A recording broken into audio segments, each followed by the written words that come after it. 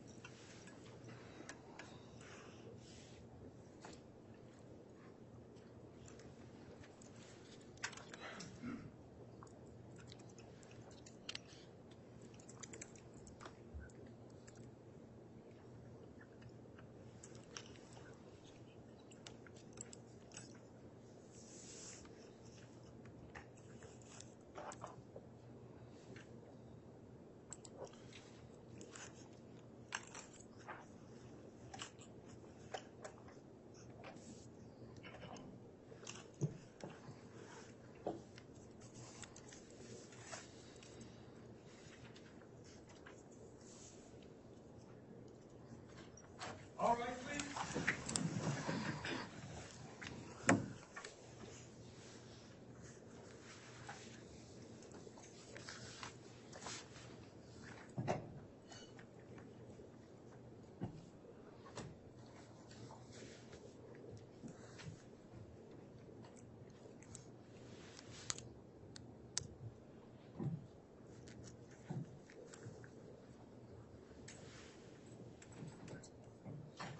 Jury's off for the count for you.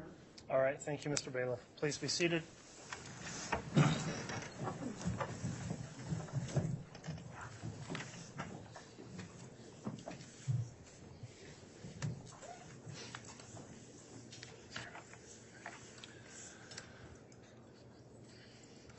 All right, good morning, everyone. We'll go ahead and get started. We're on the record on case CR 22-21-1624, State of Idaho versus Lori Vallow. The parties are all present and accounted for, as well as the defendant. The court notes also all jurors are present and accounted for, and I believe have all signed their juror affidavit this morning. Is that correct, Mr. Bailiff? Yes, Your Honor. Okay, thank you again for your continuing jury service. The court and parties very much appreciate your continued adherence to the court's admonishment. And at this point, the state is continuing with its case in chief. I believe another witness to be called this morning. Who's going to be calling that witness? I will, Your Honor. All right, Mr. Wood, if you'd please announce your next witness, and we can have them sworn. The state calls Keely Coleman.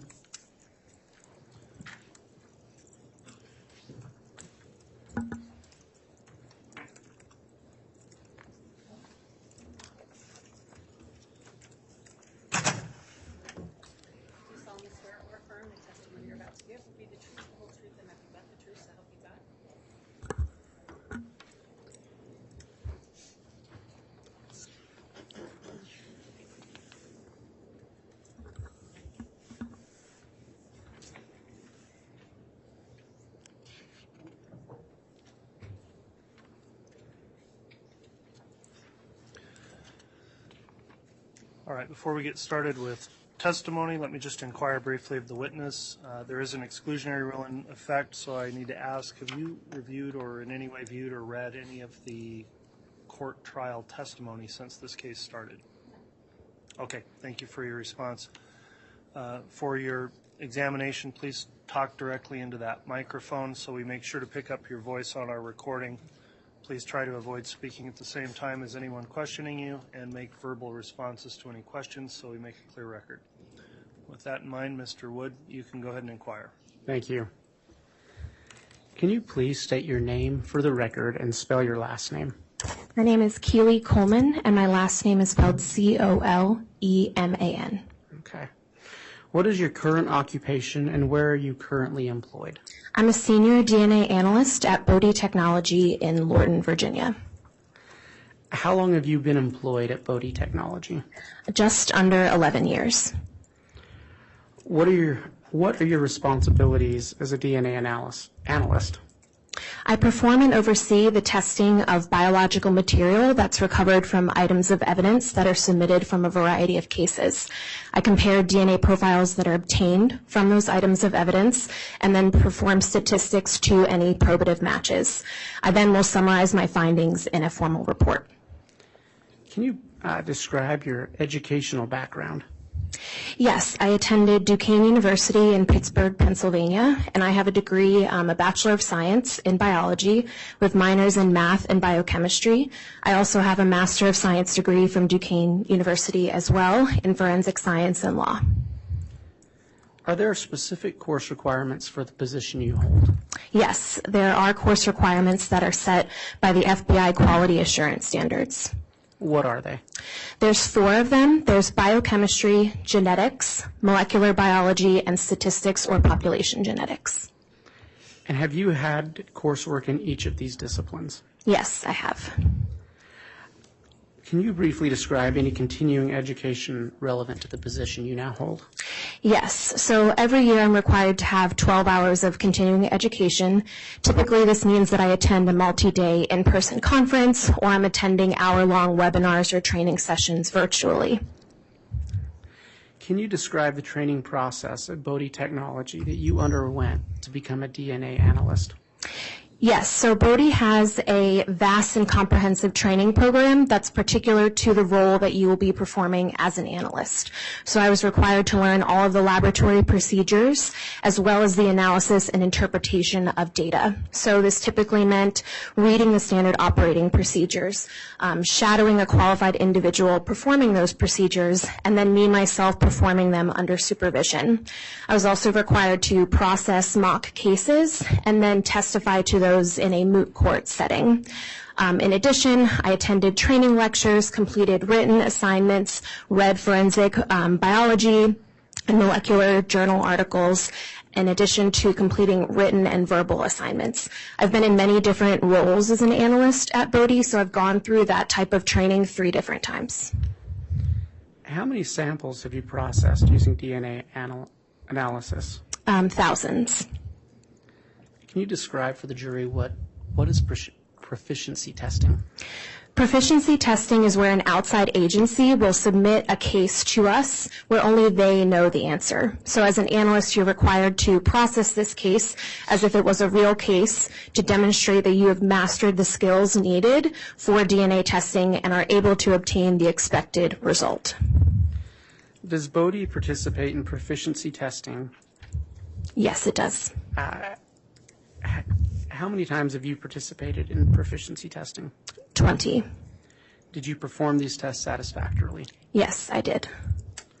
Are you a member of any professional organizations? Yes, I'm an associate member of the American Academy of Forensic Sciences. Have you previously testified as an expert in the field of forensic DNA analysis? Yes, I've testified once as a fact witness and 4 times as an expert witness. How long has Bodie been established? Bodie was established in 1995, and they've been performing DNA typing ever since this date. By whom is Bodhi Technology accredited? We're accredited by ANAB, and ANAB is an accrediting body that will come in and audit Bodhi to two different sets of standards. One of them is the FBI Quality Assurance Standards, and the other is ISO IEC 17025. ISO IEC 17025. You're welcome.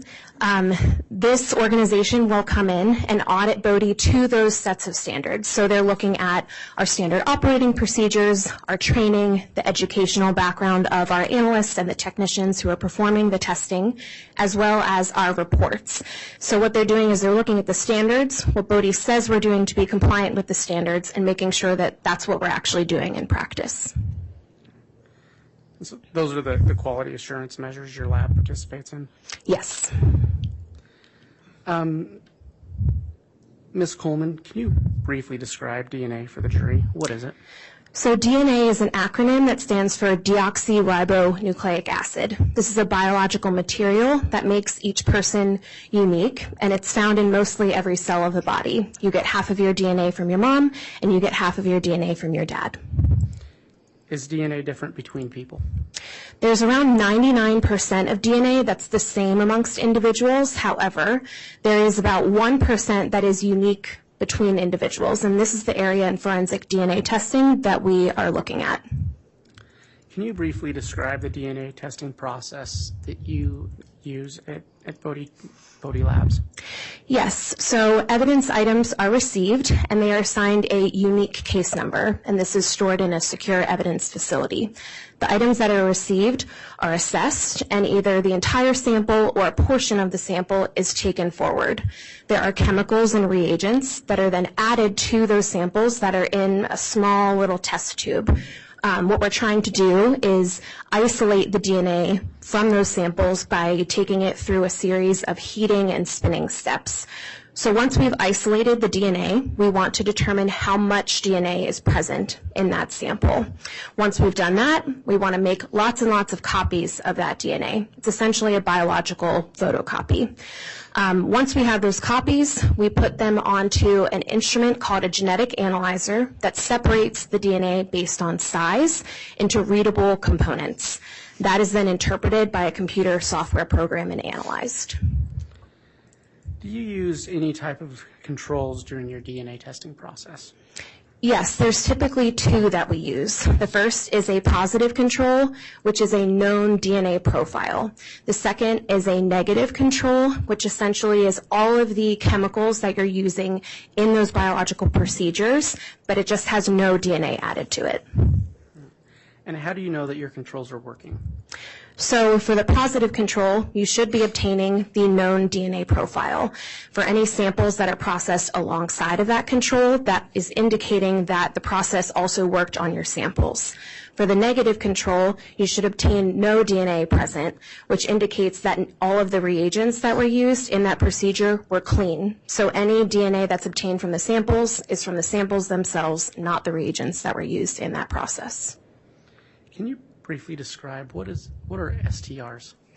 STR stands for short tandem repeat, and these are certain sections of the DNA where the sequence is repeated.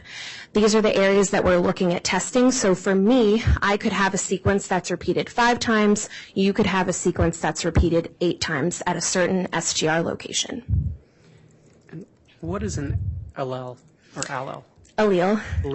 So an allele is the numerical representation of how many times a short tandem repeat sequence is repeated. So in that example I just gave, we would call that a 5 allele or an 8 allele. You've used the phrase DNA profile. Can you define that briefly? Yes, a DNA profile is a list of the STR locations that were tested, along with any alleles that were obtained from those locations for a particular sample. And what is a partial DNA profile?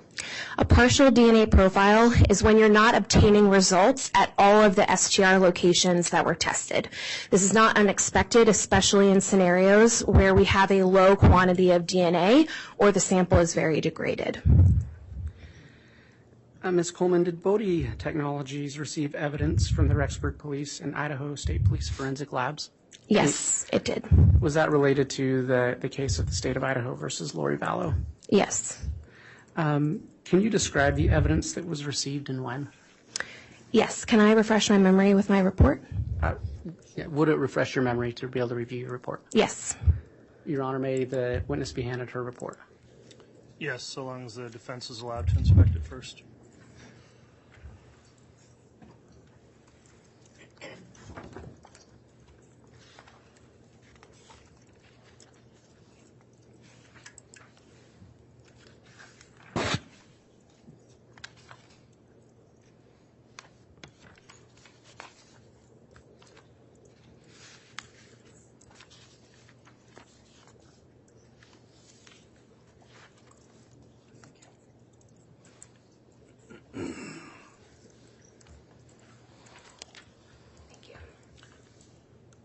All right, Ms. Coleman, before you testify with the notes, I just want to explain that you need to use those just to refresh your recollection. Don't read from the notes if you're answering any questions from Mr. Wood, because you need to testify from your personal memory. So if you'll indicate when you are reviewing notes on the record, that will help us keep that straight. Okay. So can you describe the evidence that was received and when? In May of 2022, I received 3 DNA profiles. These were from Lori Vallow Daybell, Tylee Ryan, and Melanie Gibb. I also received several items of evidence, one of which was processed as Bodie EO1, which was a hair attached to a piece of adhesive. And do you recall if there was an Idaho State lab number associated with that piece of evidence? Yes, there was, and I'm going to look at the report. Okay. Would that refresh your memory? Yes, it would.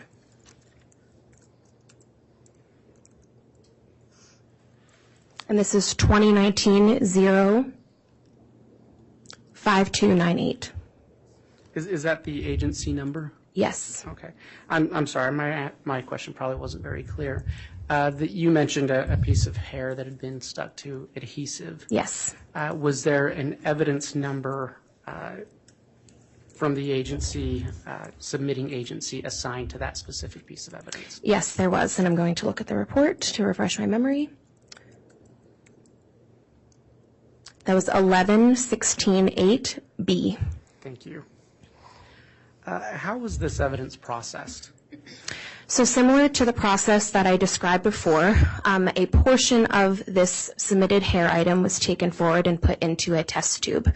It went through a series of washes to get rid of any extraneous DNA that may have been on the hair. We were trying to focus on the hair itself.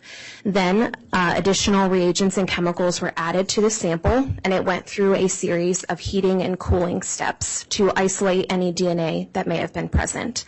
We determined how much DNA was present in that sample, then made lots and lots of copies, put that on a genetic analyzer, and analyzed the data that was obtained using a computer software program. What results were obtained from your analysis? So from the Bodie item EO1, which was the hair sample, a partial female profile was obtained. And were you able to make any conclusions based on those results? Yes. Tylee Ryan and Melanie Gibb were excluded as possible contributors of that partial DNA profile. The partial DNA profile matched the DNA profile that was provided for Lori Vallow Daybell. Okay. Did you perform any statistics for the match? Yes, I did. The probability of randomly selecting an unrelated individual with that partial DNA profile is 1 in 71 billion. Okay. After your interpretation and conclusions were drawn, was your work subject to review? Yes. So as an analyst, when you're putting together your case report, you perform a self-review of your report and all of the laboratory bench notes and supporting documentation for the case file. Additionally, the case undergoes a technical and administrative review to ensure that another qualified analyst agrees with your results and conclusions and findings. Did the individual reviewing your work agree with how you reported the data from this case? Yes, they did. Were all of Bodie's protocols and procedures followed during this testing? Yes, they were. Did all of your controls work as expected for this sample? Yes, they did. Based on your experience and training, do you consider these results to be reliable? Yes, I do. Your Honor, I have no further questions at this time. All right, thank you, Mr. Wood. Who will be conducting cross? I will, Judge. All right, Mr. Thomas, you can cross-examine if you'd like.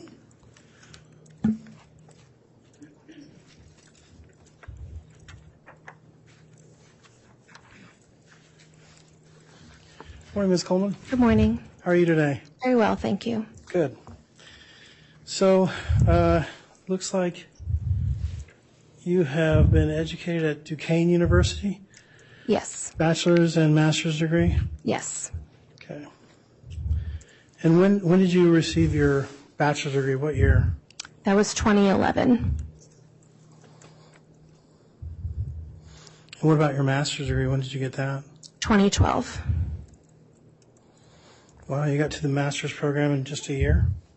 So the program that I entered was a 5-year master program. So as an undergraduate, I was taking graduate level coursework. Okay. So help me understand the 5-year program. So the master's program, if you were to take it after your bachelor's degree, it would have taken 5 years. Is that right?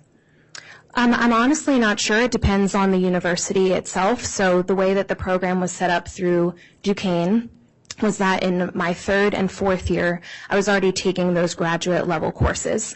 For different universities, you could obtain a bachelor degree and then go back and obtain a master's degree in 2 years. So it was kind of just smushed into those 5 years. Oh, I see. Okay. You indicated that you had to do some proficiency testing. Yes. Is that for employment at Bodie Lab, or is that for accreditation, or for some club or something else? What was the proficiency testing for?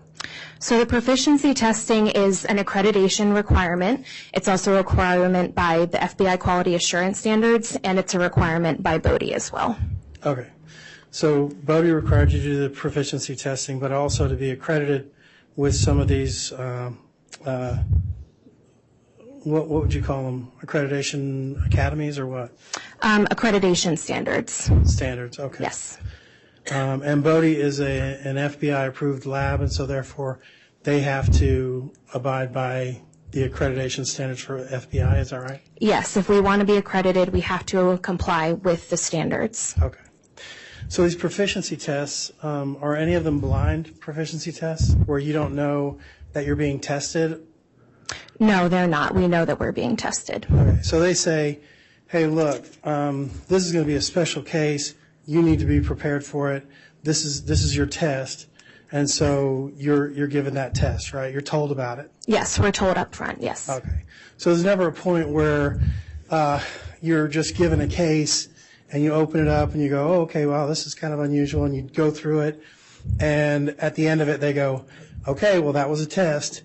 You're not ever blindsided by that, right? There are certain agencies that do submit cases to us that are blind. I would not be aware of them because inherently they're blind. But for the proficiency testing that I do, yes, I'm aware of those. But there are instances where certain agencies, as part of their own quality assurance standards, will submit cases to us where we don't know that it is a proficiency test on their end. But I mean, if you would find out about it if you were proficiency tested and didn't know and failed the test or forgot to do some stuff, right? Yes, that's correct. We would find out if we did not pass that accordingly. Okay. And has that happened at Bodie? That has happened, I think, in a couple of instances, not for me personally. Okay. All right. You testified that you were a fact witness at one point, and then you were an analyst on 4 other cases. Is that right? Yes. Tell me a little bit about being a fact witness. What is that? So a fact witness is where you perform a certain amount of laboratory procedures that another analyst is not qualified to perform. So in that particular case, I had performed bone sampling and bone extraction. So I was testifying to that I did those procedures, while the analyst on that case testified to the data that they obtained. Okay. All right. And you, as an analyst, you would be testifying, as you are today, about the specific results in a specific case. Is that right? Yes. Okay.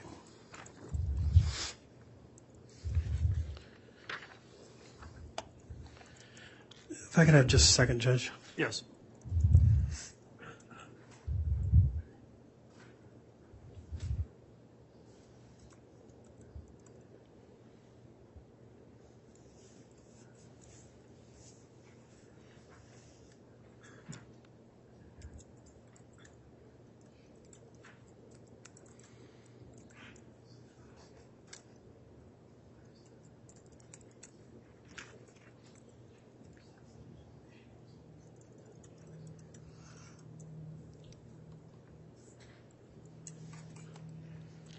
Judge, we're just figuring out, I have a copy of the report, but mine's highlighted, and we're wondering if that's going to be appropriate to admit as an exhibit, or if we should get a clean copy for the court. Oh, okay, let me just use one of those. We'll just use a clean copy. Okay. I'd like to have this marked as, I believe, Defense Exhibit D. Is that where we're at, D? Yes. Okay.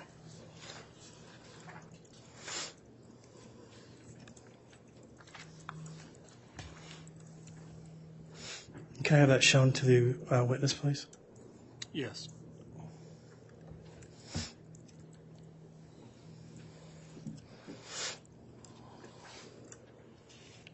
So is this, can you identify what this is? This is my case report. Okay. And this is a report that you just went over with the prosecuting attorney? Yes. Okay. And it's your signature is on the second page? Yes. Okay. And on the third page is the, for lack of a better word, the meat of the report? Yes, this is what we would call the allele table. All right. I move for its submission, Judge. Any objection? No objection. All right. Defense Exhibit D is admitted. I'd like to publish it to the jury, if that's okay. Yes, you may.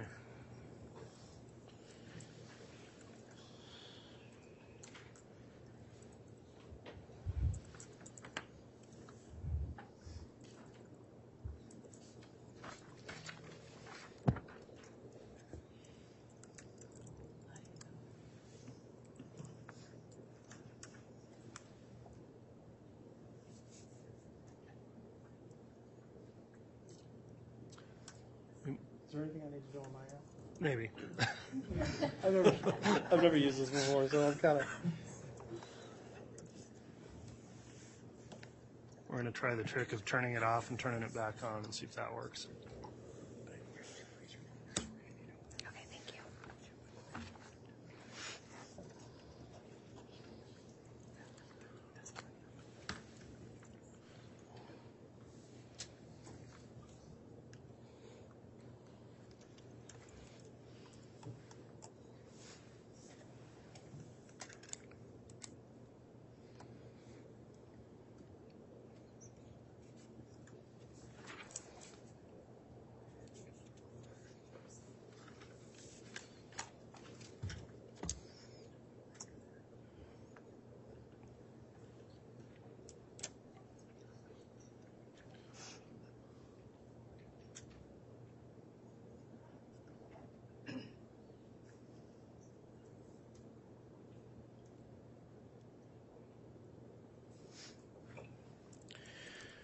Okay, Ms. Coleman, as I indicated, this is kind of the meat of your report, correct?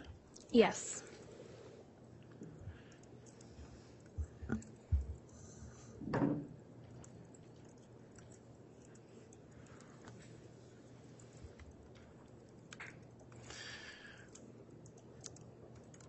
All right. And so when you talked on direct examination, there were kind of, it seems as though there was kind of a pre-prepared type of colloquy or conversation you had with the prosecuting attorney about DNA and about how things are processed and those kinds of things. Is that kind of standard for you to have kind of a rote response to specific questions about when you're testifying? Were you told about that by Bodie? That's something that we typically do ahead of time. We have a standard list of predicate questions to go over our own educational background, Bodie's standards and accreditation, as well as the background of DNA. And then we also prepare questions that are particular to the case that really are asking what are our results, what are our conclusions, and what are our statistics that we did, as well as did we follow all of our standard operating procedures. All right.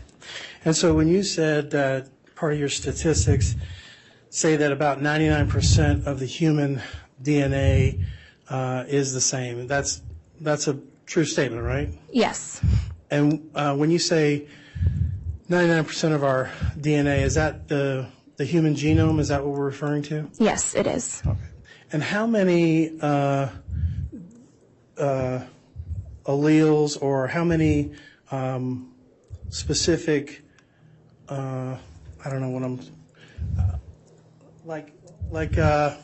THO1 is one, what would you call that? That would be an STR locus. Okay, so a locus. Mm-hmm. So and how many locuses are there in the human body, do you know? I'm not sure off the top of my head. In forensic testing, we're typically testing between 20 to 24 different loci. Right, but it's in the billions, right?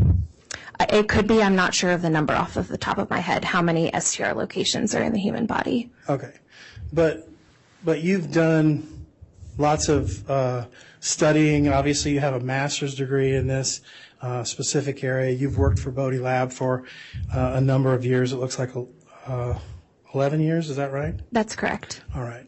So you know that the human genome is immense. Yes, it is. All right. And so would you consider the human genome to be, let's make it akin to like a book, okay? So how many pages in that book would there be if you're looking at 24, if each one of these loci are a page in that book, this book would be huge, right? Mm-hmm. For the human genome? The book would be huge if every page was, yes, an STR location for the human genome. Okay. And so you're looking at 24 pages, because on this there are 24 specific loci, right? There are 22 STR locations that were tested for this sample. Okay. And then there's the XX and XY, which would be either a male or a female. Correct, as well as one YSTR location as well. All right. And what's the YSTR location? So the YSTR location is DYS 391. It's about a quarter up from the bottom, and this is particular to the Y chromosome. Okay. And so when we're looking at this, you're looking at 22 plus the Y, which would be 23, plus the male or female XY or XX, mm-hmm. which would be 24, right? Correct. Mm-hmm. And that's what the FBI requires when you're doing testing for them, right? So the FBI requires that there are 20, they call them CODIS core loci. So these, if you want a sample to go into the national database for searching, you have to type 20 of these STR locations. Different laboratories may use different kits where one lab could test 20, one lab could test 23, one lab could test 24. It's kind of like if you're baking a cake, one may be a Ghirardelli, one may be Duncan Hines. In the end, you're getting a DNA profile, but some of the ingredients may be a little bit different. So that's how you can kind of think of those STR locations, is you're required to test the 20, but there may be a little bit of difference between the two. So for this case, we were using those 24, like you mentioned. Okay. And which ones do the FBI not require? Off the top of my head, I'm not sure. Okay. Because it was my understanding that the FBI required 24, but you're saying they only require 20. Yes. Okay. And you know that for a fact? Yes. Okay. But you don't know which 20 there are? There are 20 of whatever is up there. I'm not sure of the ones that are not. Okay. So you're not sure which ones of these are not of the FBI? That's correct. All right. And you said that since 99% of us are about the same, there's 1% of us that is different. Yes. All right. And how large in the human genome is that 1%? I'm not sure off the top of my head. Okay. So, as I said, if this were a book and the human genome were the book, and the book would be an entire DNA profile of John Thomas or of Ms. Coleman, this would be more of like the cliff notes of this is what what you have here would be more of the cliff notes, so to speak, right? Would be like a portion of what that large book is like. Yes, this would be a portion of the DNA profile or the DNA sequence for whoever this individual's human genome. This would be a portion of that. Okay. So of the large portion, of the large book, you're taking a small portion of that book, right? Yes, that's what we're looking at, is a small portion. Okay. And in this particular book, the large book, the small portion, you only have less than half of what that large book or of what that small portion is, correct? Yes, there's 7 STR locations where we obtained a full profile, and there are 3 locations that were partial. Okay. And 2 of those partial profiles had exactly the same between Lori Vallow Daybell, Tylee Ryan, and Melanie Gibb. Is that correct? I'm specifically looking at D2S411. Yes, that's correct. Those 3 are overlapping. And D16S539. Yes. Those are exactly the same. All right. And then you have 3 that have missing alleles, right? So the 3 that are the missing alleles with the dashes, that's what you had just listed. That's D1S1 656, D2S441, and FGA. What that means is that we obtained 1 allele that was visible, and when you're supposed to have 2 alleles present, right? You're supposed to have 1 from your mom and 1 from your dad. So since this was a profile from 1 individual, we're only observing 1 allele because it either doesn't meet a certain threshold or we're seeing that below a certain threshold, so there could be another allele that's present. All right. So there's a significant amount of alleles that you don't have in this profile. Is that right?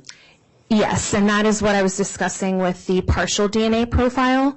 That's not unexpected when we have samples of low quantity DNA to obtain locations where you're either not obtaining a result or you're seeing potential dropout, which is indicated by the dash at those certain loci. But this wouldn't be acceptable to the FBI. I'm honestly not sure if this would be acceptable for upload into a national database for searching. For Bodie's level of comparison, we are required to have 3 full loci in order to do any comparisons and statistics. 3 loci, that's it? 3 loci, yes. 3 loci out of the 20 that you indicate that the FBI requires. You only need 3. We need 3, yes, to do the comparison. And out of the 20 that the FBI is required, that is of millions or billions that are in the actual human genome. Is that right? Can you reword that question? So you're only required to have 3 out of the 20 that the FBI is required to.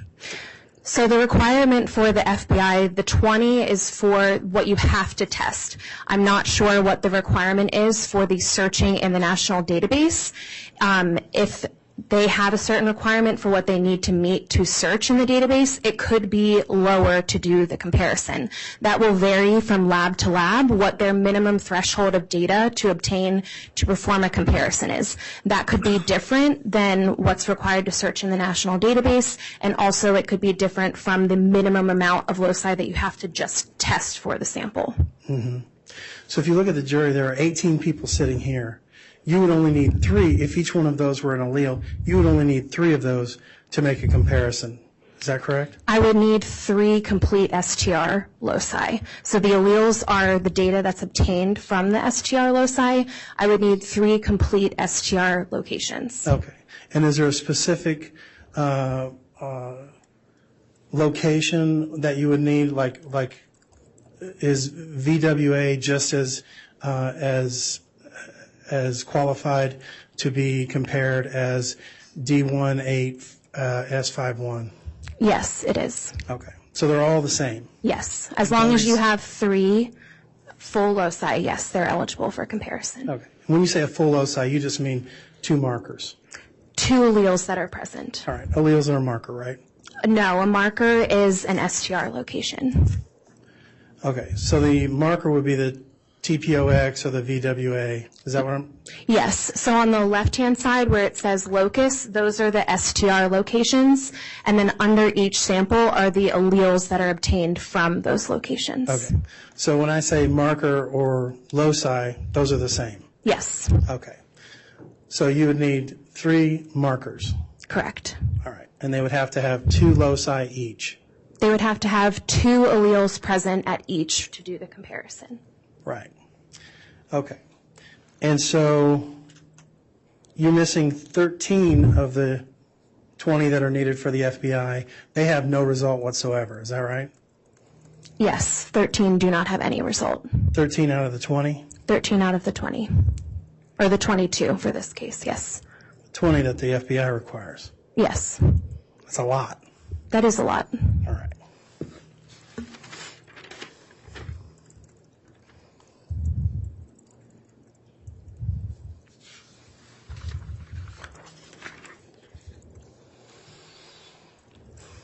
So when we're looking at the alleles, let's just take a look at the top one, the D313 or D3S1358. That's a 1616, is that correct? That's correct. And that doesn't mean that there are 16 possible spots for that, right? I mean, the 16 is actually a peak height, not an actual number of alleles, right? Or number of positions in the loci, is that right? So 16 is the numerical representation of how many times the STR sequence is repeated. So for D3, the sequence is seen repeated 16 times for that particular location. Okay. But there's not necessarily you couldn't come up with like a 1-1 or a 1-2. I mean, is that correct? There are a certain number of times that a sequence will be repeated. So it could be 16, 17, 18, 19, 20. There's a range of alleles that are typically obtained for a particular location. So here, in reading this, I would say that the STR location at the D3S1358 locus was repeated 16 times. Right. But I guess what I'm saying is there aren't necessarily 16 different possibilities of different repeats, right? I'm sorry, I'm not understanding what you're asking. Right. It's really confusing. So my understanding of when you're looking at these repeats, they're not necessarily like D3S1358 is a 16-16, but then if you look over on Melanie Gibbs, it's a 17-17. Mm-hmm. Okay? And so it's not necessarily 17 different choices. There are that's how many repeats there are, right? Yes. Mm-hmm. Okay. So there are not an infinite number of choices that you're going to be able to have on any of these particular ones, right? That's correct. Okay. And so when we look at TH01, we have a 6-7, 6-7, 7-9, 6-9, right? Yes. All right. And so those aren't necessarily encased in, there's not like a finite number of repeats that there could be, right?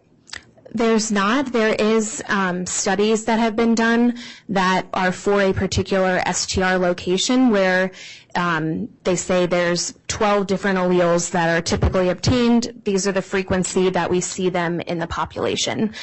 Sometimes they obtain what's called off-ladder alleles, which are half repeats that are included, but typically there is a range of alleles that is expected to be seen in the population for those particular samples. But yes, you're correct. There's not an infinite number that could be obtained. Tell me a little bit about imbalanced alleles. So imbalanced alleles is commonly seen when we have low quantity of DNA. At a single source profile where I said you are obtaining, you have half of your DNA from your mom and half from your dad, that means that at a particular location, we can say from D12, S391, which is the fourth up from the bottom, where you see those brackets around the 17 and the 22, that means that you're seeing those in different ratios. So you're seeing either the 17 or the 22 at a higher rate than the other. So we're just indicating that we observed them, but they're not balanced. The ratio is different. Mm-hmm. And you didn't find any imbalance in Lori Vallow's DNA at that particular set of alleles, right? No, I did not. Okay. So just to wrap it up here, we had 13 markers that had no result, right? Yes. We had 3 markers that had missing alleles. Yes. And we had 1 marker that was an imbalanced marker. Yes. Okay. So that's 13 plus 3 plus 1. That's 17, right? Yes. 17 out of the 20 that the FBI requires? That's 17 from this profile that were not obtained. There was 7 full loci and 3 partial loci. Thank you. No further questions. All right. Thank you, Mr. Thomas. I may not.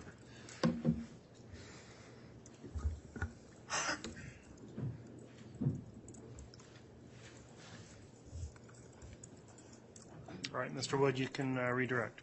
Thank you. Counsel spoke with you about blind testing Yes. and that you know when you're being tested. Mm-hmm. Do you follow the same policies and procedures when you're being tested as when you're not being tested? Yes, I do. Okay. Let's talk briefly about the results of your test. Counsel kept repeating that, kept talking about the FBI. Mm-hmm. This was good enough for the FBI. And you spoke about a database. What is that database? That database is CODIS, which is the Combined DNA Index System. Okay. And were you testing this profile against a database or against a known profile? I was testing this against a known profile. In fact, you tested it against, did you test it against 3 known profiles? Yes, I did. Okay. We spoke about partial DNA profiles earlier. Mm-hmm. Is it common to have to rely on a partial DNA profile? Yes, for evidence items especially, that's commonly seen, especially when it is a low quantity of DNA that's obtained. For most hair samples that I see and observe, most of them are partial profiles. Okay. And so let's just to get to these results, how did you receive, when you received this hair sample, how did you receive it? It was received in a small coin envelope that was sealed with evidence tape. Okay, and I'm going to object. I think this is beyond the scope of cross-examination. I'll overrule that. You can continue, Mr. Wood. what did you do with the sample once you got it? So the sample was taken off of the adhesive that it was received on, and then a portion was cut and put into a test tube. Okay, so it was on an adhesive. Yes. Okay, and then you put it into a test tube. What did you do next? The next step is that the sample went through a series of washes.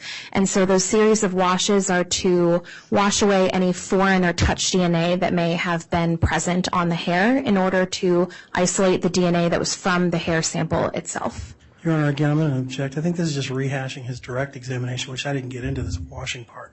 Your Honor, he's gone after the results. I'm totally entitled to get her to her results.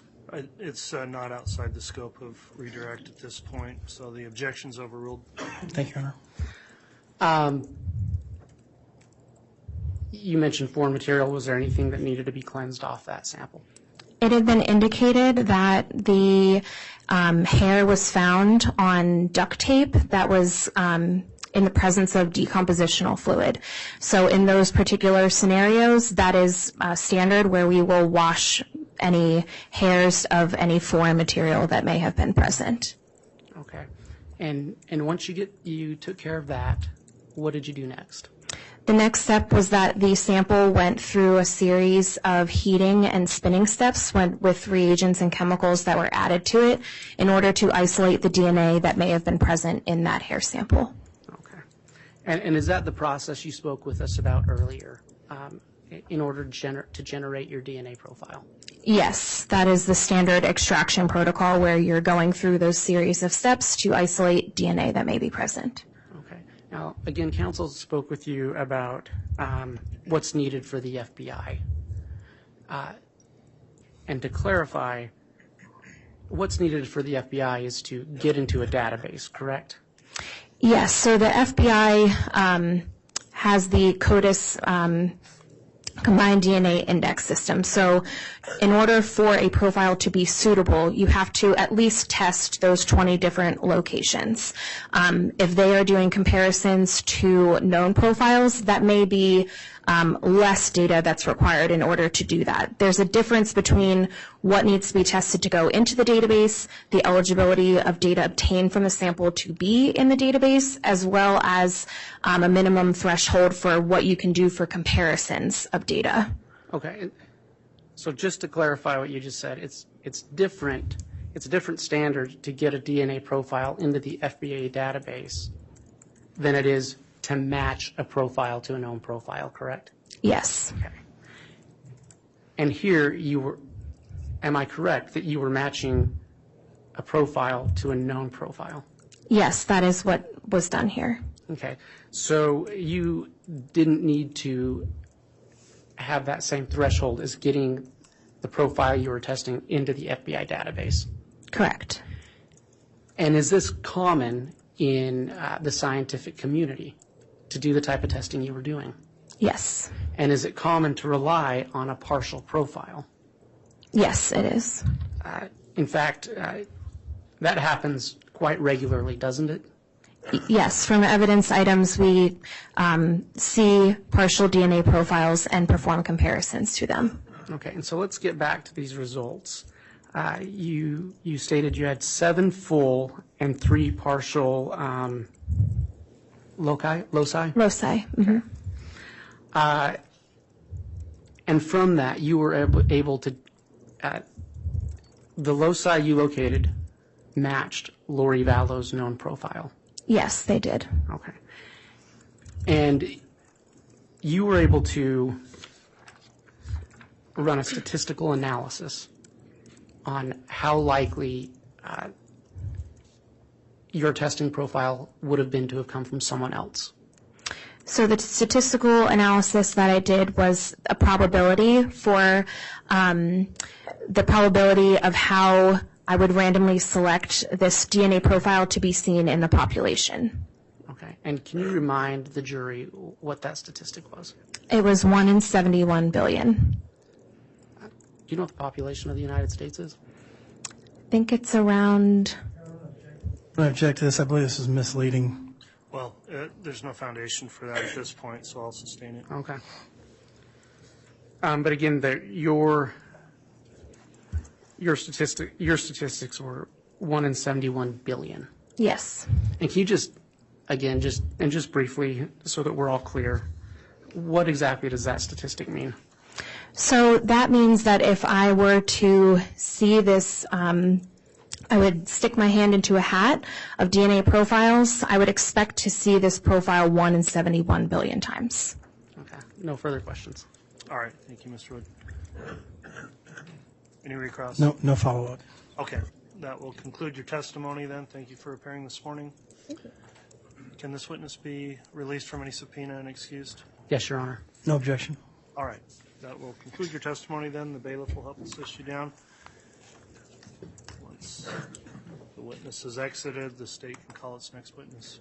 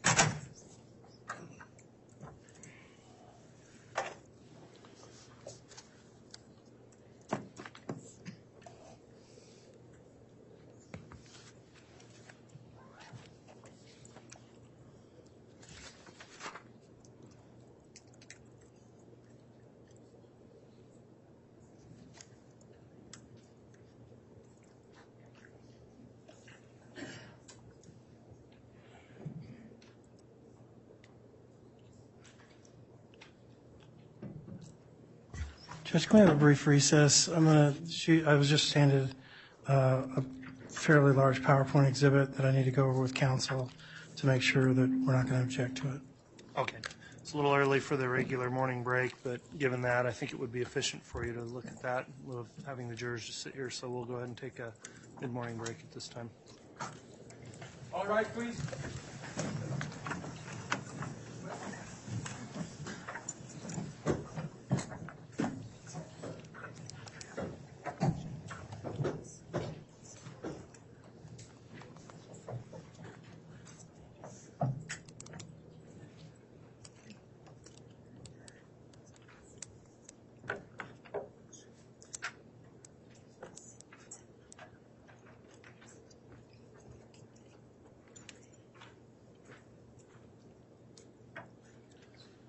All right, let's reconvene about 10 till.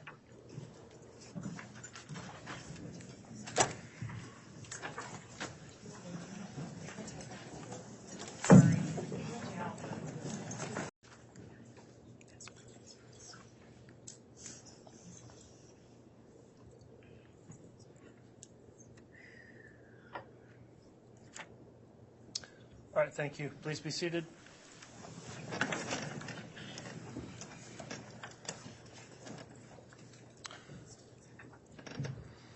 Let's have the jurors brought back, please.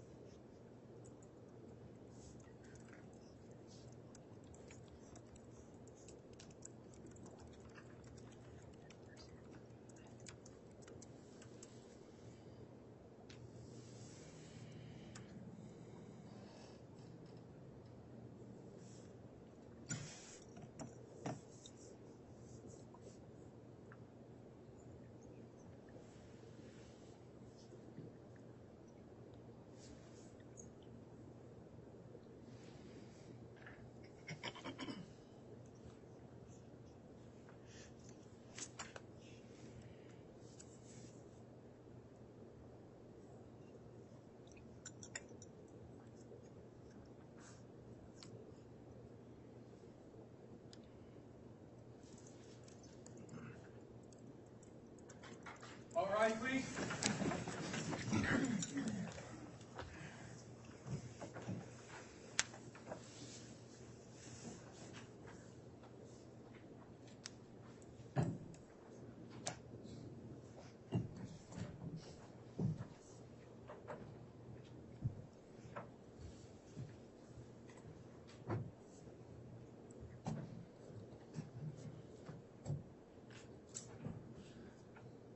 Jury's offered the count for you.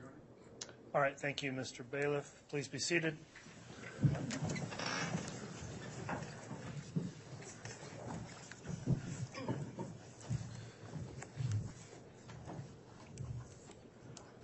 All right, we're back on the record. State can call its next witness. Thank you, Your Honor. The state will call Ricky Wright.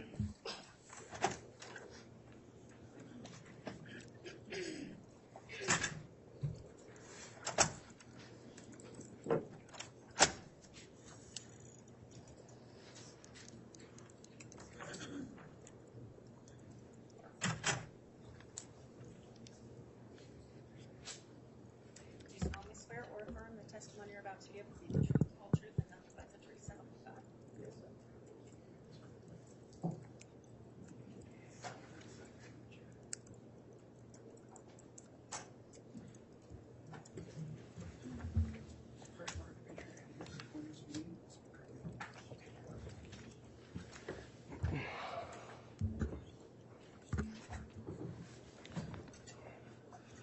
All right, before we get started with the examination, let me just inquire as to the witness who's now been sworn. There is an exclusionary rule in place, so have you observed any of the trial testimony in this case by either reading any of it or listening to any of it in any way since this trial started? No, I have not. Okay, thanks for your response. When being questioned, please talk directly into your microphone. Please use verbal responses to each question so we get a clear record, and try to avoid speaking at the same time as anyone questioning you. And with that in mind, Ms. Blake, you can inquire on direct. Thank you, Your Honor. Would you please state your name and spell it for the record? Rick Wright, W-R-I-G-H-T. And what is your current title or position? I am a contract special investigator for the Federal Bureau of Investigation. So if I call you Investigator Wright today, would that be inaccurate? Yes. Where were you previously, or what was your previous title or position? So before I came on as a contract special investigator, I was a special agent with the FBI for 24 years. In order to be a special agent, did you have any training? Yes. What was some of your training? I attended new agents training at the FBI Academy in Virginia in 1997 for 4 months, and then I was assigned to the Denver division of the FBI for 21 years, and I received additional specialized training in the various types of cases that I addressed while I was there. And what was some of that specialized training?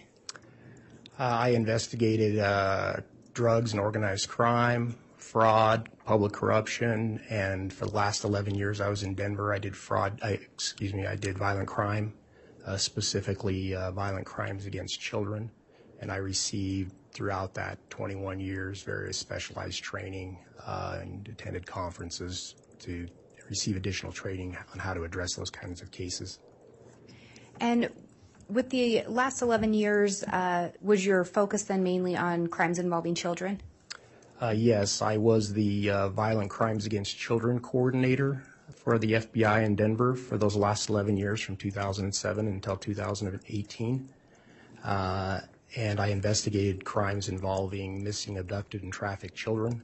As the Violent Crimes Against Children coordinator, I helped coordinate the FBI's response for the territory of the Denver division involving cases of that nature, and that territory was all of Colorado and Wyoming. And after working in Colorado, did you continue work with the FBI? Yes. In late 2018, I transferred from the Denver division to the Salt Lake division and was assigned to the Pocatello Resident Agency in Pocatello, Idaho. And with regard to that resident agency, what areas did you cover? So that resident agency is, it's just 5 agents at that time. 3 of them handled criminal matters, and the 3 criminal investigators, of which I was one, handled all general criminal cases in eastern Idaho. I think it was about 17 counties. At some point while working at that Pocatello, I guess, would it be a field office or? So we called it a resident agency, or an RA for short. Our division headquarters was Salt Lake, which covers, Salt Lake Division covers all of Utah, Idaho, and Montana. While you were working there, did you become involved in a search for J.J. Vallow and Tylee Ryan? Yes. Do you recall approximately when you became involved in that investigation? November 27th of 2019. Was there a reason that you and or the FBI became involved in this particular investigation? So I was contacted by Lieutenant Ron Ball from the Rexburg Police Department regarding a missing child in their jurisdiction, and he, and due to his young age, the FBI under the Federal Kidnapping Act can respond to kidnappings because of the potential interstate nature of a kidnapping. Because a kidnapping often doesn't manifest itself as a kidnapping in the beginning, particularly when involving a young child. The FBI is supposed to get involved in a missing child case when it involves a child of tender years that's missing under suspicious circumstances. Generally, the FBI defines tender years as under 12. So when we have a child under 12 missing under suspicious circumstances, the FBI should try to assist if they are able. Sometimes that's active investigation. Sometimes that's just providing additional resources to the agency requesting assistance. Can I have him either move a little bit closer to the, I'm having trouble catching what he's saying. Okay, that microphone, if you could just speak directly into it, we'll pick it up better. Thank you. And you talk about a child of tender years under 12. Initially, when you became involved in the investigation, was it only reported that J.J. Vallow was missing? Yes, the Rexburg Police Department informed me that they were doing a welfare check regarding Joshua Vallow or J.J. Vallow and had been unable to locate him, and that was the initial information they have and the initial child of concern. And in this particular case, you became involved actively in the investigation, is that correct? Yes, the FBI initiated an investigation. I was the case agent or the case manager. There was another agent in the Pocatello resident agency named Travis Homer, who was also a case agent on the investigation. At some point during the investigation, did you also learn that Tylee Ryan was missing? Yes, fairly early on, we determined that J.J. Vallow's sibling, Tylee Ryan, could not be located. However, initially that was believed that she was still in Arizona, where the family had previously resided, but no one had been able to locate her. And you talk about being contacted by Ron Ball with the Rexburg Police Department. Do you know if there were other agencies involved in the investigation? The investigation of J.J. Vallow was primarily the Rexburg Police Department. However, there are other agencies, including the Fremont County Sheriff's Office and 2 police departments in Arizona that were investigating, that had investigations that had a connection to the Rexburg Police Department's investigation. And do you know what incidents those other agencies were looking into? Yes. And what were those? The Fremont County Sheriff's Office was probing the death of Tammy Daybell that was in their jurisdiction. And the Chandler Police Department was looking into the death of the husband of Lori Vallow, who was residing in Arizona in the Chandler area, or was there, and that's where he died. And then the Gilbert Police Department was looking into a shooting that had happened in their jurisdiction against Brandon Boudreau. Someone had fired a weapon at him. So would it be fair to say that this turned into a joint investigation? Yes. Do you recall at some point in your investigation meeting with an individual named Ian Pulowski? Yes. Did you determine who Ian Pulowski is? He was the husband of Melanie Pulowski, and she had previously been Melanie Boudreau. Did you, in fact, conduct an interview of Ian Pulowski? I did. I spoke with him at the Rexburg Police Department. Other investigators were also present with the Rexburg Police Department, but I spoke with him on December 5th of 2019. After speaking with him, did your concern for the children's safety increase? Yes, it did. Did you end up requesting Ian do anything or Mr. Pulowski do anything to assist in the investigation? The Rexburg Police Department and I requested that he continue to provide additional information if possible to help us in locating the children. And he was also asked if he would consensually record conversations that he was a party to. Did he in fact agree to do that? He did. Did he in fact record some conversations or discussions? Yes, he did, between that initial interview in about December 23rd of 2019, he recorded some conversations that he had with Melanie Pulowski, as well as Lori Vallow, Alex Cox, and Chad Daybell. Did he provide copies of those recordings to the investigators? Yes, the recording device belonged to the Rexburg Police Department. That recording device was retrieved, and they extracted those recordings and maintained those in custody. And you had previously stated you were the case agent for the FBI investigation. Can you discuss a little bit about what the role of a case agent is? It's to conduct the investigation, but also at times to marshal additional resources to assist with that investigation. Sometimes the investigation can be conducted by one agent.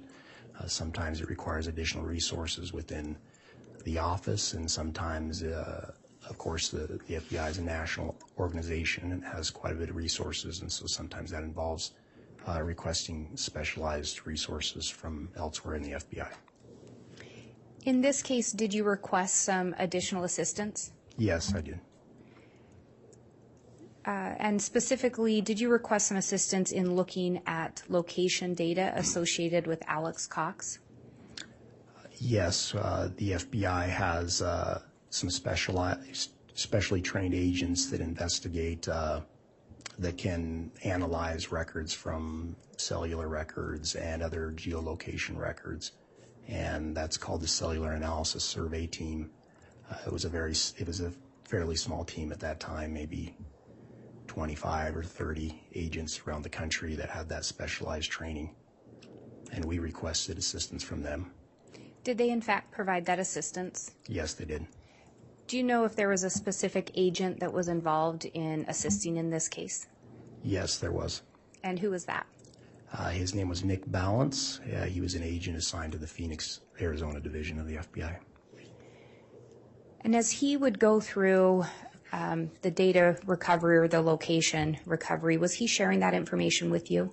Yes, he was. Did he also provide information to you and assist you further with your investigation into the location, specifically regarding Alex Cox's device? Yes, he did. When the records would come in for various phones that we had requested from the carriers, or for sometimes Google or other location information, that would go to him for analysis, and he was feeding that information to us to give us potential avenues of investigation.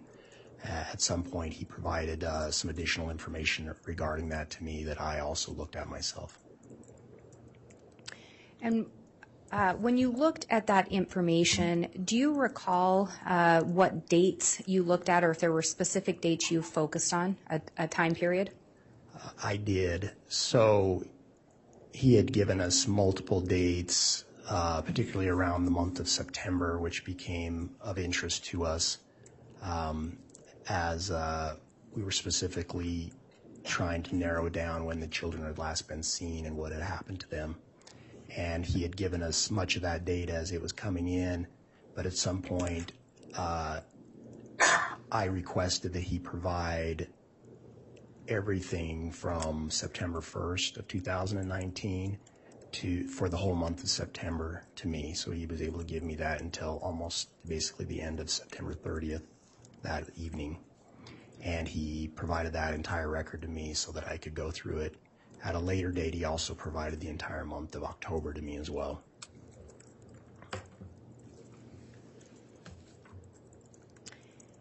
Investigator Wright, in preparation for your testimony today, did you assist in preparing a summary exhibit?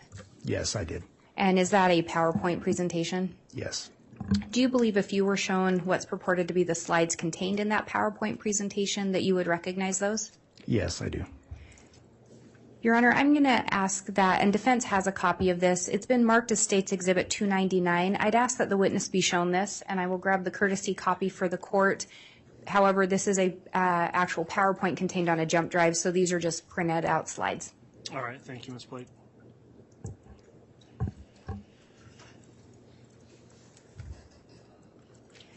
And Investigator Wright, if I can just have you flip through those.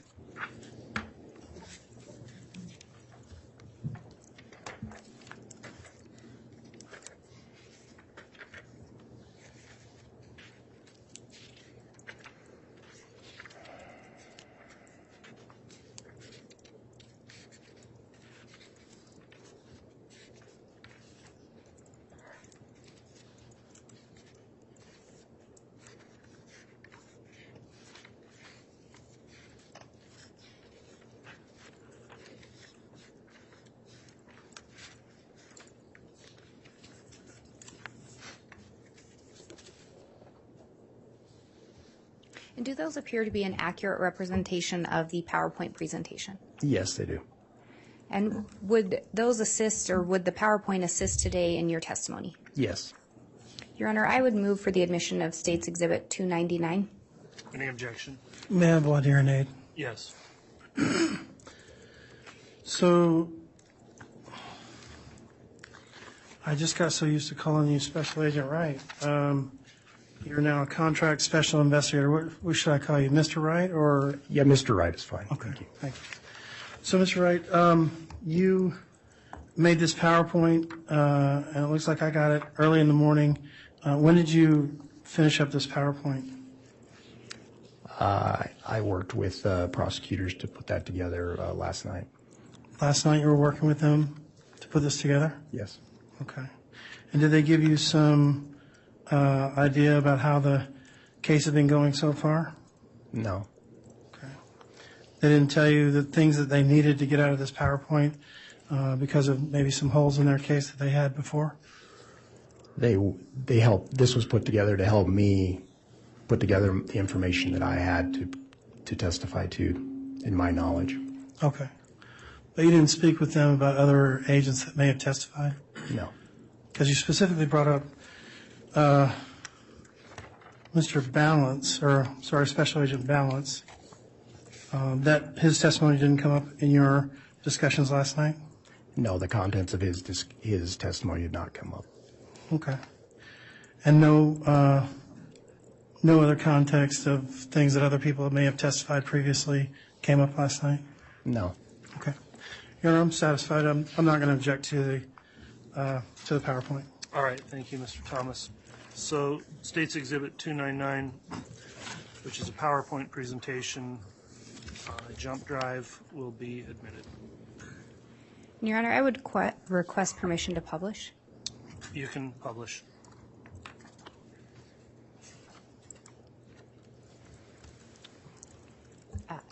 I will submit the jump drive to the court after the publication, if that works for the court. And on this first slide here, we're seeing a phone number and a Gmail account. Are those the ones that were associated with the location data that you looked at, the device that you were reviewing? Yes.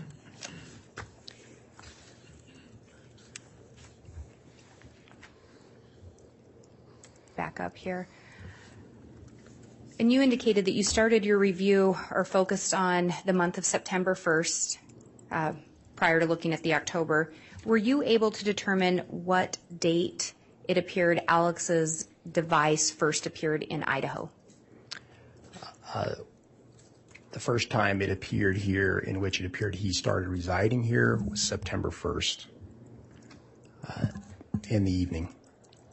And were you able to determine at some point through the investigation where his phone appeared to be residing or mainly at during the 1st of September? So it arrived here in the evening. It had moved from St. George, Utah that morning of the 1st. It arrived in Rexburg, Idaho the evening of the 1st.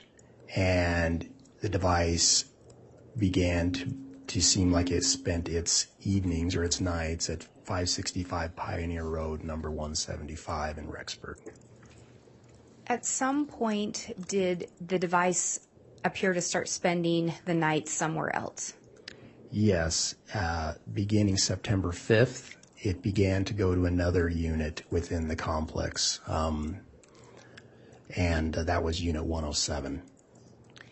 But between September 1st and up until September 5th, it appeared to stay the night at the 175. Yes, it appeared to only be associated with 175.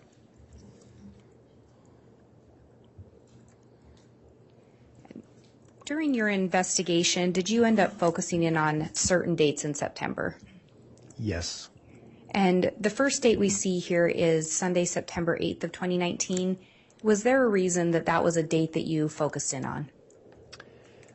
During the course of the investigation, we had obtained some information that a photograph of Lori Vallow, of Tylee Ryan on that date at Yellowstone National Park. And we were trying to narrow down the place and date and time the children were last seen. And up until that point, we had not been able to find information of what had happened to Tylee Ryan after that photograph was taken. So in looking at what we're seeing here, can you take us through what's on this slide? So I had gone through these data points, really data point to data point. Sometimes there's one or more a minute. Sometimes there's one every few minutes. Sometimes it can be hours between data points in some cases. And my intention here was to go through these data points as it traveled up to Yellowstone, because the device went to Yellowstone that day as well, and try to determine what possible investigative steps could be taken along that route, or particularly after that photograph was taken, that might lead us to more information about where Tylee had gone. And with these slides, could there be some data points that are not included? Yes. And I guess for the benefit of the jury, when we talk about data points, do you know where that information is retrieved, or are there different types of data points? Yes, there are. So Nick Balance had warrants had been served on the carrier for the phone, the cellular carrier, as well as Google for the Google account, which was associated with that same phone. Google provided different data than the cellular carrier, but Nick Balance had taken the data and put it into a Google Earth file for analysis. These different data points that both entities can provide. They consist of three types of data points. GPS, which was generally the most precise, sometimes down to a few meters in radius. Wi-Fi data points, which were generally less precise, usually 15 meters to sometimes a few hundred, even more than 100 meters in precision in the radius. And then cellular tower data, or the cell tower that had been used, and those can be hundreds of meters to even a few thousand meters or more, depending on the density of the towers. So this information was all compiled together, and so each data point really had to be looked at individually by looking at the underlying data to see how much confidence could be placed in a particular data point. And if it had a smaller radius, would that generally mean that it was more precise? Yes. And so were those oftentimes focused in on more? Yes. The ones with those, the lower radius, the GPS and Wi-Fi were generally more important. And if we look at this next slide, and I think there should be a laser pointer up there as well if that ends up being useful, but can you talk about what we're seeing on this slide? So from that previous slide, the device actually had left the Rexburg area. It was last at a Maverick at 11:52 in Rexburg. That was the last time it stopped in Rexburg, and it had been there prior to that 11:52, but 11:52 is about when it appears to leave.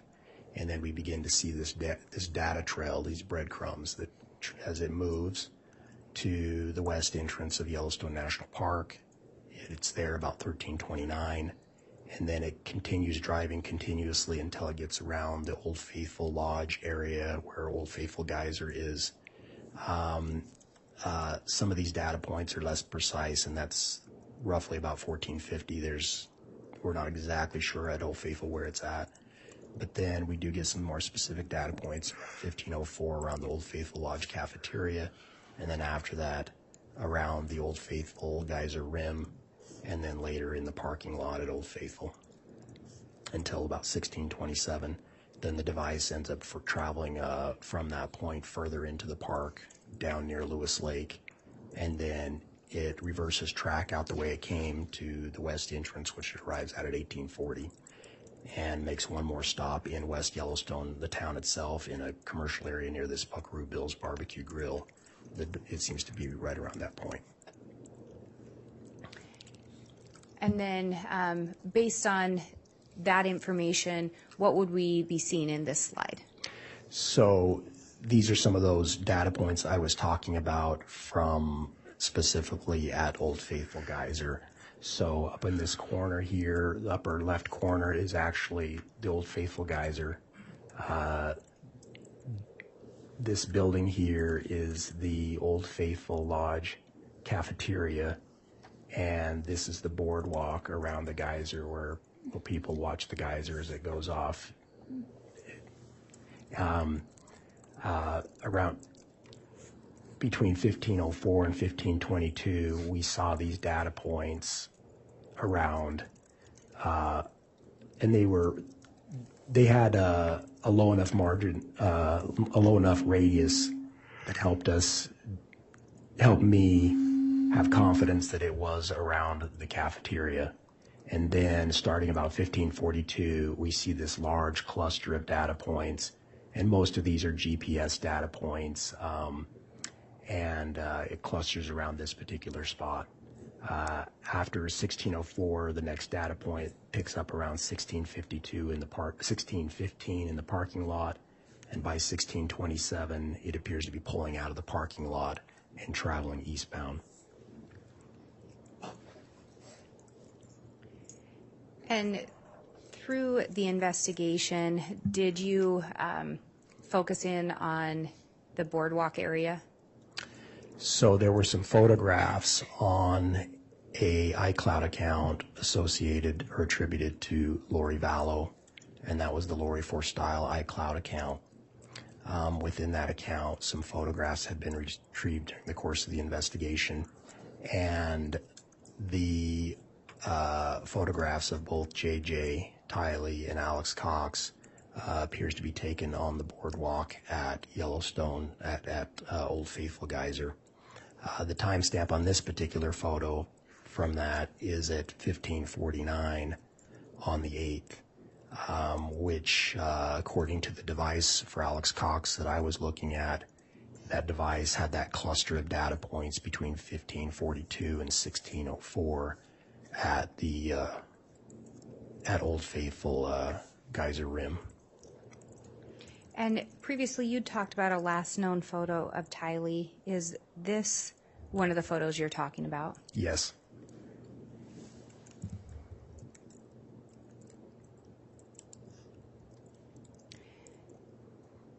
And looking at the next slide, and I'll just make a note, we have times on here, these are in military time, is that correct?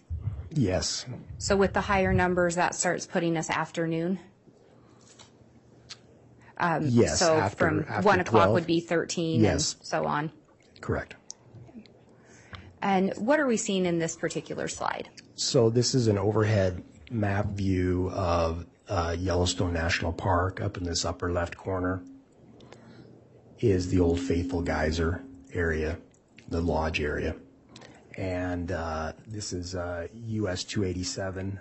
It may have, the highway may actually have other names in different sections, but it continues on. It's a paved highway that ends up going past Yellowstone Lake, which is here, and this is Lewis Lake here.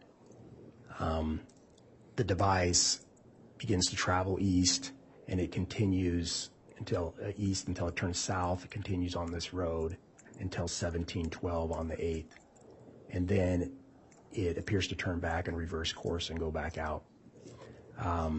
Near this turnaround spot, fortunately, there's quite a bit of the data points are very precise and frequent. Even in this case, you can see multiple at 1712.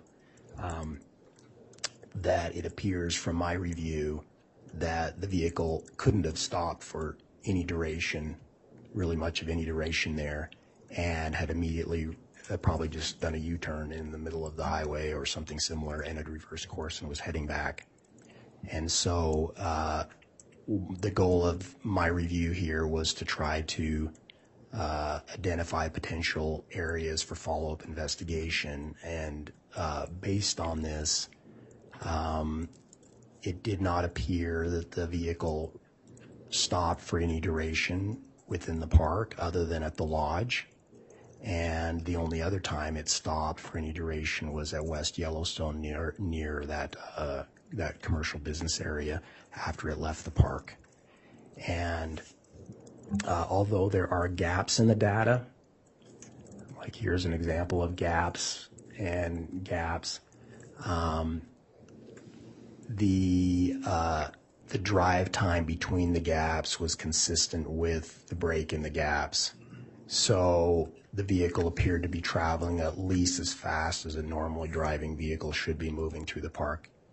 And round trip from here to this point and then back out to the west entrance is about a 2-hour, 50-minute drive. And according to the data points, it traveled that in 2 hours and 13 minutes. So under what would probably be expected. But of course, there's a lot of variables in traveling through the park with traffic and other things. But it didn't seem like there was any pause of any duration, any deviation from the main road, and particularly no stop in an unpopulated or non-busy area that I could observe. And for the benefit of the jurors, 1712 would be about 5:12 p.m. 5:12 p.m. And then did you continue to look at some additional data points for September 8th? Yes. So after it leaves the west entrance to the park, it does make a stop in West Yellowstone itself. This is a commercial area. The closest business appeared to be this Buckaroo Bill's Barbecue Grill. I can't say if that's where it went, but it was there near that for about 17 minutes. And then the device starts moving again at driving speed. And again, along the route back, it didn't appear that there was enough data to support any kind of deviation or pause in the travel of any significant duration. The vehicle arrives back at 565 Pioneer Road, number 175, the residence for Lori Vallow at 20:37 or 8:37 p.m. And based on what you reviewed with this data, did you come to a conclusion with regard to Tylee Ryan? Yes. So the initial information about us conducting additional investigation at Yellowstone, I couldn't identify much of any points to investigate there other than potentially along the route traveled, and that based on the photograph and her last known proof of life, that she had, I had confidence that she had returned to this address at 8:37 p.m. And now that was our new point in our timeline that we needed to scrutinize our last known location for her. And then we see the information continuing on this slide to Monday, September 9th of 2019. And there's some data points listed there. Can you indicate what the significance of those is? So after it returns to 175 from Yellowstone, the device travels to a Maverick, which is a little less than a mile north of the residence, and it's there for about 10 minutes between 2143 and 2153. And then, although there are data points sometimes between these gaps, like between 2153 and 2244, there could be some data points, but sometimes there's a break. But the next location that it appears that the device is, with confidence, is at 2244 to 2315 back at Lori Vallow's in Unit 175. And then at 2344, the device is at 107, or is mostly closely associated with 107. Throughout the night, there's a lot of data points, actually, but many of them are cell tower data points. Hundreds or thousands of meters is the confidence radius. And so I focused on the data points that gave us more confidence regarding where the device was, and there were a few. At 242, 0242, and again at 0242, and then one more time at 0337, the device has three GPS data points with a 4-meter radius associated with unit 175, or most closely associated with 175. Again, later that same morning, there are some more data points now more closely associated with 107, one at 437, one at 439, one at 441, another at 514, another one at 647, and then one at 849. These 6 data points are a combination of Wi-Fi and GPS, but their radius is between 8 and 37 meters. And just to be clear, those data points on Monday, September 9th are in the early morning hours? Yes. So, yes, those are early morning at 2:42 a.m. is that first one, and then it continues on, and the last one's 8:49 a.m. And also, to be clear, the device you're looking at is a device associated with Alex Cox? Yes. And also, do you know, and I think we've already said it, but do you know who primarily resided in apartment 175? Lori Vallow and the 2 children at that time. And do you know who primarily resided in number 107? Alex Cox at that time. Was there anything else that caught your attention with regard to those early morning times that the device was at number 175? I continued this review throughout the entire month of September and was able to observe the activities, the general pattern of activity at night for that device. And a common pattern would be to be in Unit 175, Lori's apartment, in the evening between about 8 and maybe 11:30 or even close to midnight, and then it seemed to depart. It would go over to 107 and stay there throughout the night and would not leave again until the morning or even sometimes noon the following day. So during the periods I reviewed in September, between midnight and 6 a.m., that device was in 107 and this is for the period when it first started appearing at 107, which was the night of September 5th, until really all the way up until the end of September, except for there was an exception on September 30th. It was somewhere else, September 30th. So the general pattern was at night, it was in 107 between midnight and 6 a.m. And this was the only time that I observed it go to 175 between the hours of midnight and 6 a.m., those 3 data points. And on this next slide, can you tell us what we're seeing? So this is really just a snapshot from the Google Earth file provided me from Nick Balance again, with the data points as plotted. And these were the data points that I referenced. So this is an overhead of the Rock Creek Townhomes complex.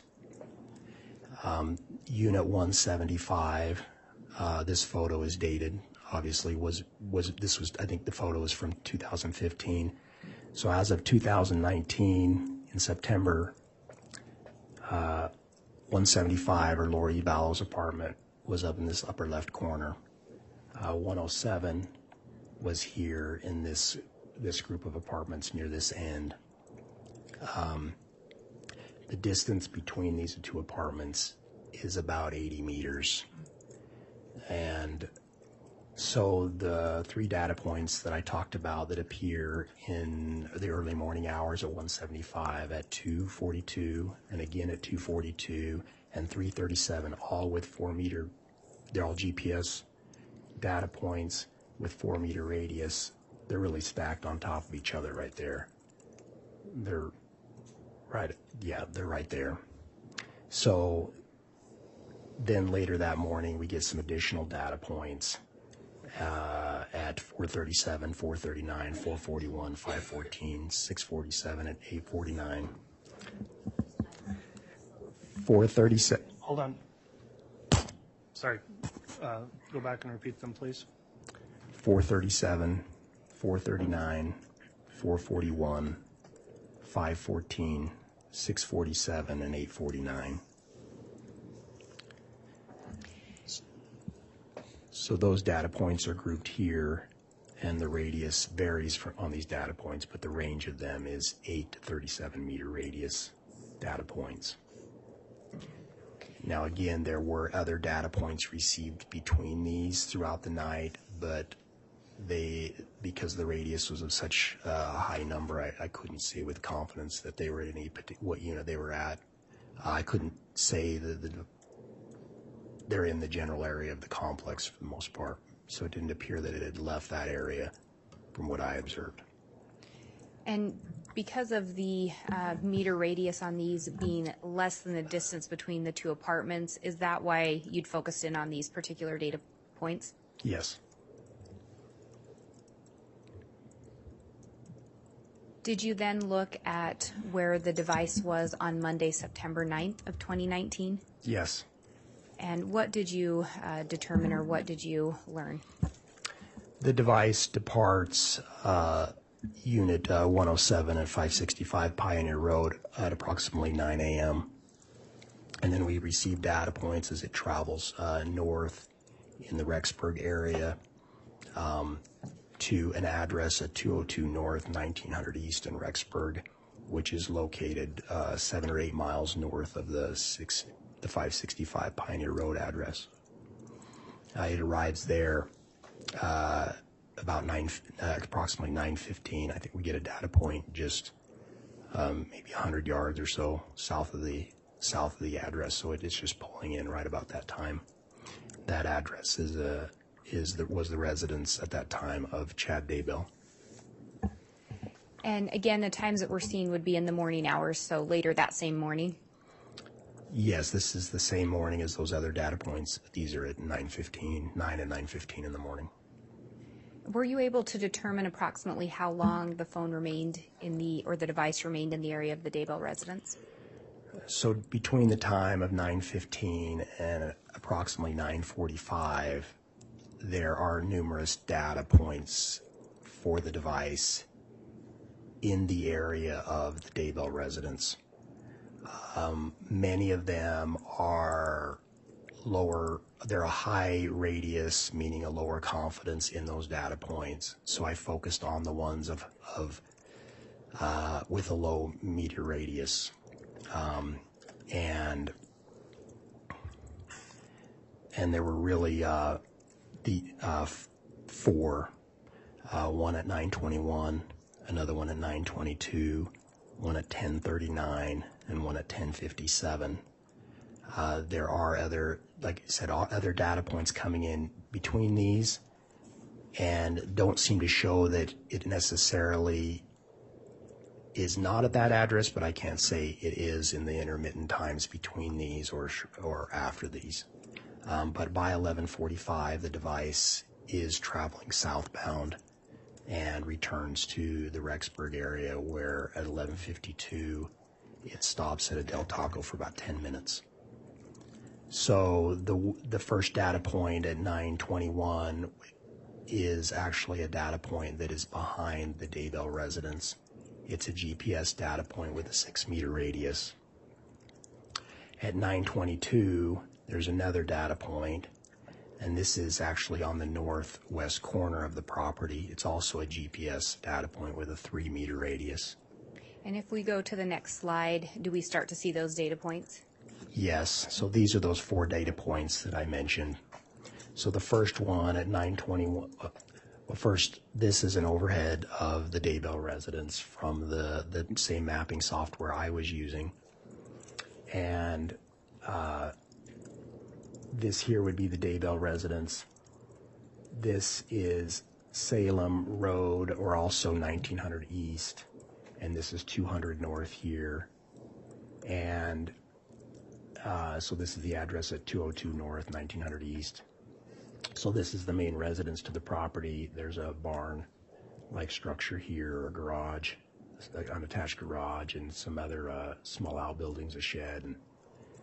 And, so the first data point appears there at 921.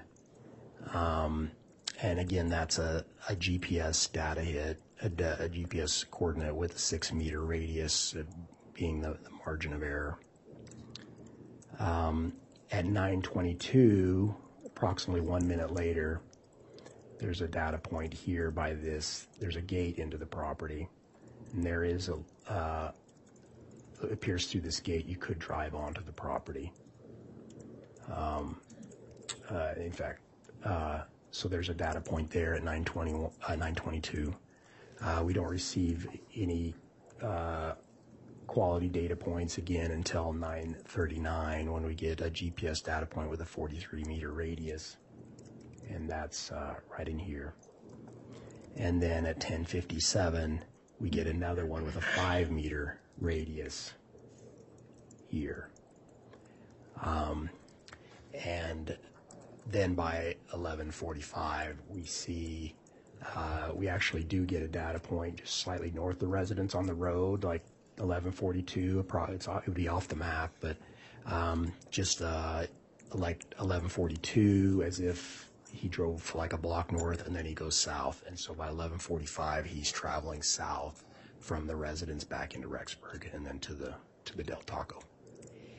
And in looking at this, it appears that most of the data points are in the same general location, but we have one that, me looking at the screen, is in the upper left corner. Did you learn any significance with relation to that data point? I'm sorry, which data point? I believe it's the one at 922, the one up in the northwest corner. Only that there was a gate there that would allow a vehicle to get onto the back property. At some point in your investigation, did the cluster of data points that are closer together gain more significance? Yes, it did. And what did you learn? So we had obtained numerous devices in this investigation, several devices that were analyzed by the regional computer forensics laboratory. Had done most of them down in Salt Lake City. Some of these devices had been obtained in warrants from some of the addresses that had been executed and had been obtained in various ways. There was a particular device that had been obtained from a search warrant executed at the Daybell residence on January 3rd of 2020. There were several devices found, so this particular device, its relevance in the investigation was unknown. But these devices, after analysis by the forensics laboratory, they're put into a system for reviewing them. And it was that one particular device was being reviewed by Ben Dean, an analyst with the FBI in Boise. And he contacted me on June 1st of 2020 and notified me that he believed the device, based on information he was observing, belonged to Tammy Daybell at one point. And he had found a text within that dated Monday, September 9th, 2019 at 11:53 a.m. And it was a text from Chad that Tammy had received.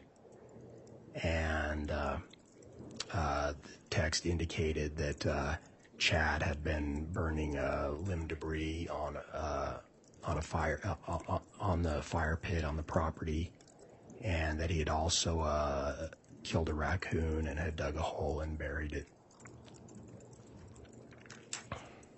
And after learning of that additional text, there's a couple references in there, and one specifically to the fire pit. Yes. Did that bring on new meaning to this location, to these data points? Yes. Up until then, we had certainly observed these data points, but really didn't understand what, if any, significance to place to them at that point. Why a device for Alex Cox would be on the property back in that area, or at this point in the investigation. However, coupled with that text indicating that Chad, in his own words, was saying he was on the property burning something and burying something the morning of the 9th. At the same time, Alex's device was also present on the property. That this certainly set off a flag for us. And do you know if those data points are in fact by some kind of a fire pit? Yes, I don't have that marked on here, but I have been present on the property. I know that fire pit is roughly in this area. And at some point, did this lead to obtaining an additional search warrant? So when I was notified by Ben Dean regarding this text message, I contacted the Rexburg Police Department, spoke with Ron Ball and Detective Ray Hermosillo. We determined that based on this new information, a warrant should be sought for the property. And was a warrant ultimately obtained? Yes, the Rexburg Police Department sought a warrant and obtained that. Were you present when that warrant was executed? Yes. Are you aware of what was found near those data points? Human remains were found in this area, buried. Do you know who those human remains were later determined to be? Tylee Ryan.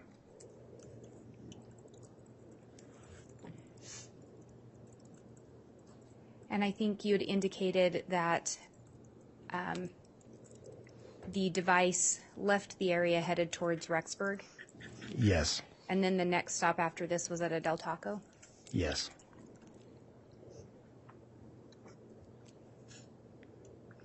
Did you focus on some other dates in September? Yes. We had also been trying to narrow down the time period when JJ had last been seen. He had been in school, so that helped us determine that certainly after September 8th, he was back in school, so we knew that.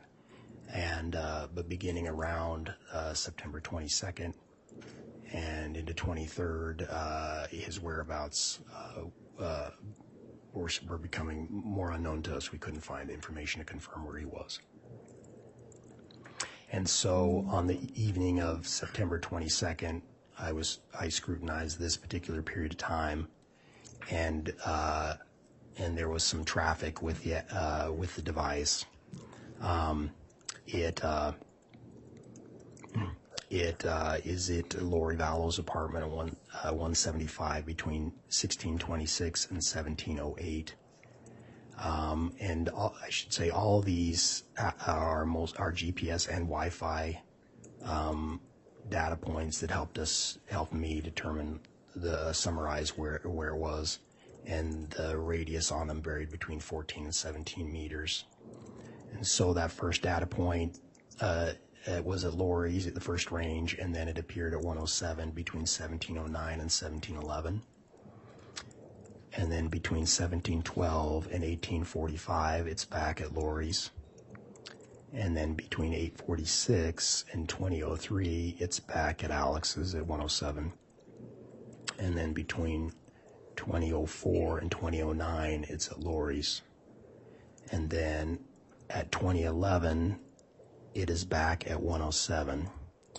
Now this shows the ending time being 2356 at September 22nd. That is actually just the last data point on the day of September 22nd. The next data point appears at 0011, so at 11 minutes after midnight.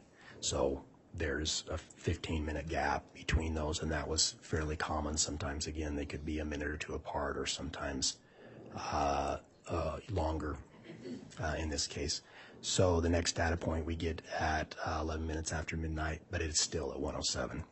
And it doesn't appear, we get no other information that it moves from 107 until 9:41 in the morning.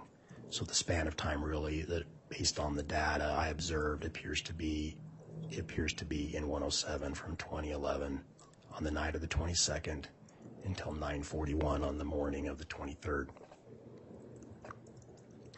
And then did you continue to look at location data further into the day on the 23rd? Yes. So beginning at 9:41, the device departs Unit 107. It travels from 107 and north toward in Rexburg North we get to 202 North, 1900 East in Rexburg, so the Daybell residence. It arrives there approximately at 9:55. We get 6 data points between 9:55 and 10:12 around the Daybell residence, on or around the Daybell residence, and these are a span of roughly 17 minutes. By 10:12, it appears to be departing the residence and traveling southbound back into Rexburg, and it goes to Lori Vallow's apartment and gets there at 10:22 and stays till 11:14. These data points vary in precision. Again, the first one at 9:55 is a Wi-Fi 50-meter radius that seems to show that the device near the front of the property, near the garage. And then at 9:56, there's a GPS data point back by a pond that's on the property. And I call it a pond, but it's some kind of pit with, I think it sometimes has water and sometimes does not. And then at 10:02, there's also another GPS data point near that pond, and this is a 3-meter radius data point.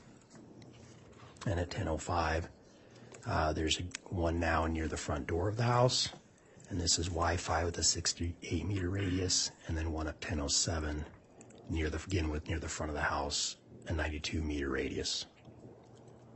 And then the final one is at 10:12, and it's actually on the southwest corner of the property, really right in the middle of the intersection of Salem Road, which is 1900 East and 200 North. And that's a Wi-Fi 28-meter radius. And then after 10:12, and I don't have this on here, there's subsequent data points that as the device travels down to 565 Pioneer Road and gets there at 10:22. And so to be clear, the device leaves from Alex Cox's residence up to Chad Daybell's residence? Yes. Is that correct? And then the device returns to Lori Vallow's apartment? Yes. And on this next slide, can you tell us what this is? So this is a still image taken from that Google Earth of the Daybell property with those 6 data points on it, and shows their location. So again, this is the residence. The first one at 9:55, which is the Wi-Fi 50-meter radius, is this one near the garage. Now there's a garage here on the property and a driveway.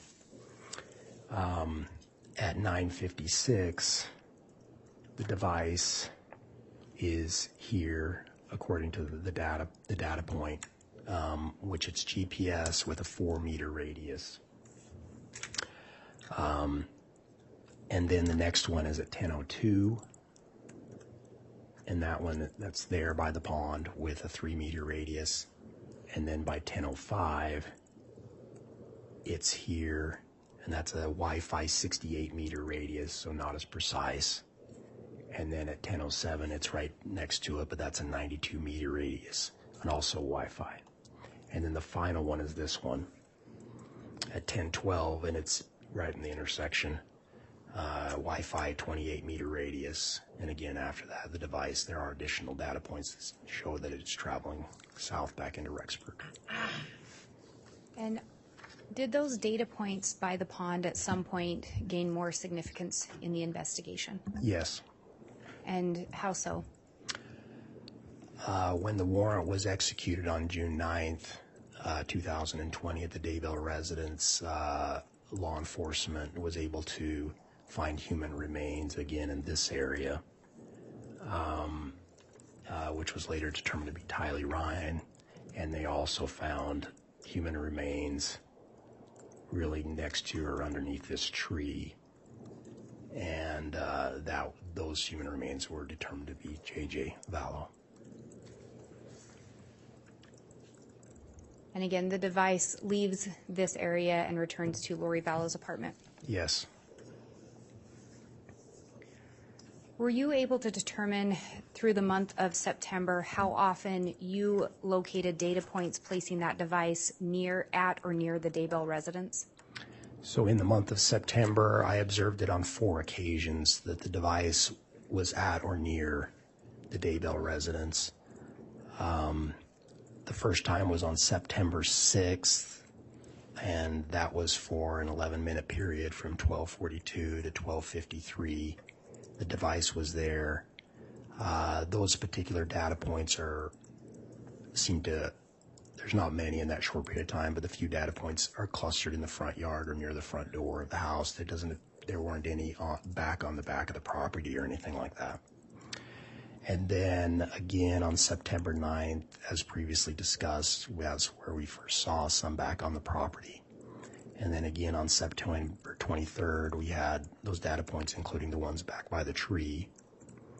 And then there's another visit by the device on September 25th.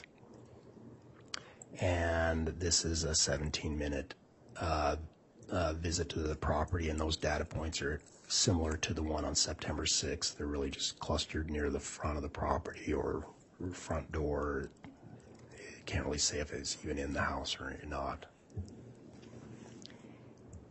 Did you also look at some data points associated with a window tinting shop? I did. So in the course of this review, we were trying to identify movements of the device and potential follow-up investigation and places that it went. And among the places that it went, on three occasions, all short visits, were on Monday, September 23rd at 13:53 to 13:58. The device appears to be at a Dan's Window Tinting, 2551 West, 6800 South in Rexburg. It returns to that same location on Wednesday, September 25th, but just for really a minute or two at 1902 to 1903. 902 and 903, excuse me. And then it comes back later that same day, 11:57 to 11:59. And those are the only 3 times I observed that in September or October. And you had previously indicated that you were aware of an investigation into an attempted shooting of Brandon Boudreaux. Yes. And on this slide, do you recognize that Jeep? Yes, that's the Jeep that belonged to Tylee Ryan. Are you aware of any description of a vehicle involved in the Brandon Boudreaux attempted shooting? I'm aware that a Jeep with tinted windows was used. And then we see another image there, and there's some print by those. Could you tell us what that image is of?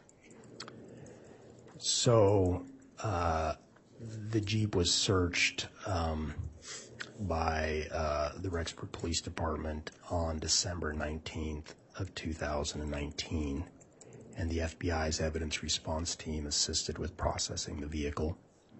And so I was not present for this search, but at a later time I went through the photographs taken of the inside of the Jeep, and among the photographs were some photographs of some receipts. And when I looked more closely at these receipts, I obtained this information from them. One of the receipts is dated October 1st of 2019, and the time on it is 13:12, and it's from a restaurant in Mesa, Arizona called Los Favoritos, and it's a cash transaction for food and a beverage in the amount of $886. And are you aware of when the attempted shooting of Brandon Boudreaux took place? On the morning of October 2nd. And do you know where that took place? In Gilbert, Arizona, at the residence where Brandon Boudreaux was residing at the time. And then there was a second receipt there and some print off to the side. Could you go over what that is?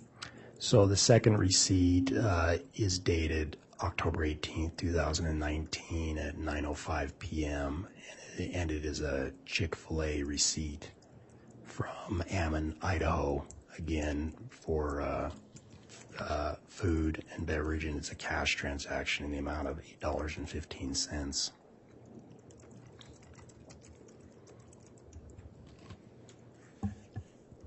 And I think just to clarify the time on that receipt.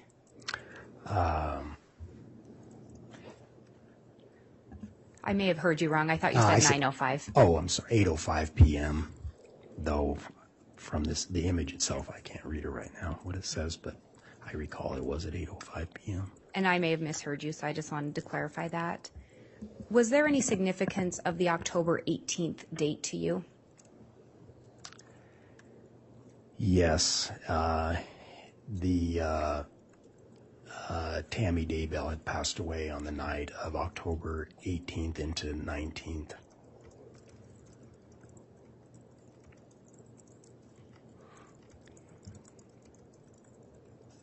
As part of your investigation, did you also look into determining when some devices were purchased? So there were some additional devices that we were trying to identify where they'd come from and obtain records for them, yes. And did you, in fact, go to Walmart to obtain or attempt to obtain those records? Yes, I did. So when the warrant was executed on the Homer J. Maximus Google account, there was another phone number, at least one other phone number that was associated with the Google account, and it was a number unfamiliar to us. We obtained a warrant for information on that. It was a track phone purchased from a Walmart in Idaho Falls at 500 South Utah Avenue. I went to the Walmart and obtained the receipt for the transaction for the purchase of that. It was purchased on September 25th, 2019 at 19:10 and 51 seconds. And it was a cash purchase. In the course of reviewing the device that I've referred to for Alex Cox and his Google account, I showed that his device was in the vicinity of that Walmart between 1903 and 1918 on September 25th, 2019. So around the same time that this other phone was purchased. There was another device.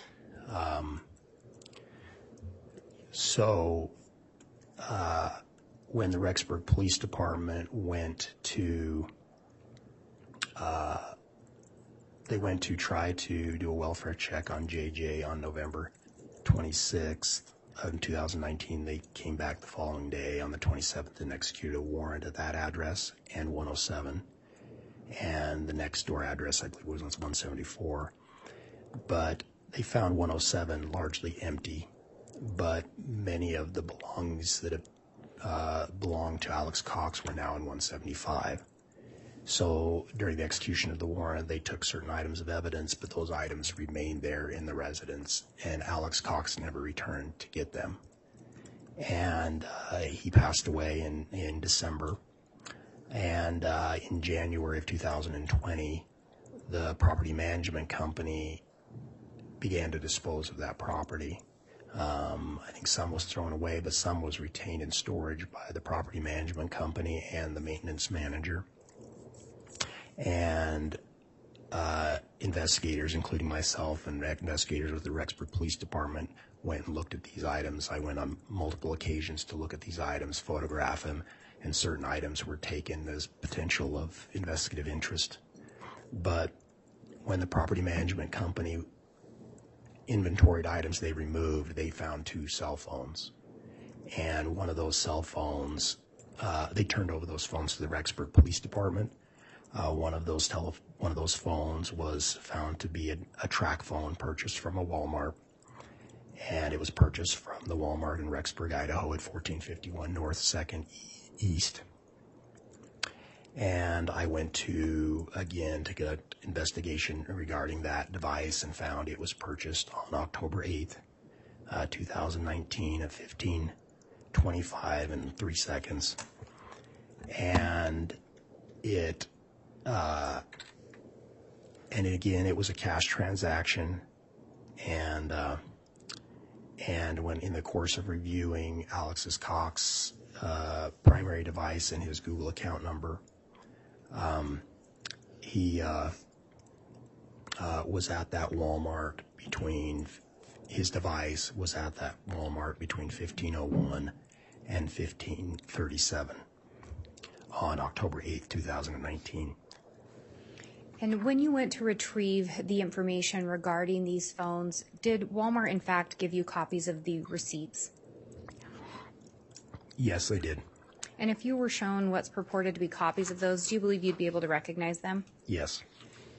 Your Honor, I'm going to ask that, and I do not know if we have copies for defense counsel. Oh, sounds like they already have them. So they are marked as states 227A and 227B. If I could have those shown to counsel and then the witness. Yes, you may.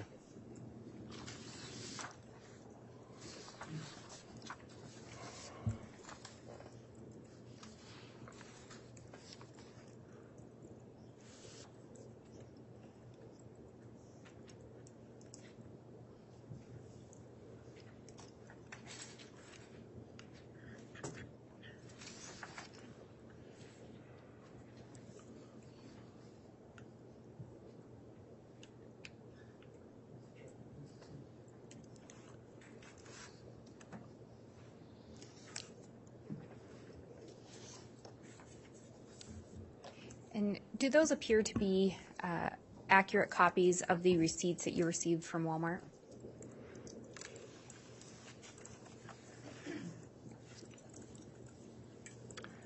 Yes, they do. And those are the receipts that we've been referencing just now? Yes. Your Honor, I would move for the admission of state's exhibits. 227A and B. Yes, 227A and B. Any objection?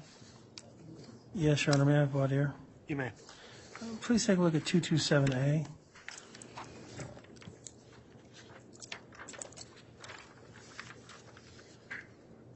And you've been an investigator with the FBI for 20-something years, is that right?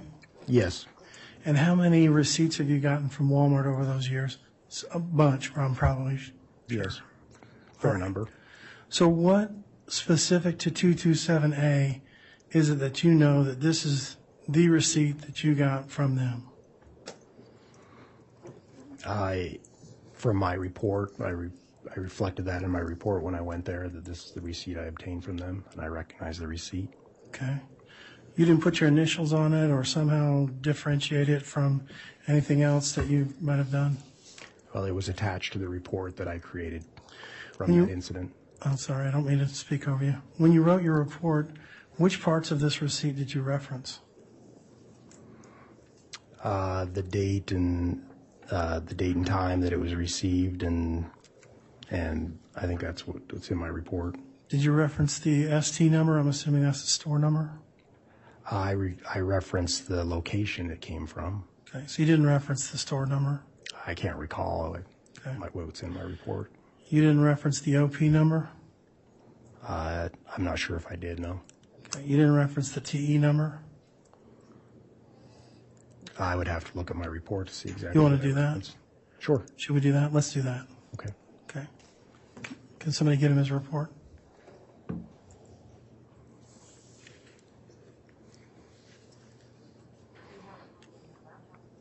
That's fine. No?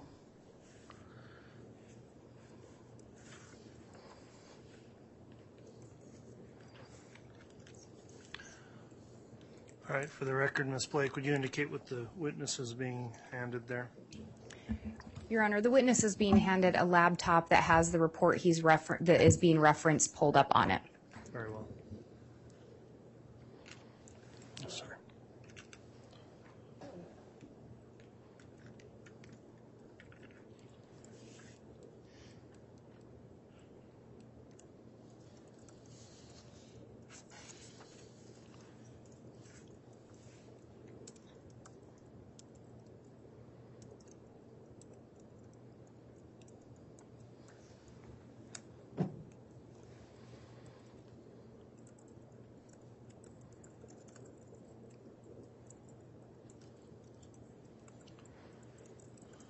Okay.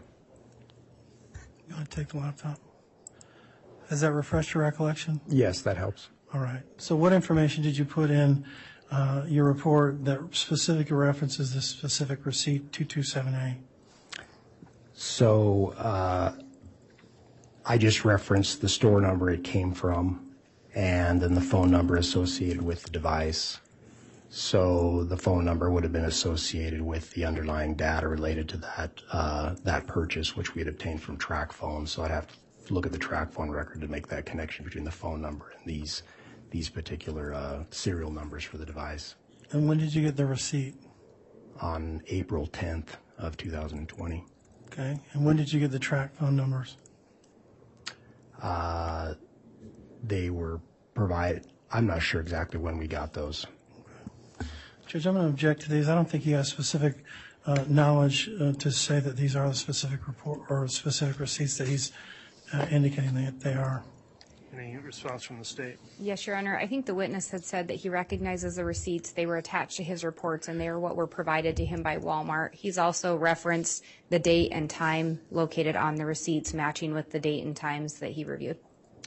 All right, I've considered that objection, balancing out the objection in the state's response. I do find there was an adequate foundation laid with the testimony of the witness who's indicated that he referenced not only the store number but a corresponding phone number, that he personally pulled these receipts and recognizes them. So they may be and will be admitted, and any further questions would be subject to cross-examination. So the objection's overruled. 27A and B are both admitted. Thank you, Your Honor. Thank you, Your Honor.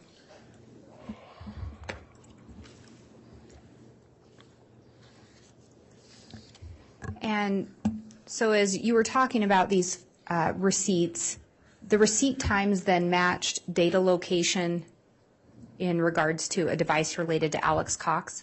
Yes, the device I referenced in my review that I was reviewing, including that data that was provided to me for his Google account. In the course of that review, it was near these locations at the times referenced. And you previously said that this essentially became a joint investigation involving some other occurrences in Arizona? Yes. Do you recall looking at phone data from beginning Monday, September 30th through October 3rd of 2019 related to a device associated with Alex Cox? Yes, so that the device I've been referencing that in the Google account, I first had looked at it for the month of September. At a later time, Nick Balance provided me with another data file for October. So this actually goes between the two files.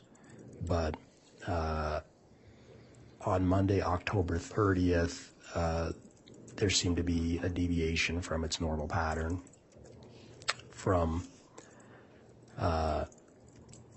13:17 to 16:32, the device is at 565 Pioneer Road, number 107, Alex Cox's apartment. And then there's a period of nearly 3 days. It doesn't go back to 107, and it does not appear back at 107 until Thursday, October 3rd, 2019 at 1420.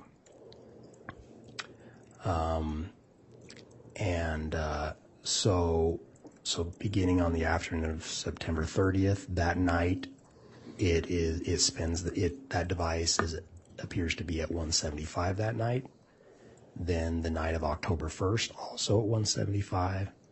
And then the night of October 2nd at 175. And I also believe the entire day of October 2nd, it was also at 175. And then not until the afternoon of October 3rd does it go back to 107. And were there some other data points associated with that device that aren't indicated on this slide? Yes, this is a summary of what the activity showed. And is this a summary of the activity that drew your attention? Yes. And that was because it deviated from the normal pattern with regard to that phone? Yes. Did you also look at location data related to several gun ranges? So in the course of my review, I documented periods of time when the device was at or near gun ranges, specifically a gun range in Rexburg, Idaho, the Unified Sportsman's Gun Club range, and then one in Fremont County as well.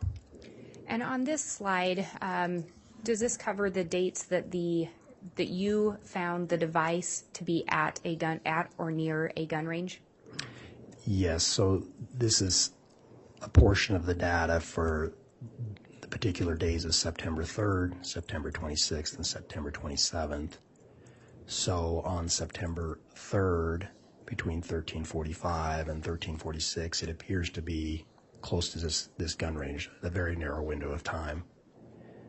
Then it travels to a Walmart from 1405 to 1436, and then it's back at the gun range after that from 1459 to 1651.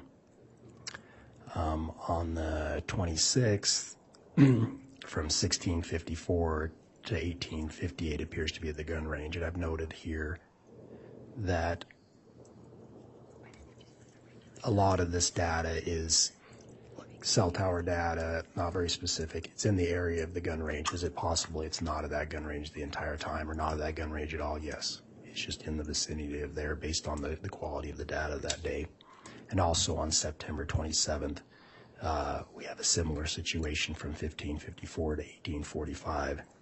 The device is near or at this gun range, the Unified Sportsman Gun Club in Rexburg, Idaho. Did you also look at data related to September 28th? So on Saturday, September 28th, it was also at that same shooting range, the Unified Sportsman's Gun Club. And from 1525 to 1758, we had a series of data points in that area. On this particular day, we had a number of GPS data points as further down into the range. So on this overhead map, this is a snapshot of the range. Here in the lower part would be a firing line for one of the ranges, and this looks like a firing line as well.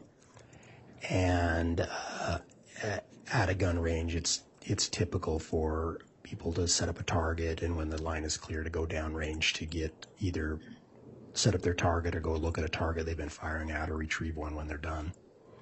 And it appears we have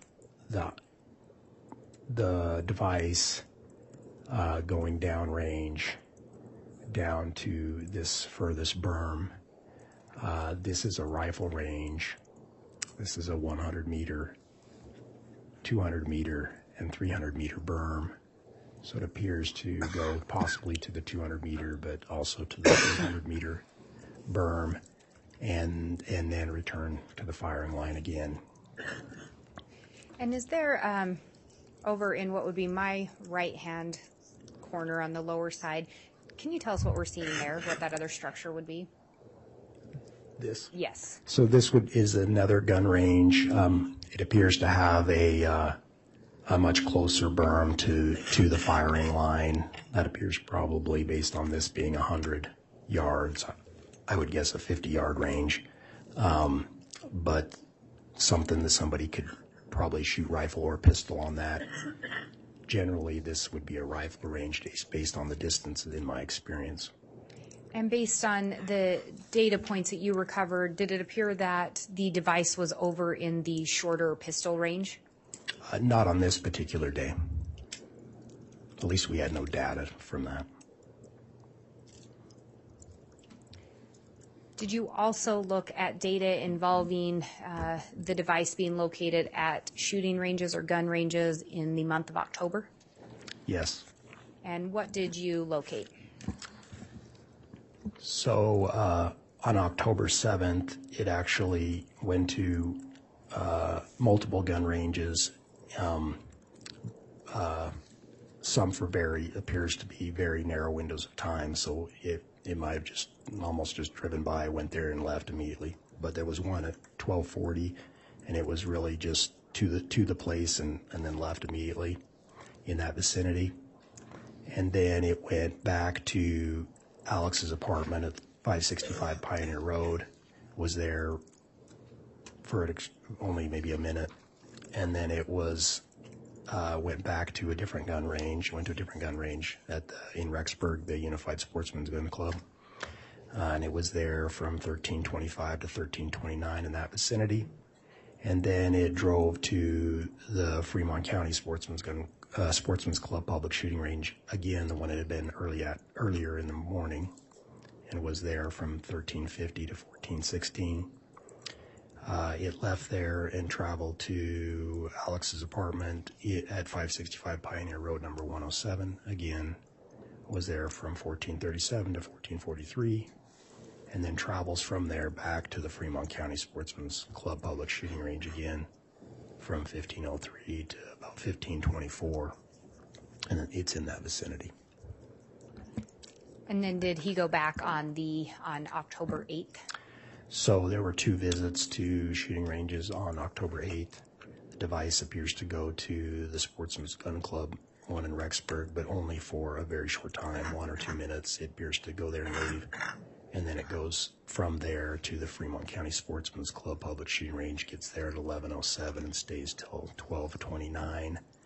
I did note that there were the device appeared to be near around 100-yard range, at least for part of the time it was there. And generally the 100-yard range, would that be getting over into where people normally shoot rifles? Yes. Were there some additional days in October when the device was at or near gun ranges? Yes, on October 12th, it went to the Fremont County Sportsman's Club public shooting range, and was there from 1457 to 1701 in that area. And in here, I noted that it had spent time around the 50-yard range. And then on October 13th, it was back at the same shooting range again from 1249 to 1440. And it seemed to be at 2 different ranges, one a rifle range and one a pistol range. Did you locate additional data points for October 15th of 2019? So it went again to 2 shooting ranges on the 15th. They went to starting in the morning at 18:01 to 9:20. It was at the Fremont County Sportsman's Club public shooting range, again near the 50-yard range. And then it left there and traveled to Walmart from 9:34 to about 10:15. And it traveled to Alex's apartment, 10:24 to 12:16. Then to the apartment for Lori Vallow in 175 from 12:17 to 13:17. And then back to Alex's apartment, 13:19 to 13:27. It then leaves there and travels to the vicinity of the residence of Chad Daybell, 1341 to 1356. It's there, about a 15-minute period. It then departs there, goes back to the apartment for Lori Vallow from 1454 to 1515, and then back to Alex's apartment from 1517 to 1601, and then back to the same shooting range it had been at in the morning at the Fremont County Public Shooting Range. And it's there from 1623 to 1817, and it's a little unclear, but it's kind of between a 50-yard and a 100-yard range in that area. Was that the last date in October that you discovered any location data associating Alex Cox with being in the vicinity, or a device associated with him in the vicinity of a gun range? Yes, that was the last time I saw him travel, the device travel to a gun range, at least in the month of October that I reviewed. Did you focus in on the date of October 9th, 2019? Yes, I did. And was there a reason that you were specifically looking at October 9th of 2019? There was an incident at the residence of Chad Daybell on that evening. And are you aware what the incident was? Yes, it was reported that a person wearing a mask had pointed a weapon or a paintball gun at Tammy Daybell while she was unloading her car in front of the garage. And I should back up and ask, is this part of the reason why you were looking at the data location involving gun ranges? Part of it, yes. What was the other part of that? I really reviewed all of the data, but I didn't note these trips to the gun ranges. But because of our concern that the weapons could have been used in some kind of crime. And when you say the weapons, were those weapons recovered from a residence? There were weapons recovered from Unit 175 where Alex Cox had left his belongings. Did those also have relevance based on the attempted shooting of Brandon Boudreaux? Yes. So then, based on that attempted shooting of Tammy and focusing in on October 9th, what are we seeing in this slide? So on October 9th, the device goes to Idaho Falls, and while in Idaho Falls, it goes to the Sportsman's Warehouse at 2909 South 25th East in Ammon, Idaho, which is really a suburb just east of Idaho Falls. And from 1534 to 1612, there's a series of data points in and around the Sportsman's Warehouse. These are all Wi-Fi data points with a radius of 15 to 87 in level of precision. And these are plotted on an overhead map here from the file I was reviewing. And on the left here are some of the initial data points with the dates and times out near this end of the parking lot. This here is actually the Sportsman's Warehouse itself. And after these initial data points, we have a number of them that appear to be located within the store itself. Of course, because of the margin, we have one, for example, up here that they're located in this area of the store. And so for that period of time, I thought possibly the device and Alex Cox could have been visiting that store. And based on your belief that he may have been in that store, what, if anything, did you do further in the investigation? I went into the Sportsman's Warehouse and attempted to conduct additional investigation. And what additional investigation did you conduct? I contacted the Sportsman's Warehouse and retrieved all of the receipts for all purchases for a 45-minute period around the time that the device was there. And you say around the time the device was there, so did you look at times prior to when the first data point was hitting? Yes, I think I pulled it from 1530 to 1615, so a few minutes either side. Did they provide the responsive receipts? Yes. Did any receipt in particular draw your attention? There were about 60 transactions. That's not the exact number, but approximately, from 4 different registers. And so I reviewed those while I was at the store. And one particular receipt caught my attention.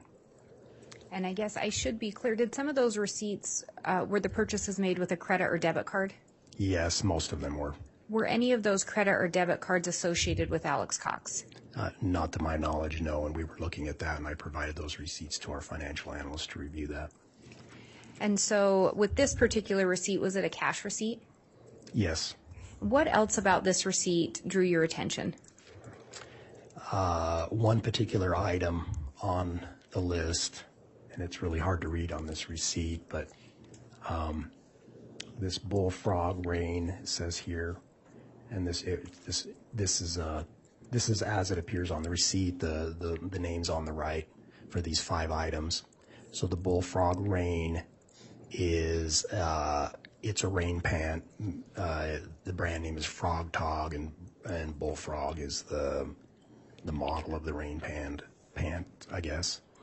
And that particular rain pant, I was aware that a pair of bullfrog rain pants were in the possession of the property management company who had cleaned out Alex's Cox residence and his belongings, and that was one of the items that they had removed, that he had a pair of those pants. And was that the same property company and the same that had brought in that cell phone that we talked about previously? Yes. Were there other things about the receipt that drew your attention? Yes, so I found out what these items were. The first one, that M's Woodland Camo, was a Woodland Camo beanie. The flip mitt, Kenai flip mitt, is a type of glove. And the thermal 3-hole FA is actually a face mask. It's a ski mask. And then a soft drink was the other item that was purchased. While you were in the store, did you in fact attempt to locate these items? I did. So on the receipt reflects 2 unique numbers associated with a particular item. It has a SKU, which is a stock keeping unit number. And that's these numbers listed here. Hard to read, but that's the SKU. And then under it is another number, the UPC, or the Universal Product Code. Universal Product Code. It's my understanding the Universal Product Code is a number assigned by the manufacturer to an item, and it's specific to that item. The SKU was assigned by Sportsman's Warehouse as like an inventory control number. And so I was able to go and look at some of these items that were in stock at the store and verify the SKU with the SKU of the item in there and confirm what it was. And I took photographs of the items. And you say you tried to determine the items that were in stock. Were any of these items not in stock? The Woodland Camo beanie was no longer in stock, and I couldn't look at it. Did you also look at some of these items on the website for Sportsman's? Yes. So I could go to Sportsman's website and also search the SKU on the website and find inventory items using just the SKU. And I did that as well to confirm that I had obtained the same information and it was the same item. Were you able to retrieve an image of the Woodland cam or the beanie from the website? No, it was also out of stock on the website.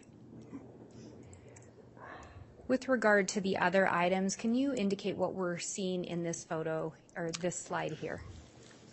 So this is a Glacier Glove Alaska River flip mitt.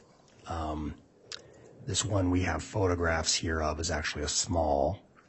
On the receipt it appeared as a Kenai flip mitt, but according to the SKU, this is the same item. However, the SKU is size specific, is my understanding. And so it wasn't the exact same SKU, but this is all they had in stock was a small. But the one that was purchased, according to their inventory system, was a large, that particular SKU. So this flip mitt it's designed to allow the finger, the bottom half of the fingers, the ends of the fingers to be exposed. So you can do something where you require dexterity with your fingers, manipulating your cell phone or tying a fishing knot or using a firearm.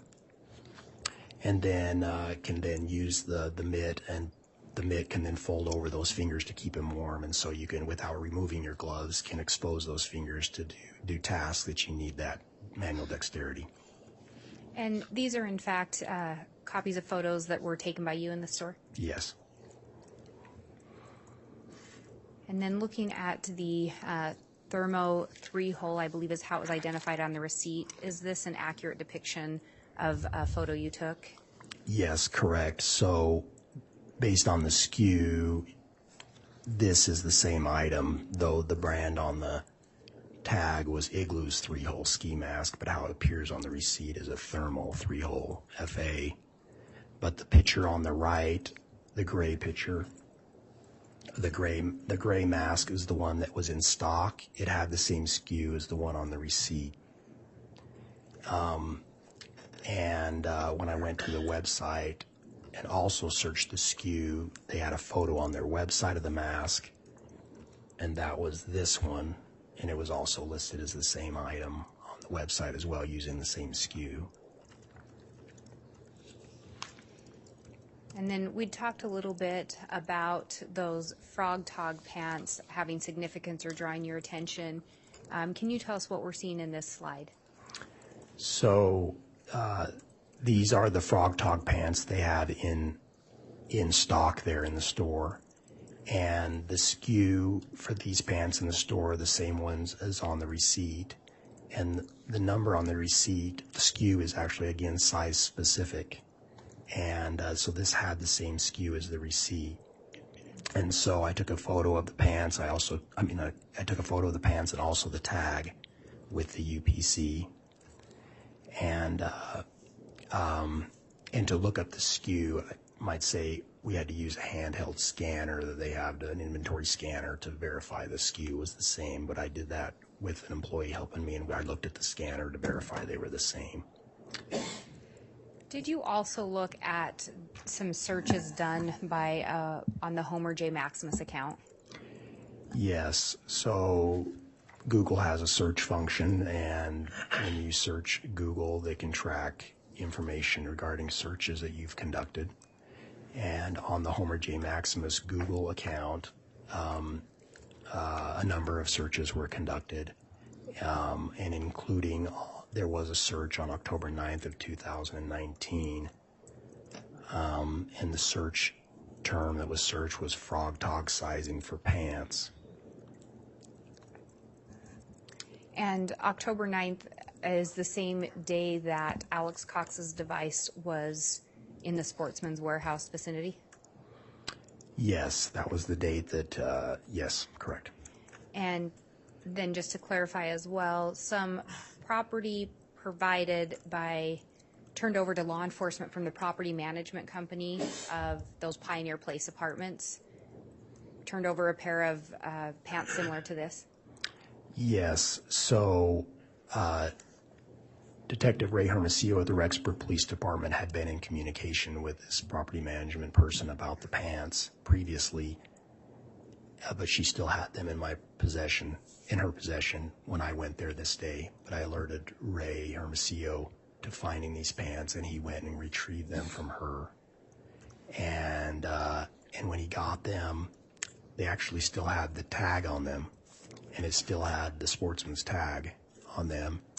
And it was, it had the same UPC and SKU, and it was also Frog Tog brand Bullfrog rain pants size large. And did you personally observe those pants that were recovered? Yes. And did they appear to be the same pants that were seen in the photo or similar? Yes. Did you look at additional location data associated with a device associated with Alex Cox on October 9th of 2019? Yes, so this is that same device that I've been reviewing through September, and then into October I continued that review and what its activities were on the 9th. So I actually started that review, those files, after I went to Sportsman's Warehouse this first time. Nick Balance had alerted me to those data points the first time I went there, but then subsequently I reviewed that same data and more, and continued it on through all the data points, but from start to finish. What did you learn about what other location data from that day drew your attention? So after the device is at the Sportsman's Warehouse, it leaves the Sportsman's Warehouse approximately 1612, shortly after that purchase was made, and travels north from Ammon, Idaho. It travels up to Rexburg on Highway 20, but it doesn't go back to his residence where he would normally have turned off Highway 20. It bypasses the exit for his residence, and it continues on to the vicinity of 202 North, 1900 East in Rexburg, Idaho. That's the residence of Chad Daybell. However, it doesn't seem to stop at his address. It drives by his address. It drives over to Highway 20, which is it's about a little over 2 miles east of the Daybell residence. It turns around and drives by the Daybell residence again, and then drives south out of the area and back to 107 at 565 Pioneer Road, so Alex's apartment. It arrives at his apartment at 1716, and then the device appears to stay there all that night and until 11:28 the following day. So again, I have it ends on the 9th. 2353 is the last data point on the 9th, and then it picks up at 3 minutes after midnight at 0003, and as their next data point, but there are data points between these times, and then it stops at 11:28 when it does leave 107 again. And can you describe what we're seeing in this slide? So this is an overhead map of the area around the Daybell residence and just south of the residence. So this is the data points that I referred to, what that appears to be that the device drives up near the residence, drives past it, turns around, and comes back. The first data points, there's actually 2 down here at 1649. You see one here at 1650, 1651, 1652, and it continues across until it turns around, and then it appears to have come back. We have one here at 1658, for example, and there's one off here at 1701. And I can't tell you exactly what the radius is on that one, but it appears to continue on south. There's one at 1703, and then we see it go south out of the area and arrive back at his apartment. And we see one data point. There's a yellow line, a thicker yellow line, and there's a data point up by that. Do you know what that thicker yellow line represents? Yes, this is Salem Road, or 1900 East, and this is 200 North, and that yellow line is going by the Daybell residence. So that yellow pin is where the Daybell residence would be at that intersection. And then if we look at this next slide, can you tell us what we're looking at here? So this is a zoomed in view of a similar area as the last map. So we have Salem Road, or 1900 East, 200 North here on the south, and the Daybell residence at the corner of this intersection. and this had this is those same data points as the device traveled over to Highway 20, and as it's traveling over to Highway 20, there's a data point right here, a 1651 GPS data point, and that one had a 6-meter radius. There's another one here that is less precise, though, at 1652. So I can't say if it paused here at all. If it did pause, it would have been for a very short period of time. It couldn't have been more than a minute or two.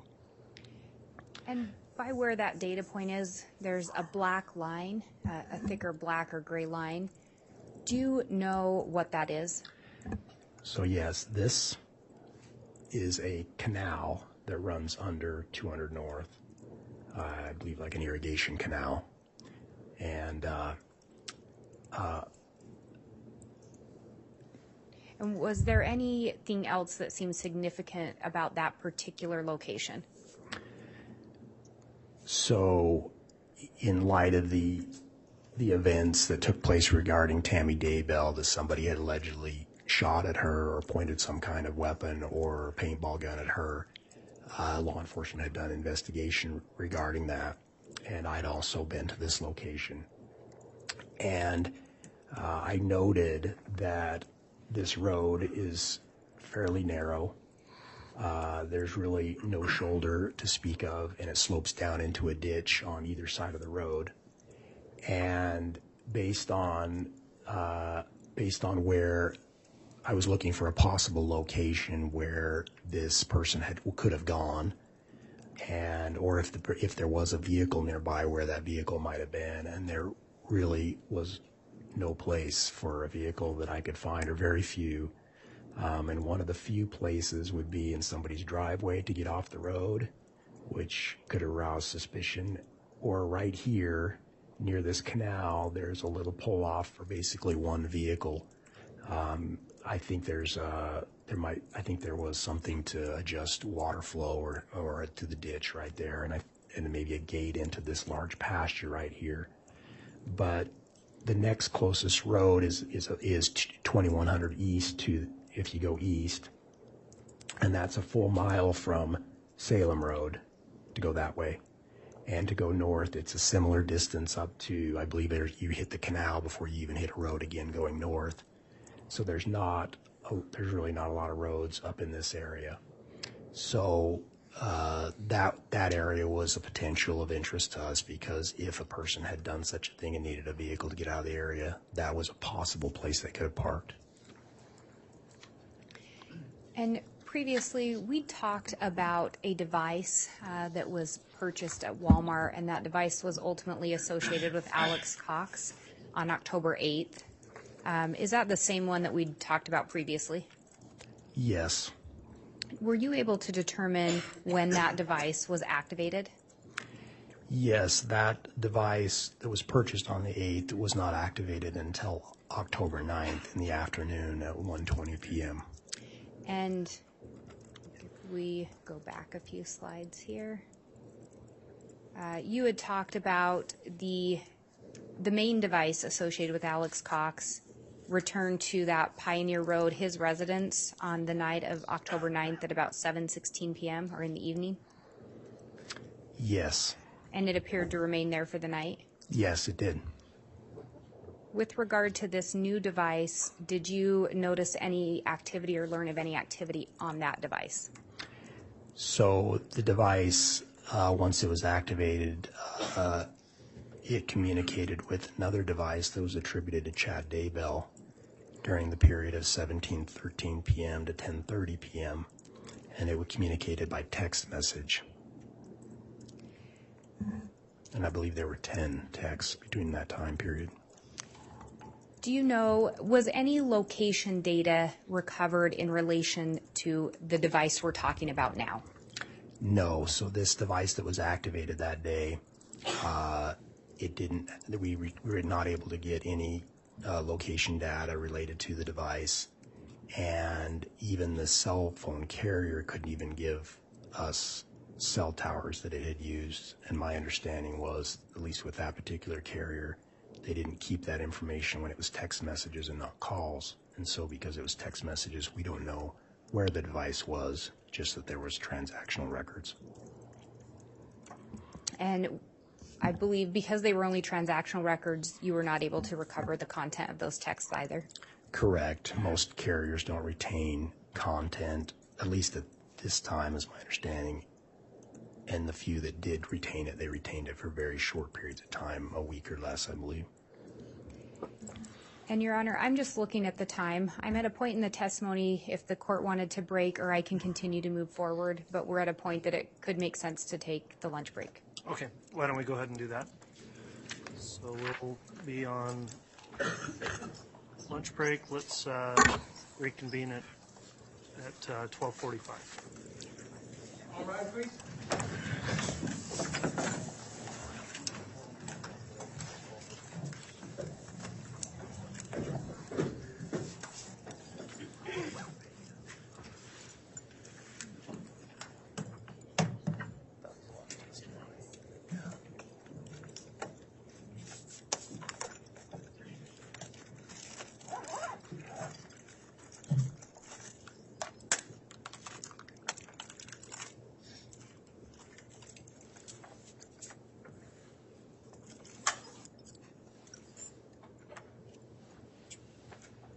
Thank you. Please be seated.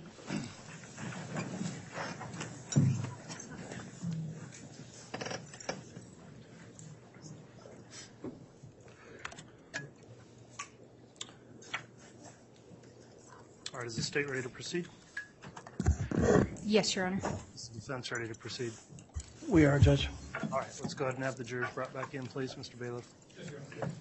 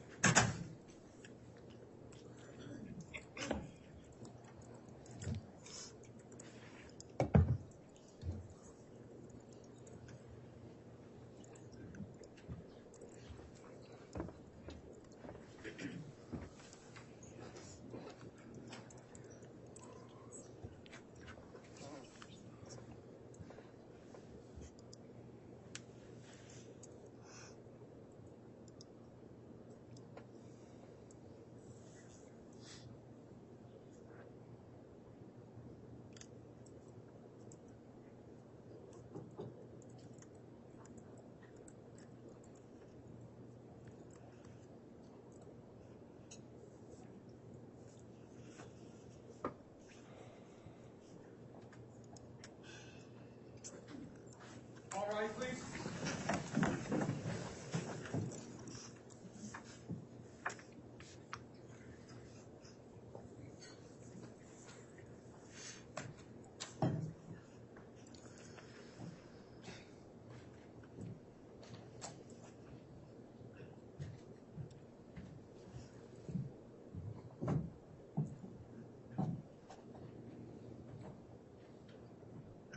Excuse offer the counter for Your Honor. All right, thank you, Mr. Bailiff. Please be seated.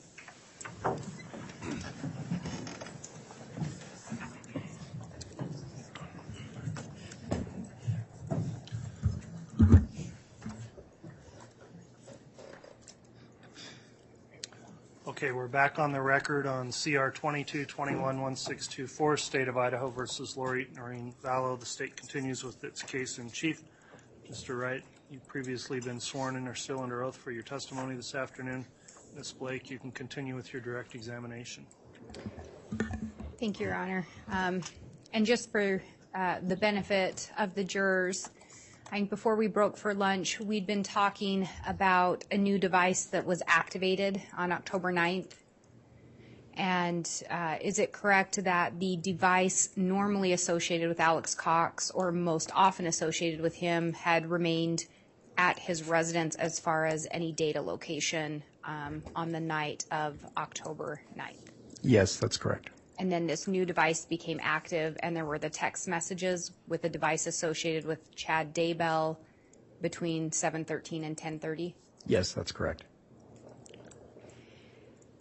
And then with regard to the month of October, did you look at some additional location data? Yes, I did. Were there some specific days or a date that you focused on?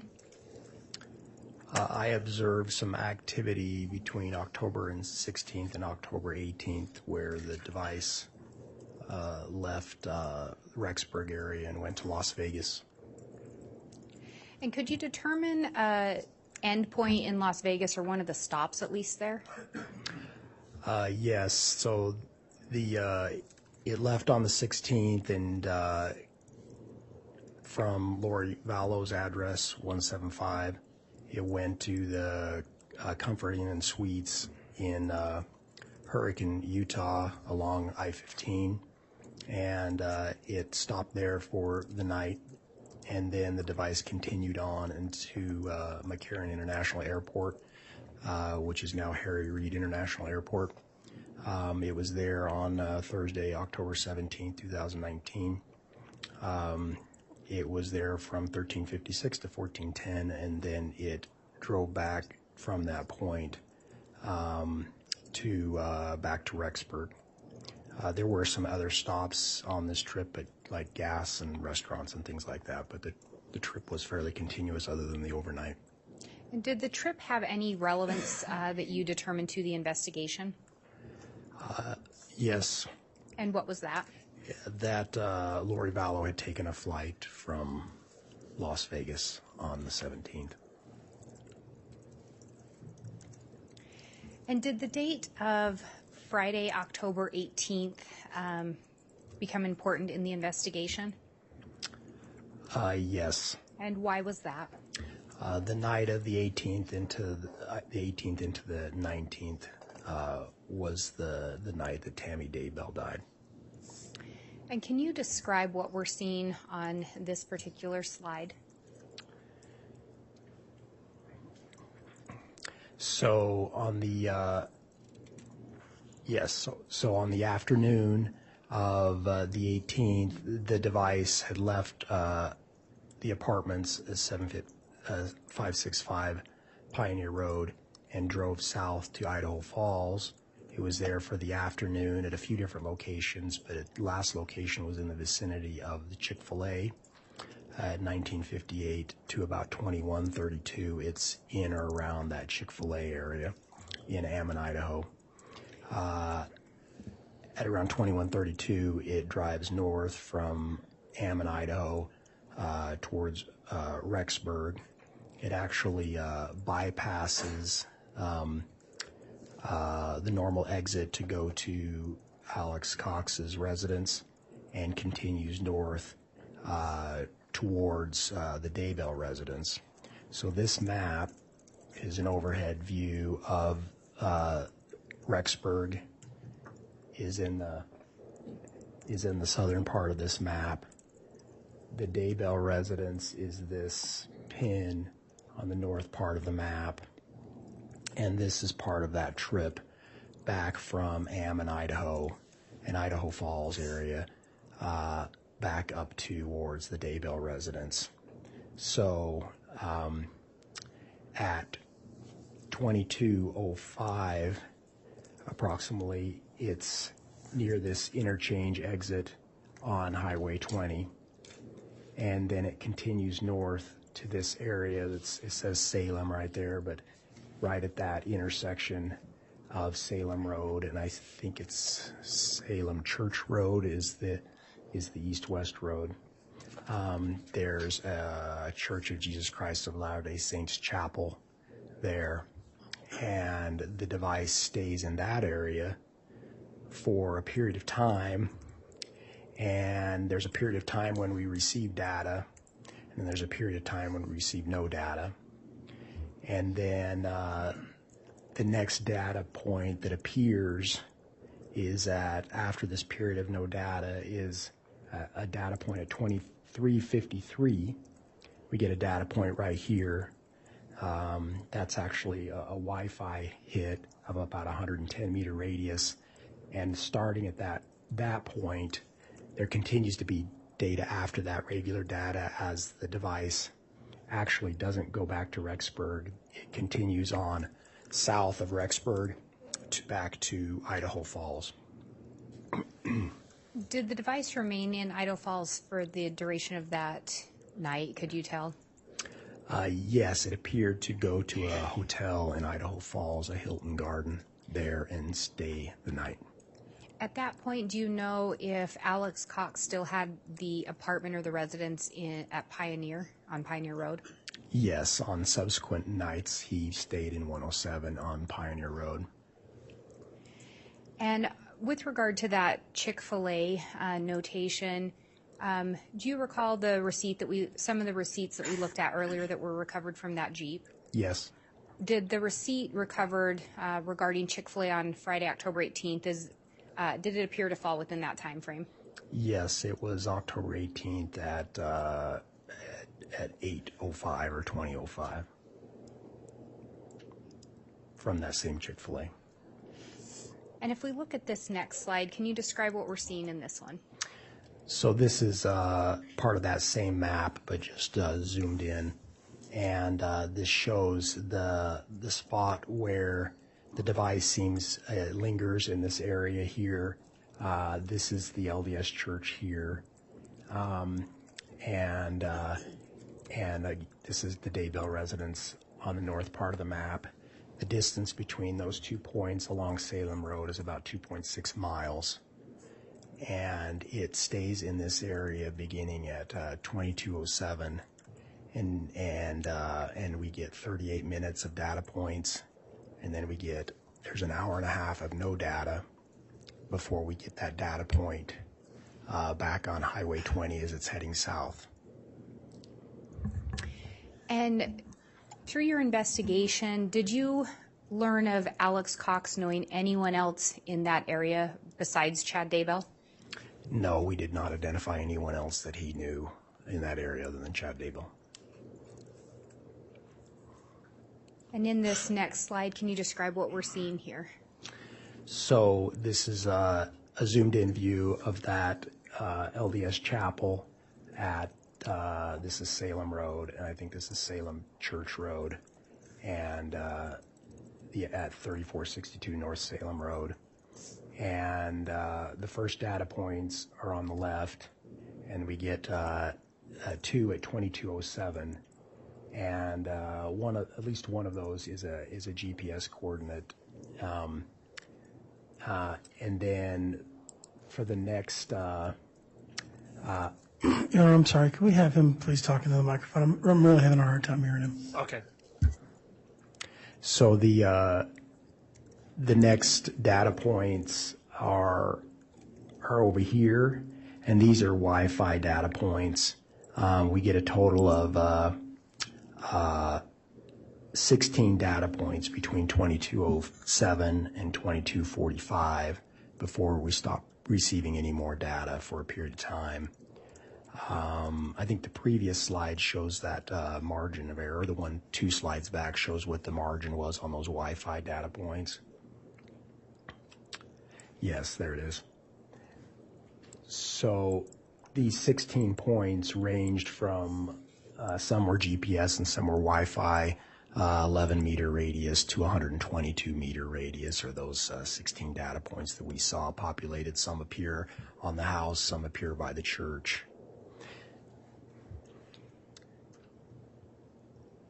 So at 22:45, there isn't any more data from there until 23:53, when that data point appears on Highway 20 heading south. And then again, there's regular data after that as it continues on to Idaho Falls. The distance from the church to the point where we get that first data point after the period of no data at 23:53 is about a 7-minute drive. So if the device was in a vehicle traveling on the highway, it maybe would have left. If it had come from this spot, we don't know, but an estimate is maybe it left at 22:46, 2346, roughly deduct 7 minutes from 2353, could give you an idea of the span of time. But we just don't know where the device is for an hour and 8 minutes, other than it does appear just south of this location again. And when we see the data points on that residence located next to the church, are those data points within a radius that the vehicle or the device could have been in the church parking lot? Yes.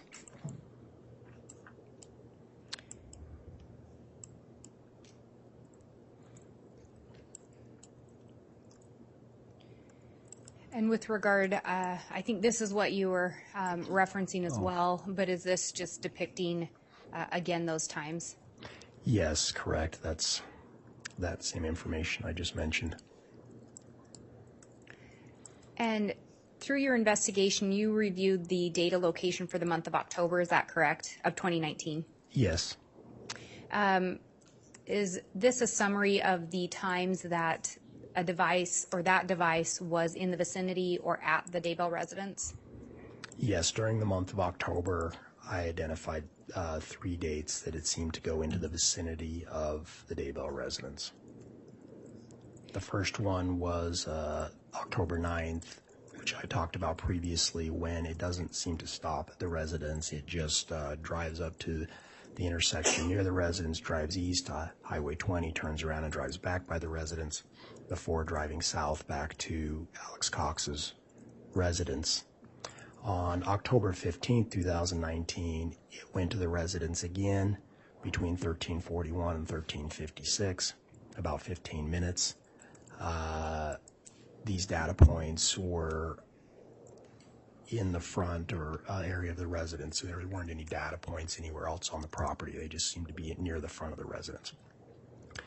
And then on Friday, October 18th, 2019, it drives to that church, which is 2.6 miles south of the Daybell residence. None of the data that I saw for the 18th showed that device going closer than 2.6 miles or going up to the actual Daybell residence. Thank you. If I may have just a moment, Your Honor. You may.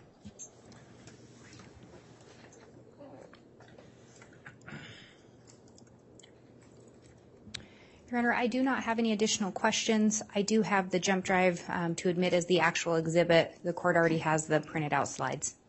Very well. We'll have that admitted as the jump drive with the PowerPoint presentation. And it is exhibit 299 for the record. Okay. Thank you, Ms. Blake. That'll conclude the direct examination then. Mr. Thomas, are you conducting cross? I am, Judge. Very well.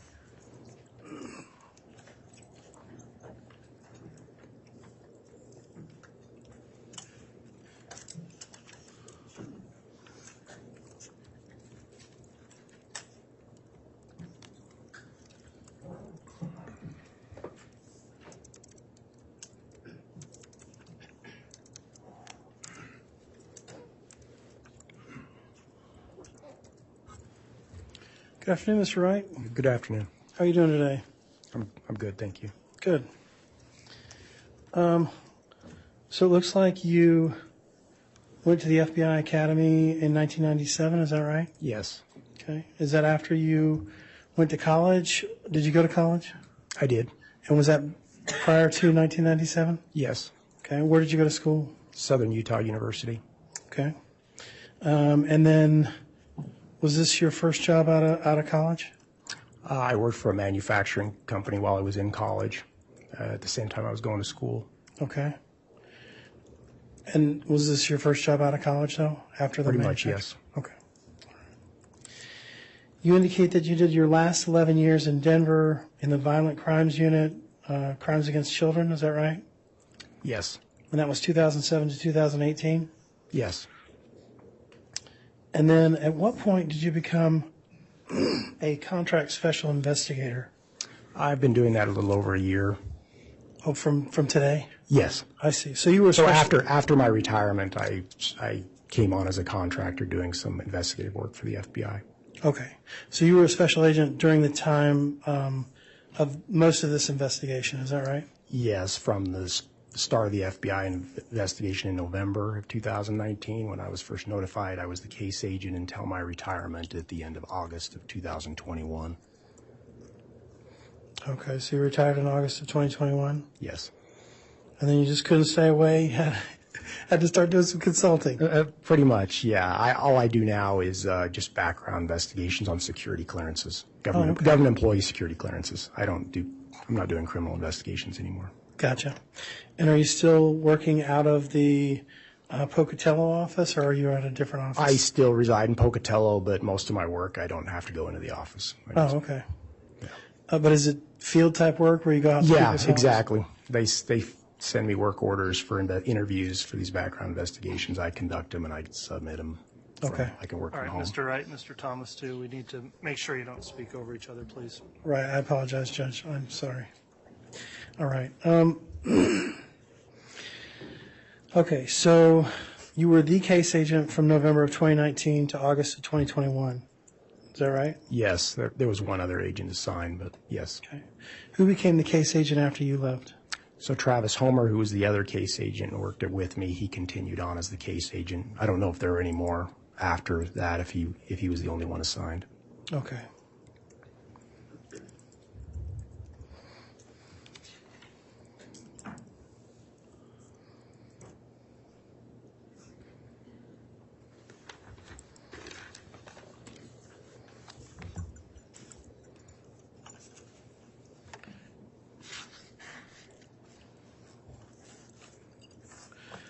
So you testified that you had some interaction with Ian Pulowski. Is that right? Yes. Do you recall when that was? I first met him on December 5th of 2019.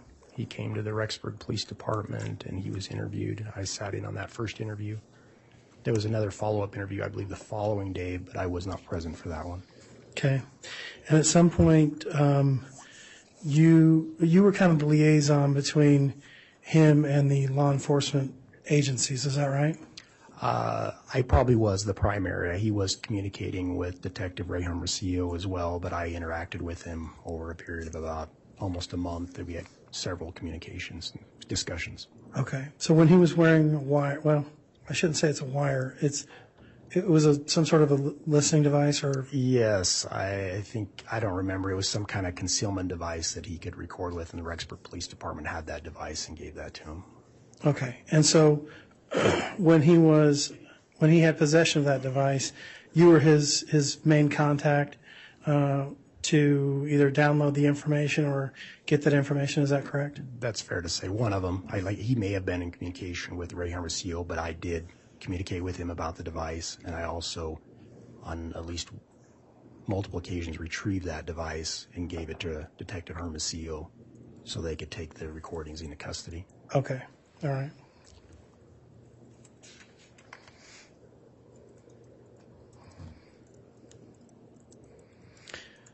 So there was some talk of you dealing with your Nick Balance, who is the member of the cast team. Is that correct? Yes. And he gave you some specific dates, or you asked him to give you some specific dates between September 1 and September 30th, 2019. Is that correct? Yes. He had provided dates in the investigation based on what he was reviewing, but he works on a lot of different cases for different people to assist case agents like me. So he's helping me by feeding me stuff of potential interest, but eventually it got to the point that although it was helpful, I wanted to see it all. And that's where he provided a file for September of 2019, and I started going through it myself to see if I could see anything else that had been overlooked. Mm-hmm. And then I did it again later for the month of October. Okay. And I believe you mentioned a couple of times that you were seeing patterns, or you were things were outside of what you would call a pattern. Is that right? Yes. Is that fair to say? That's fair to say. All right. And so how long, I mean, you've been doing this for a long time. You've been a special agent for a long time, done a lot of surveillance, I'm sure. How long does it take for you to develop enough data where you can have a pattern on a particular person? In general terms or in this specific case? Well, let's talk general terms first, and then we'll go specifics. if I saw something happen every day for a week at a certain time or a certain place, I would sort of think that's a pattern that they do that at a certain time or place. In this case, I only had those 3 months to really analyze. I mean, those 2 months to really look at. So when I say a pattern, it's based only on that information. Okay. I guess there's a difference between having a pattern. If you're a college student, you see that person leave their house at 9 a.m., they go to a particular building on a particular campus at 9:15, they come out at 11 o'clock, they come home, there's a specific pattern. Yes, especially for somebody that's going to school or employed. They generally are arriving roughly the same time, leaving the same time. In this case, we didn't see those kind of patterns. He didn't appear to have employment or anything like that. So what he did in a given day, it varied quite a bit from a day to day. So when you say pattern, I mean that, especially in this particular context, it's kind of a loose term. Like there's really not a pattern, right? So I believe when I mention pattern, at least the one I'm thinking of is where it went at night, and I think I just detailed what I saw, which was in the month of September at least. From the time it first appeared at 107 through the end of the month, it went to 107 during those particular hours in the middle of the night. Okay, and you're just talking about the And so for my pattern is, though, what is that 25-day period? It did that. Okay, but it's kind of hard to come up with a real pattern based on a 25-day period, right? Sure.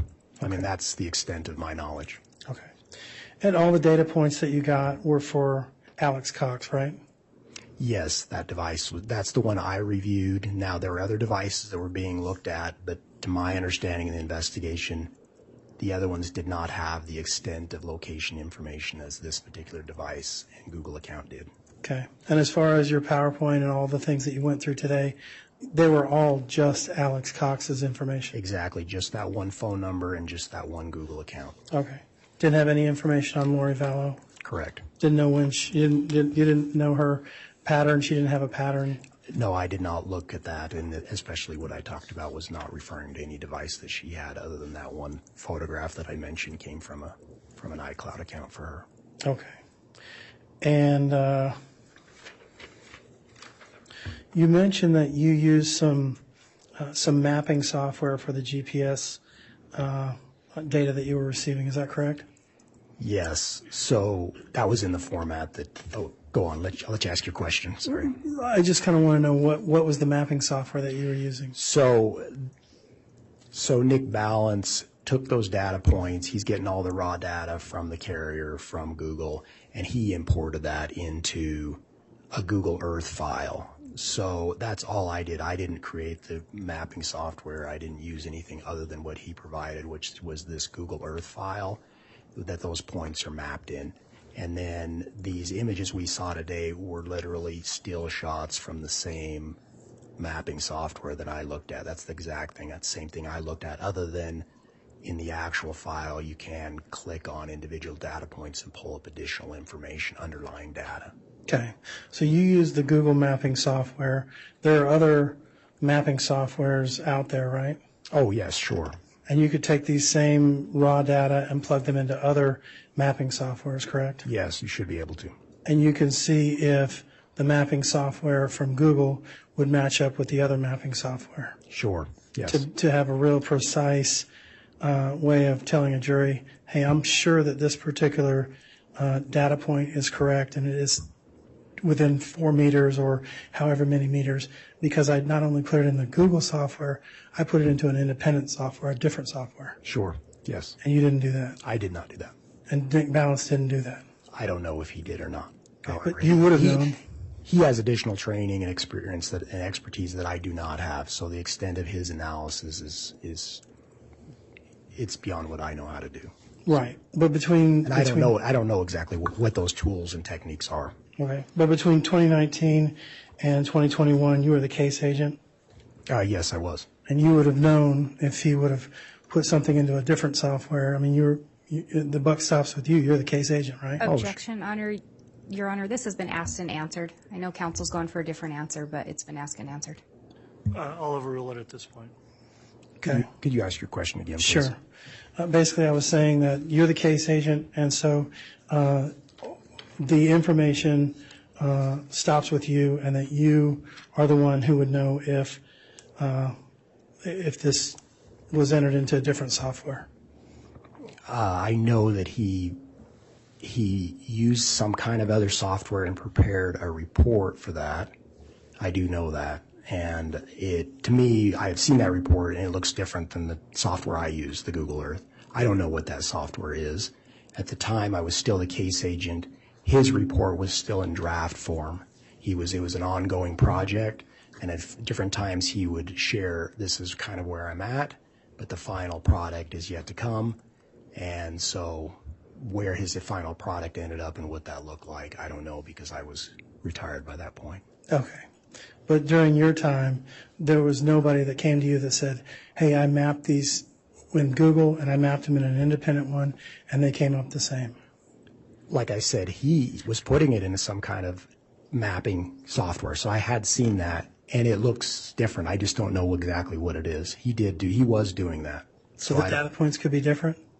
No, I just know that they were different. I'm not sure what you're asking.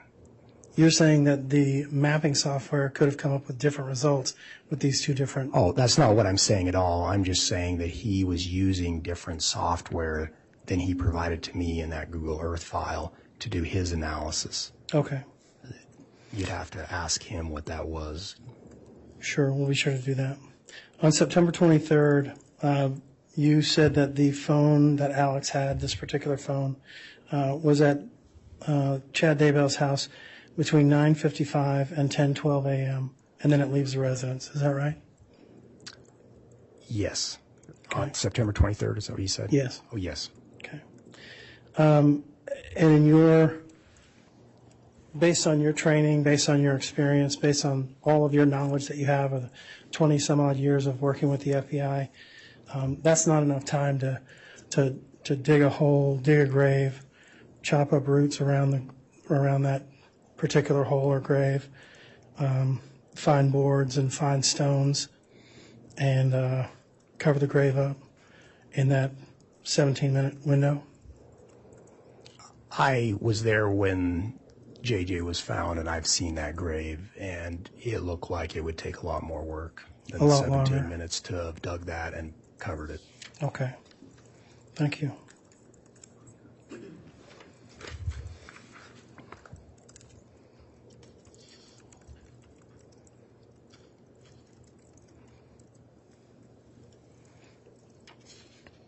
There was some talk about where this particular phone was that belonged to Alex Cox, where it was on different dates. On August the 9th, do you recall where Lori Vallow was on that particular day? August 9th or? October 9th. Oh, October 9th? I do. My understanding is she was not in town. She was traveling, if I recall traveling? from the investigation, yes. Going to Arizona? I think she was in Arizona and then Missouri. Okay. I don't know exactly if the 9th, which one of those places she was at. All right. And on October the 18th, when Tammy Daybell died, do you remember where Lori might have been on that particular day? My understanding is she was in Hawaii or either in transit to or from Hawaii. Okay. If I could have just a second, Judge. Yes.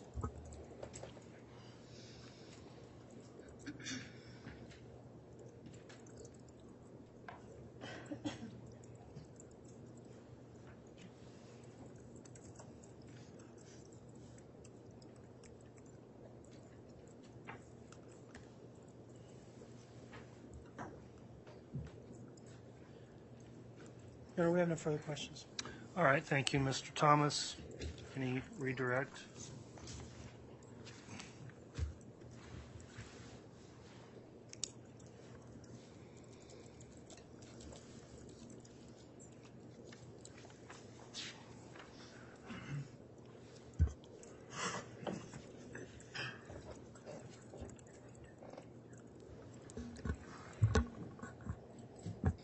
You were asked a lot about whether or not you use different software from Agent Balance, and you indicated you did use the Google software, correct? Yes, I used the same software he provided the document in, or the data in. And that was how he provided it to you? Correct. He created that file. And did you, in fact, conduct additional investigation regarding those data points? And what I'm referencing is on September 8th, a photo was recovered placing Alex Cox in West Yellowstone. Is that correct? Correct. There was other investigation being conducted to help corroborate the data that was being found in the devices.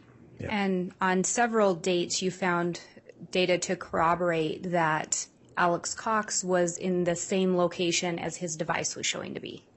Correct. And when you're doing data location, you're just talking about the location of the device itself. Correct.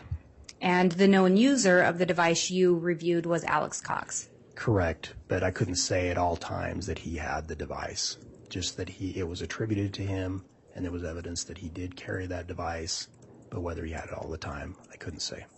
And what you've talked about today is not a review of phone calls or text messages between Alex Cox and anyone else. Is that correct? Correct. You're just talking about the location data associated with that. Correct. So as far as any communications he may or may not have had with Lori or Chad during this time, outside of the 10 text messages that were referenced, you did not get into those communications. Correct. I was not reviewing his call detail records in depth like that. There was an analyst assisting, as well as Nick Balance was looking at it. I'm aware. You were also asked about how long it would maybe take to dig, or about the grave that was located, and if 17 minutes was enough time to dig that grave. In your opinion, would 17 minutes be enough time for one person to dig that grave? I don't think so. I don't think so. It looked, it's been a while since I've seen it, but I think it would have taken one person longer than that to have dug that. So could more than one person have been involved in digging that grave? Yes, or Objection. potentially. It calls for speculation, Judge. Overruled. Yeah, it potentially could have been done quicker with more people or equipment, or when I say 17 minutes, that's the time the device is there, not necessarily that the grave was dug then or dug prior to that. I don't know. I can't say that. This is the time when the device was there. So at this point, there'd be no way to know whether or not there was more than one person involved in digging that grave just based on the data location that you have. Based on the data location, I can only say there's a device there at the grave site. No further questions. All right, thank you, Ms. Blake. That will conclude then the testimony of this witness. Can the witness be released? We would ask that the witness be released from the subpoena, Your Honor. Any objection? No objection, Judge. Okay, thank you for your testimony. The bailiff will help assist you out of the courtroom.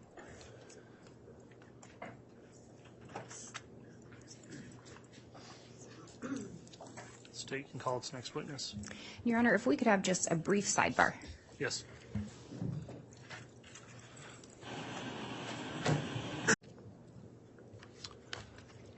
All right, once you're ready, Ms. Blake, then the state can call their next witness.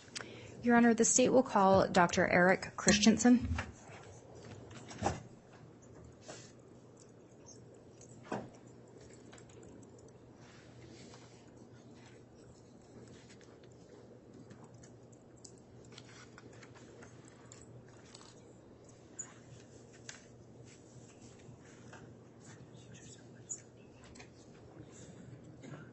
Do you solemnly swear or affirm the testimony you're about to give will be the truth, the whole truth, and nothing but the truth, so help you God?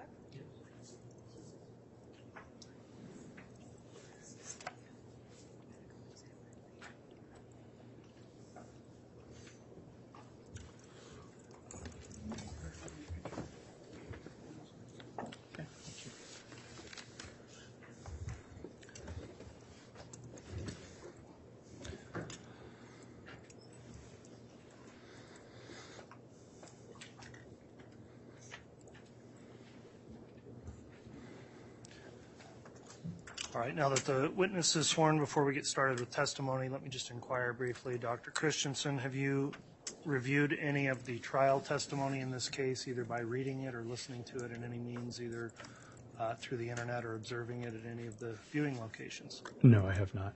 Okay, thank you for your response. When you're testifying, please talk directly into that microphone, and please use verbal responses to answer any questions so we make a clear record, and also try to avoid speaking at the same time as anyone questioning you. With that in mind then, Ms. Blake, you can inquire on your direct examination. Thank you, Your Honor. Would you please state your name and spell your name for the record? Sure. Eric Christensen. It's E-R-I-K, last name C-H-R-I-S-T-E-N-S-E-N. What is your current occupation? I'm currently employed as a forensic pathologist by the Utah Department of Health and Human Services, where I serve as the chief medical examiner for the state of Utah. And is your title doctor? Yes. What experience, well, actually, let me back up. What education do you have in order to hold the position you have? Sure. I have an undergraduate degree in philosophy that I attended then medical school at the University of Virginia. Following my medical school training, I did an internship in pediatrics at Walter Reed Army Medical Center, and then subsequent to that did pathology residency training in anatomic and clinical pathology. Following completion of that training, I spent some time as a hospital-based pathologist for a couple of years prior to doing a specific fellowship training in forensic pathology. And since that time, I've been employed as a forensic pathologist. And can you explain a little bit about what a pathologist in general is? Sure. Pathology is a specialty of medicine, just like internal medicine or pediatrics or surgery, that is aimed at making diagnoses of conditions based on the evaluation and analysis of either fluid samples or tissue samples or cell samples, and also by means of an autopsy. All of those things fall under the purview of pathologists. For example, if you go have blood drawn, all of that blood is run in a hospital lab that is directed and supervised by a pathologist. If you have a biopsy of something taken to find out if it's cancerous or infectious or whatever, all of those things are evaluated by pathologists to make a determination as to what the diagnosis is. And then autopsies are also done by pathologists to determine cause of death. And if you, in conducting autopsies, is that a special branch of pathology? Is that the forensic pathology? So the performance of autopsies is part and parcel of anatomic pathology. To be a forensic pathologist, you are required to first have board certification and training in anatomic pathology, and then subsequently receive special training in forensic pathology, which is aimed at the evaluation of sudden, unexpected, and non-natural deaths, things that typically fall to the jurisdiction of either a medical examiner or a coroner. Have you worked as a forensic pathologist in other locations than Salt Lake? Yes, I have. And where else have you worked as a forensic pathologist? I've worked as a forensic pathologist in Virginia as well as South Carolina prior to moving to Utah.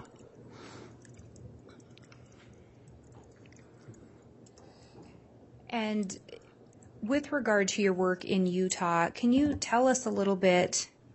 Actually, let me back up. In Utah, with regard to a death certificate, who is it that would determine the cause and manner of death? So in Utah, the system is such that for most deaths in the state... I'm going to object. I don't think this is relevant to this case. He's dealing with Utah. Ms. Blake, response. Your Honor, I think it goes to his training and experience and what his job duties are within the state of Utah. While he conducted an autopsy for the state of Idaho, I think it is relevant. For foundational purposes, then I'll overrule that objection. Thank you, Your Honor. Yeah. Who in Utah is the person that determines the cause of death or manner of death on a death certificate? Sure. For cases that do not fall under the jurisdiction of the medical examiner in Utah, that would be just whoever the person's primary care doctor or attending physician was if they're a hospitalized patient. For deaths that occur and fall to the jurisdiction of the medical examiner, which is about 20% of the deaths in the state of Utah, all of those death certificates are signed by our staff of 10 10 forensic pathologists. In Utah, do they employ the coroner system? No. Coroners, there's a lot of regional variability as to how that happens throughout the country. Some states, like Idaho, South Carolina, other places that I'm familiar with, have at each county has a coroner who's assigned to elected to investigate deaths that are sudden, unexpected, and non-natural. Some states have moved to institute a medical examiner system instead of a coroner system. In some states, that's done on a statewide basis, as it is in Utah. Some places, it's done on a county-by-county basis, where there may be some of the larger counties in a state, for example, may have a medical examiner, but the smaller jurisdictions may still have elected coroners. Have you previously worked in systems that have the coroner, or in states, that have the coroner system in place? Yes. And in those jurisdictions, a coroner is separate from a forensic pathologist, correct? That's correct. And as a forensic pathologist, you've talked about the background and training and education you have to have. In your experience, do coroners require that same training and experience? No, they're not required to have that. Most places, the statutory requirements to be the coroner is obviously you have to be elected, but then you also have to be a registered voter usually in the county where you're elected, can't have any felony convictions, but there's beyond that no general specific requirements, although that varies a little bit from state to state. And do you know approximately how many autopsies you have conducted at this point in your career? Around 7,200. Did you end up conducting an autopsy on an individual named Tammy Daybell? Yes. Do you recall approximately when you became involved in the process of starting the autopsy? Yes. The autopsy itself was done on December 11th following a disinterment order from the district court. But our office's initial involvement in that process was probably in November of 2019. We were approached by someone from Fremont County with questions about that process. And so we provided some guidance on how that would be required to proceed. And did you, in fact, attend the exhumation of Tammy Daybell's body? I did. And were you present when her body was was loaded for transportation to your office? Yes. Did you see her casket loaded into the transportation vehicle? Yes. Mm-hmm. Were you also present at your office when the body arrived? Yes.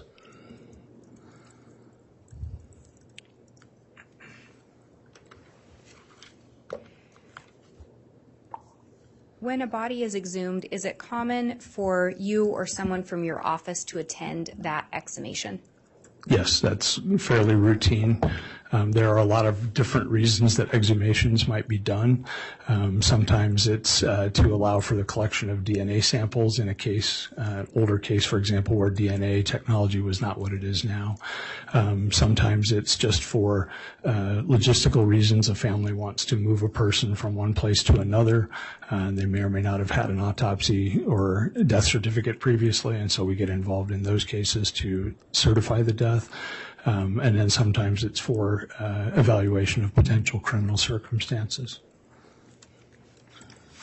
And does your office do more than just conduct the autopsy itself?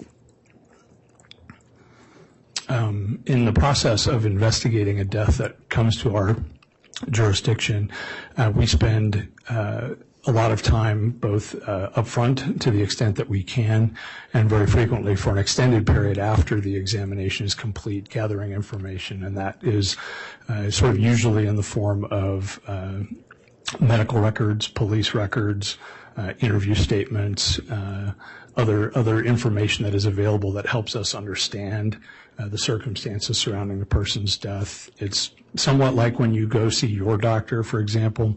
You don't just walk in. He doesn't just do an exam and say, here's what we're doing. He talks to you, he gathers information from you about what your symptoms have been, how long they've been going on, have they gotten worse, are they getting better, all of those kinds of things. And obviously we can't speak to our patients, but that information gathering for us in that realm happens through records review and talking to people who knew what was going on with that person. And with regard to Tammy Daybell, did you in fact obtain some records to review? Yes. And did you speak with individuals already involved in an investigation? Yes, we did. Did you do that? Did you do some of that prior to actually performing the autopsy? Yes. In the setting of an exhumation or disinterment case, it's a little bit unique in the sense that it can be planned out a little bit more, and so we can gather information before that disinterment and the subsequent examination happens. In this case, we did have the ability to gather some information from Fremont County, from both the sheriff's office and the coroner's office as to their investigation of Tammy's death up to that, to the point that she was released for burial and transported to Utah.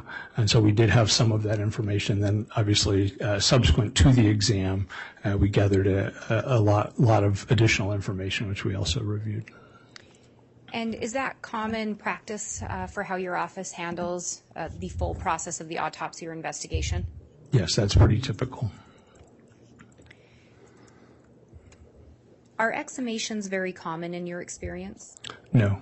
I've been involved with, over the course of my career, a dozen or two at the most. I mean, it's not out of 7,200 autopsies, it's not a common occurrence. And when you performed the autopsy of Tammy Daybell, was anyone else present with you? So at that time, she was a trainee in our office, Dr. Lily Marsden, who was a board-certified pathologist who was at that point specifically in our office to train as a forensic pathologist.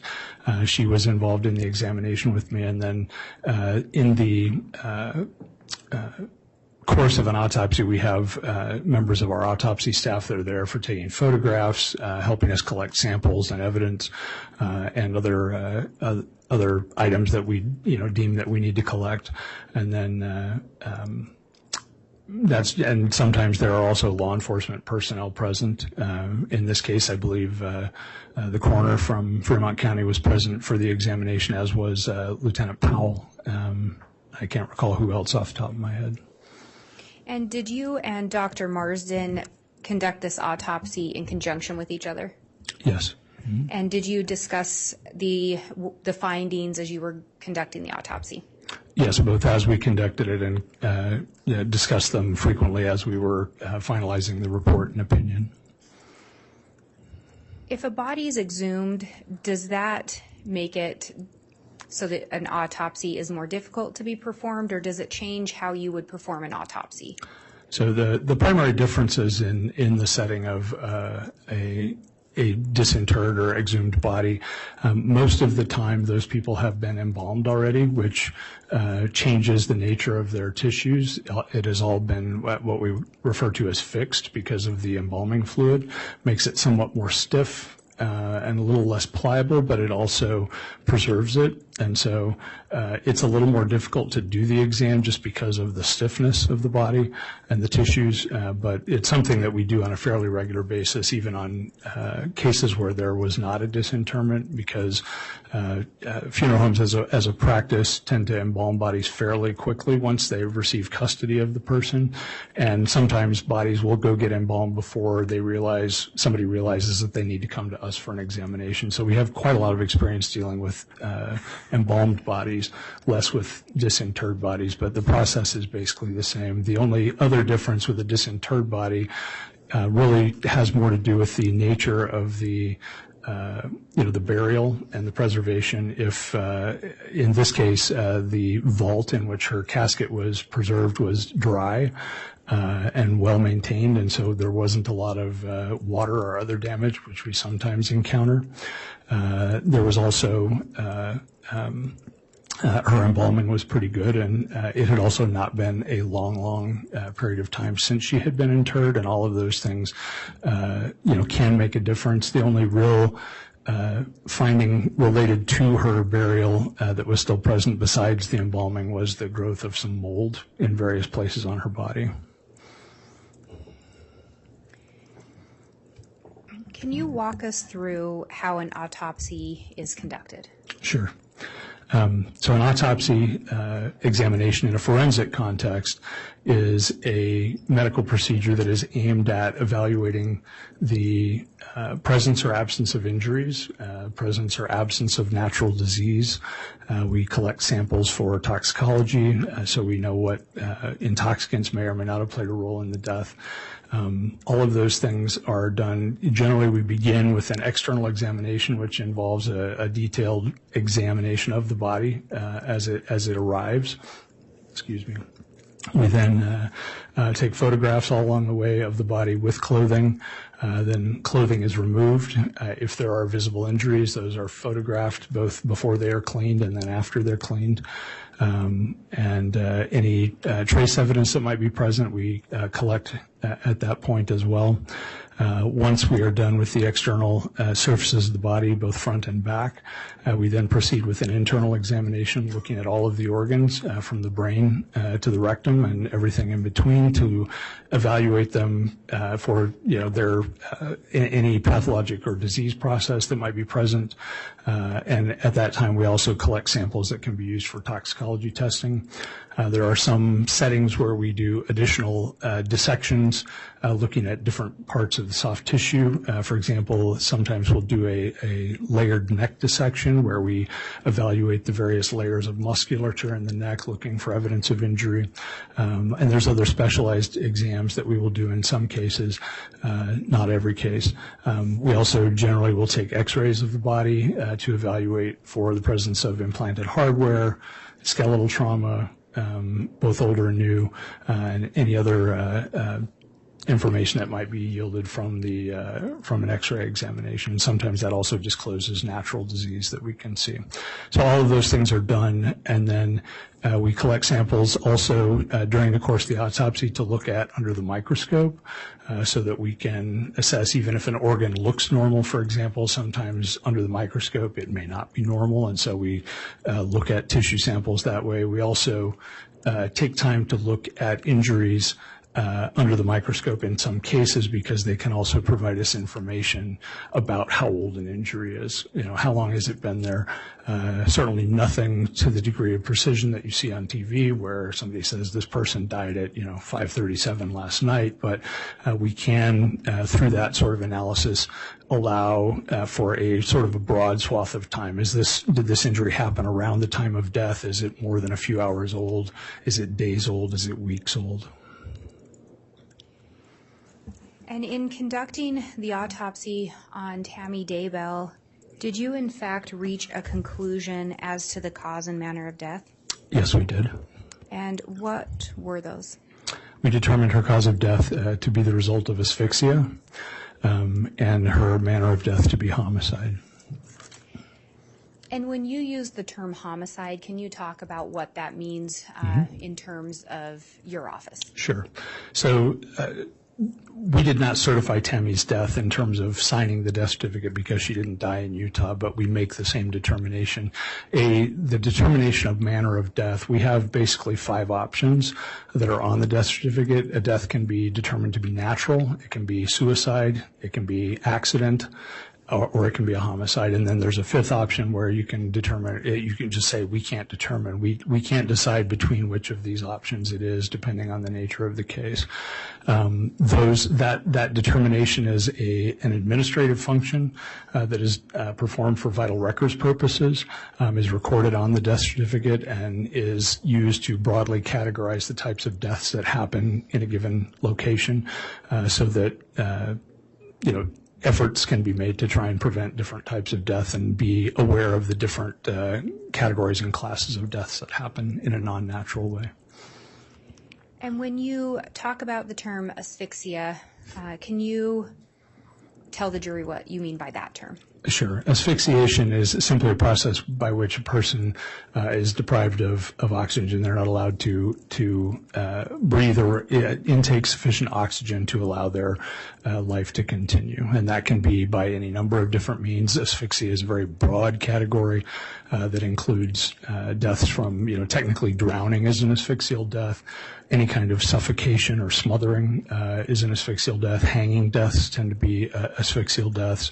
And there are also chemical asphyxiants. Carbon monoxide, for example, impairs persons' ability to use oxygen. But broadly speaking, we use that term to apply to cases where someone is unable to get sufficient oxygen into their system to allow them to continue living.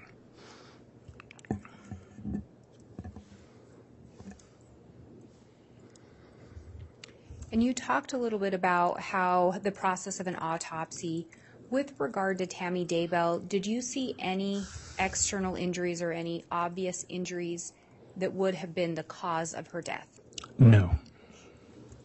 Can you walk us through how you ended up reaching your conclusion regarding homicide and asphyxiation? Sure.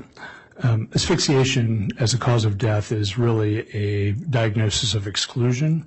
It requires that you have evaluated other possible causes of death and excluded them as contributing to the death. Essentially, in this case, and many cases like it, you have what we would term a mostly negative autopsy, meaning there's no pathology, no natural disease, and no evident injuries that are visible at autopsy that would explain why this person died. And most asphyxial deaths fall into that category as well. There are a limited number of things that can cause deaths without leaving any changes that are visible in the body as to why the person died. And some of those are natural, some of them are non-natural. In this case, the two primary natural causes that can result in this sort of change are seizures. Someone can certainly have a seizure and die from seizures. Generally speaking, we see that in the setting of people with known seizure disorder. And in this case, we didn't have any history. There was certainly some history relayed to us that she may have had some seizure-like activity in the days prior to her death, but no medical evaluation that we could find for any of those symptoms, no indication that she had a diagnosis of epilepsy. It would also be quite unusual for a woman at her age to suddenly develop seizures out of the blue, having her very first ever epileptic seizure occur at that age. It certainly does happen sometimes, but it's certainly more common in an older person to be a man, and it's also more common for that to occur in the setting of some other brain pathology, for example, like a stroke that was new, something changed in the brain, or the slow growth over time of a brain tumor. That's, for example, how John McCain, Ted Kennedy, and others that had brain tumors, some of their initial symptoms were seizures. And so that, again, she did not have any of that. Her brain was totally normal. And so for that to be her cause of death just is very, very unlikely. So we have excluded that on that basis. Other things that can cause, natural causes of a sudden death with no findings at autopsy would be arrhythmia disorders, rhythm disturbances. Your heart, in addition to being a pump, is also an electrical organ, and it is driven by the electrical circuits within it. And if those circuits get short-circuited, so to say, that can lead to a sudden death in an individual as well. There are a number of inherited disorders associated with genes that make the channels that cause ions to flow in the heart, that make that electrical circuitry work the way it's supposed to. People that have those inherited disorders can die suddenly and unexpectedly. Generally speaking, the people that have inherited forms of that will also have some family history of that, although not always. But most of the time there will be some history of that, and it would also be unusual for it to occur again at her age. Mostly that type of change presents in childhood or young adulthood. So neither of those things is very likely given that. As far as non-natural causes of death, asphyxia, obviously I've told you that's what we concluded led to her death. there are any number of ways that someone can be asphyxiated. That can be from suffocation, which is just a broad description of anything that occludes the external airway. It can also be the result of neck compression or chest compression. Any of those things that impair someone's ability to breathe normally, even if they, if their mouth is not occluded, certainly can also lead to their death. Things that occlude the mouth tend to act more quickly, in the sense if you adequately, block someone's ability to breathe at all by occluding their nose and mouth, they would lose consciousness, very quickly, a matter of, 15 or 20 seconds, if that occlusion is effectively held in place.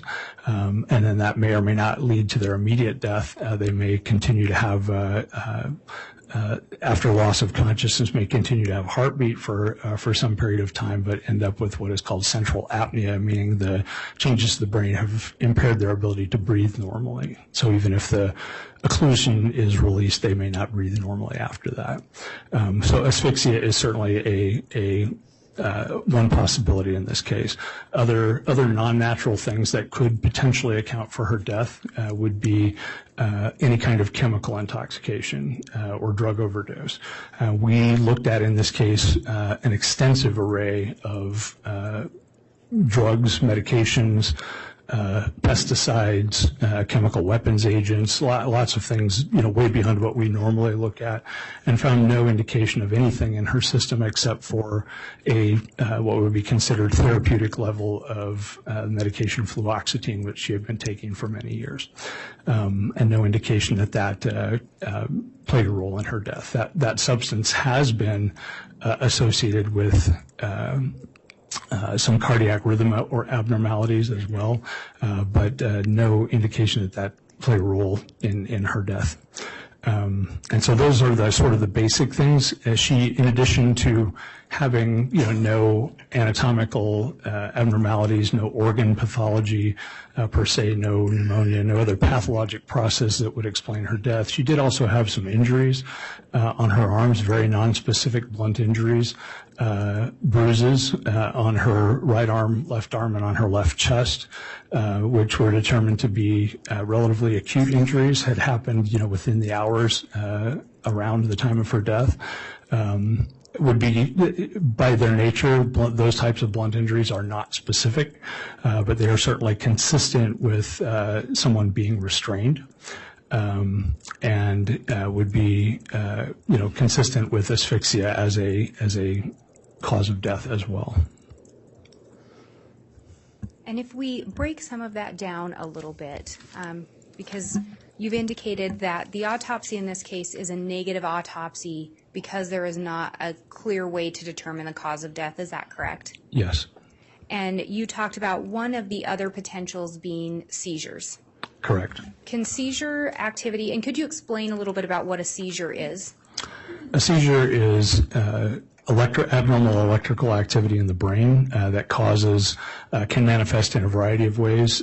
What we might typically think of as generalized or convulsive seizures. Someone would collapse and have shaking movements for a period of time after a period of stiffness. People can also have what are called partial seizures that result in staring spells or other types of inattention or abnormal movements of parts of the body. Any of those types of seizure disorder are potentially put the person at risk for sudden death. Have you conducted autopsies before where there is evidence of seizure activity? Yes. So you certainly don't have to have anything. You may not have any evidence at autopsy, like I said, in the setting of a seizure, but sometimes we do see things, for example, like tongue injuries if the person bites their tongue, and that can be both, acute injuries or healing injuries. We sometimes also see evidence of incontinence of either bowel or bladder occurring at or around the time of death. But those are, I guess I would say, soft signs, not really. They're not definitive for seizures, but they are sometimes associated with seizures. And you did talk about that it would be uncommon for someone Tammy's age to have all of a sudden developed seizures or started having seizures. Yes. And do you know how old she was? 49. You also talked about there was really no evidence of her having seizure-like activity outside of some information provided. Was that information that you reviewed provided by Chad Daybell? I believe that's where the coroner said that information came from, yes. So it came to you through the coroner, but was reported as having come from Chad Daybell? Yes. Did you review some medical records for Tammy Daybell as part of your investigation? Yes, we did. Did you see anything in the medical records that would support Tammy having seizure-like activity? No.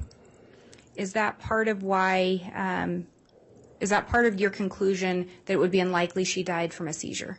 It contributes to that, yes. And then you talked about arrhythmia. I think you said arrhythmia irregularities. I may have that wrong, but essentially something with the heart. Mm-hmm. And I believe you talked about, would it be similar because of Tammy's age, you wouldn't expect to see that a sudden onset of problems with the heart? Certainly, I mean, middle age and older is a common time for people to develop heart disease. And that can also include arrhythmias or rhythm disturbances such as heart block and other things like that. But generally, those do not present with sudden death. They'll present with palpitations or other things like that. In the setting of what we call the channelopathies, the inherited or potentially acquired conditions that lead to lethal rhythm disturbances where a person has ventricular fibrillation, which is incompatible with life. Those conditions do tend to be inherited and do tend to present at a much younger age than what she was. And then just to go over it as well, it sounded like one of the other causes that could result in a negative autopsy would be some kind of an intoxicant. Yes. Can you sometimes see signs of someone dying of an intoxicant? Certainly there are a number of things that we see, and drugs that lead to death or substances that lead to death by intoxication tend to lead to death by one of two means. I mean, all of us, when we die, ultimately our heart stops and our breathing stops. And so it's generally the medication or the substance has an action on one of those things. Opiates, for example, and other central nervous system depressant agents tend to suppress breathing. They either slow your breathing down or stop it, which then leads to, once your breathing is inadequate, will ultimately lead to your heart stopping. Other medications are directly toxic to the heart. But any of those types of suppressant medications that lead, or depressant medications rather, that lead to respiratory failure also lead to what is called pulmonary edema, which is the presence of fluid buildup within the lungs, which sometimes then also is visible externally as it comes up the airways and out in the setting of fatal intoxication. When you talk about intoxicants, does that also include what would commonly be known or referred to as poisons? Yes. Mm-hmm. And you talked about doing some testing for intoxicants, and so that would encompass poison as well? Yes. I mean, there is no such thing, for example, as the ability to test for every possible substance. Toxicology labs just generally are not structured that way. It's the lab that we use does a very broad screening for hundreds of the more common, and even many of those are not very common, but hundreds of the more common illicit drugs, over-the-counter drugs, and prescription medications to see are they present or are they not. In addition, in this case, we also looked at heavy metals, lead, arsenic, selenium, and other things that are known to be intoxicants. We looked at organophosphate pesticides to see if there was anything there that could potentially lead to her death. Looked at cyanide.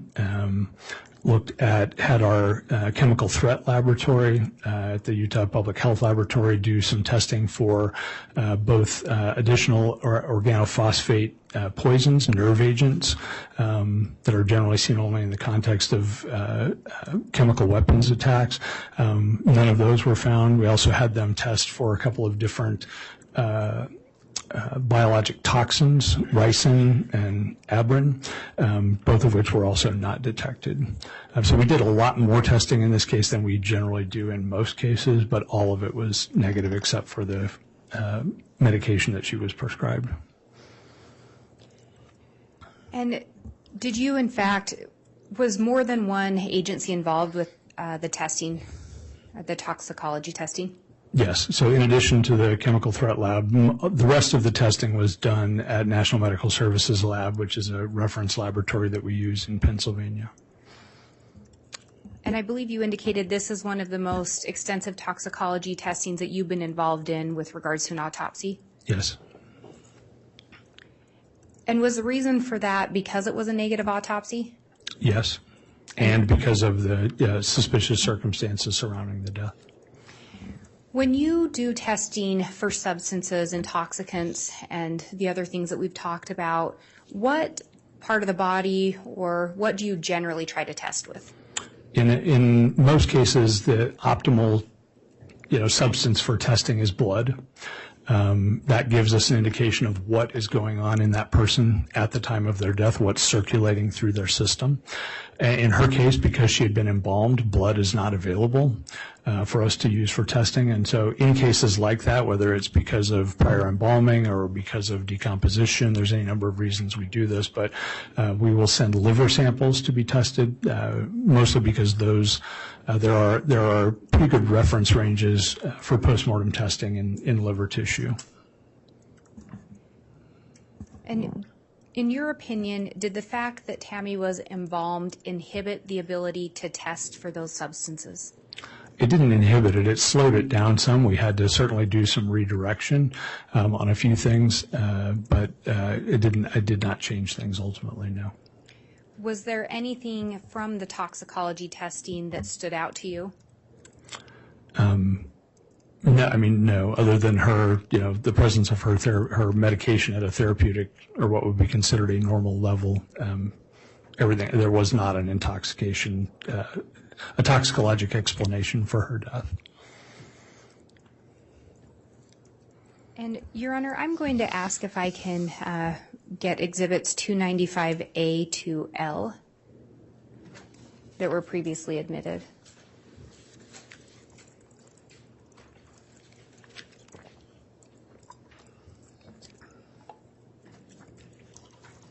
Mr. Bailiff, sorry, could I just briefly look at those? It'll be quicker for me to. I'd like to see him too.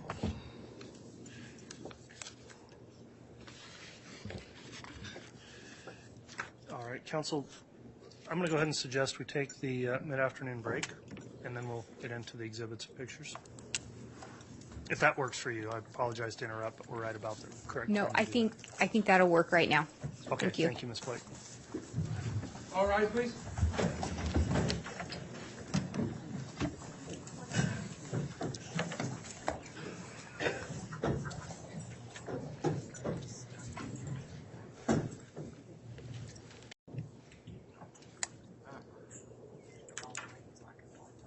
Everyone can be seated.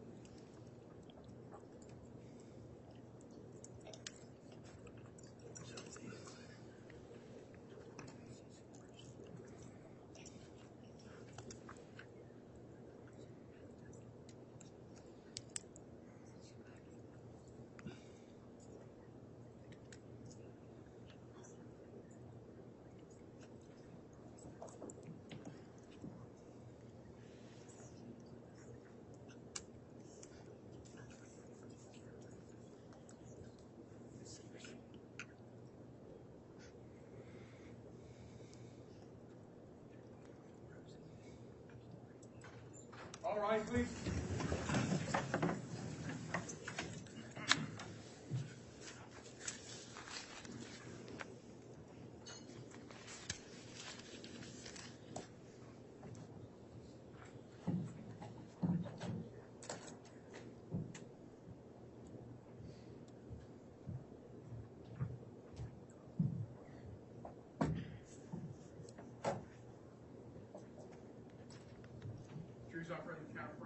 All right, thank you, Mr. Bailiff. Please be seated. Before we start with the examination, can I have a quick sidebar with counsel?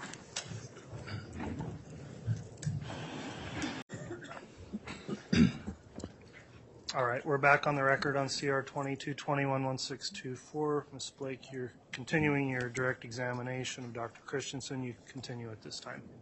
Thank you, Your Honor. So we've been talking about the autopsy and what all that entails.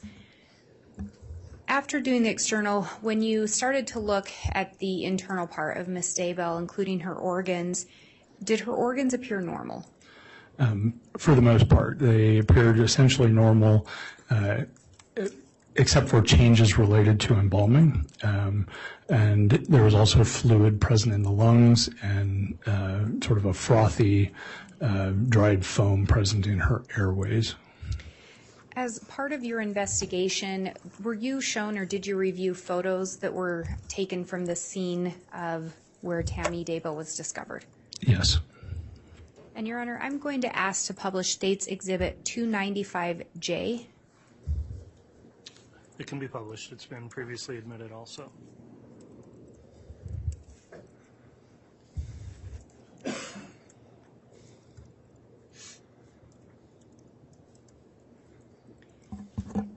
When you talk about the substance in the lungs, the frothy substance, would it be similar to what we see here?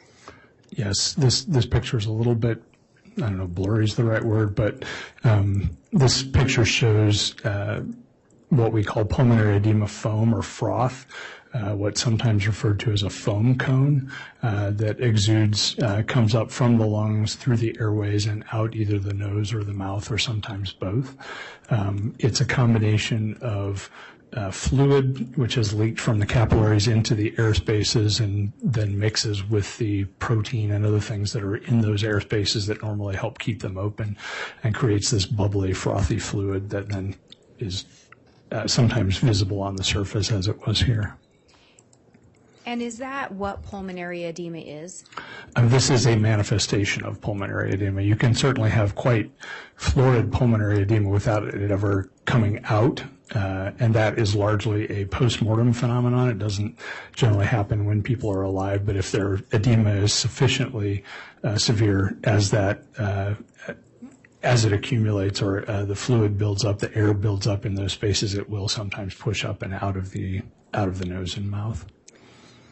Had you, in fact, conducted other autopsies where this frothy foam had been present? Yes. And is pulmonary edema actually a cause of death? It is not. Would it be just a result of the cause of death? Yeah, generally speaking. So the pulmonary edema is a finding or it's a physical manifestation of some underlying pathologic process. So we most commonly see this sort of change in the setting of opiate intoxications, heroin overdoses, oxycodone overdoses, and those sorts of things. But it's very common also in the setting of drowning, can be seen in asphyxial deaths of all kinds, can also be seen in the setting of heart failure. There's a number of things that can cause pulmonary edema, but the pulmonary edema is not what leads to the person's death. It's the same thing that caused their death is also what causes the pulmonary edema. The pulmonary edema is just a manifestation of the cause of death, and there can be different things that cause it. Just like with a like hemorrhage is a non-specific thing. You can bleed to death from lots of different things. You can bleed to death because you're shot. You could bleed to death because you're stabbed. You could bleed to death because you're in a car crash and suffered some fractures and other things. Lots of different things can lead to hemorrhage. Hemorrhage is sort of a mechanism or a finding in the setting of those other things, but it's those other things that are the cause of death. And in the context of pulmonary edema, it's whatever caused the pulmonary edema would be the cause of death. And is pulmonary edema a manifestation or a mechanism or a finding associated with asphyxiation being the cause of death? Yes, it is. Did this in part play into your finding that asphyxiation was the cause of death here? It did. And that was done in conjunction with ruling out the other causes of death that could result in or have a manifestation of pulmonary edema? Yes.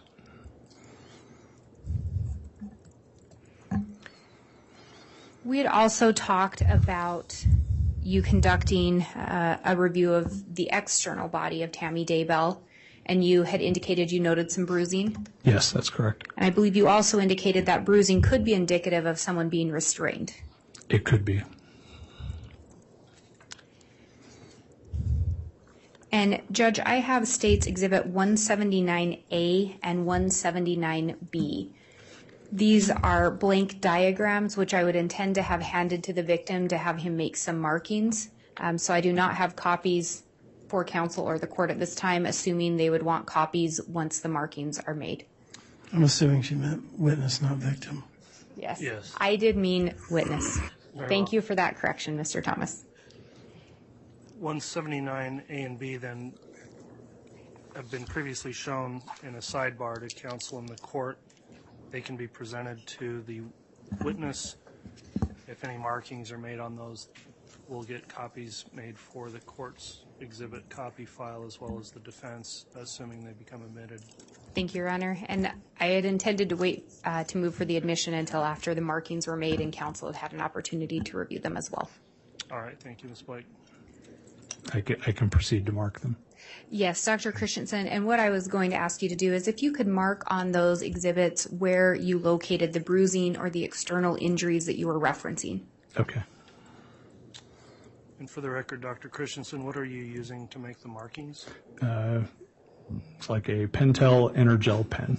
The color of the ink? Blue, it looks Okay. like. I haven't written with it yet. Blue ink pen, thank you. Yes.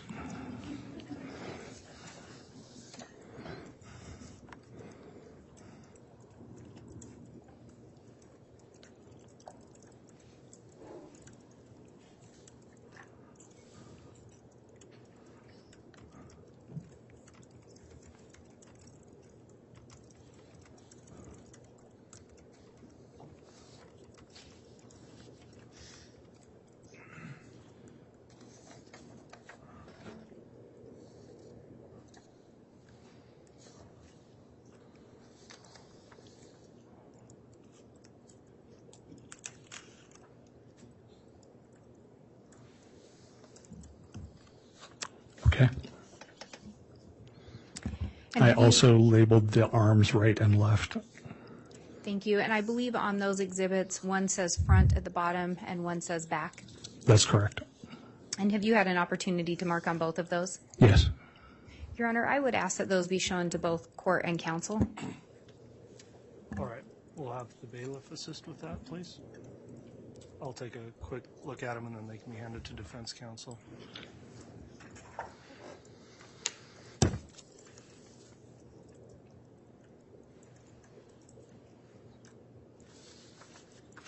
right, thank you, Mr. Bailiff.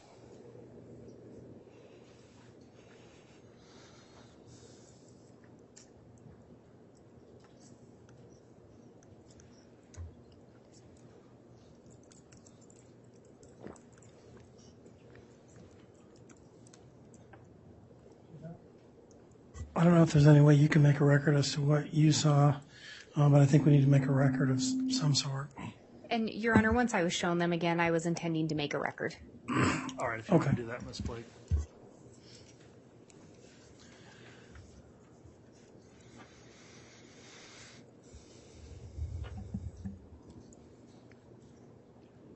I guess just starting with the fact that there were no markings on those when the witness received them and no one else is marked on them. Yes.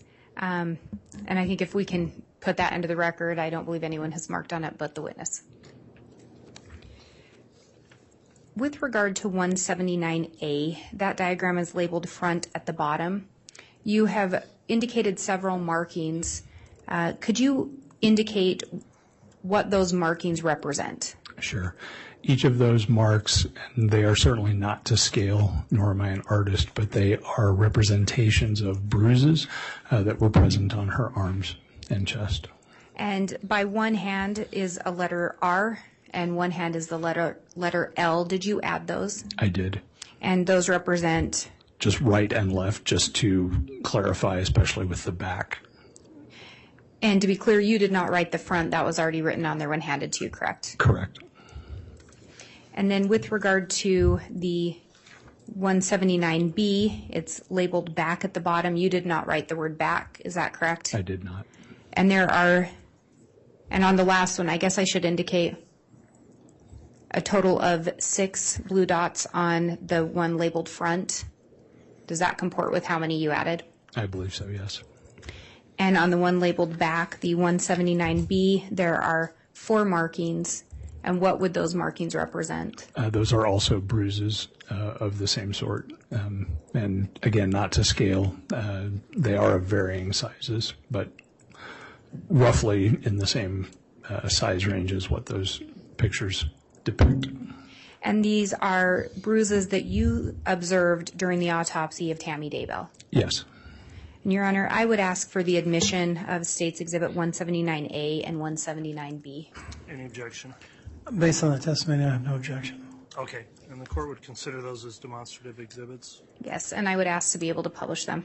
You can publish them, and they are admitted.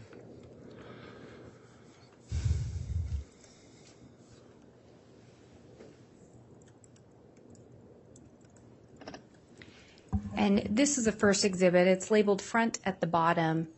Can you, and you've already talked about these marks indicating bruises, they're not to scale. Can you put into the record where on the body you had observed these bruises? Sure. Those injuries on the right arm are on the upper right arm over the lateral biceps area. The one on the right forearm is at the edge, the outside edge, with the palm forward, which is what is typically described as normal anatomic position. So this diagram is such that the person is standing with their palms forward, and that mark on the right forearm is towards the outside with the hands positioned that way forward. The mark on the chest is on the upper portion of the chest above the breast on the chest, and then the one on the left arm is over the left biceps.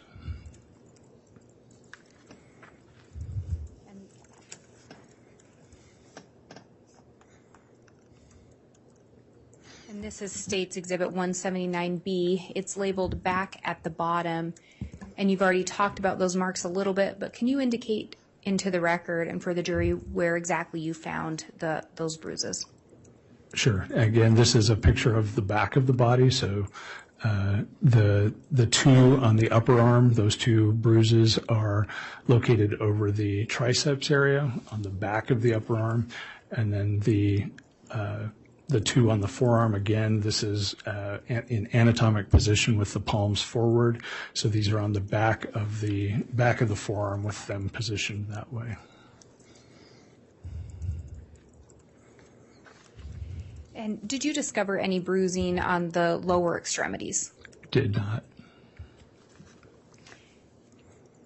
When you conduct the examination, do you document any external injuries as you go? Yes. Were photos, in fact, taken of these bruises that you observed? They were.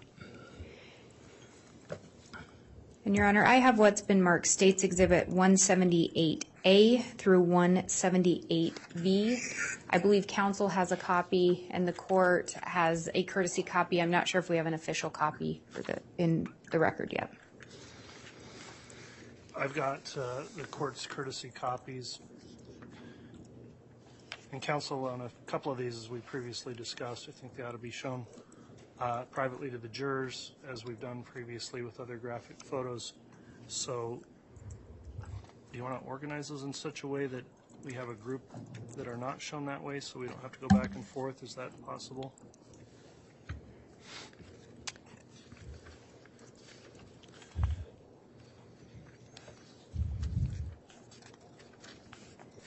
So we've got A and C,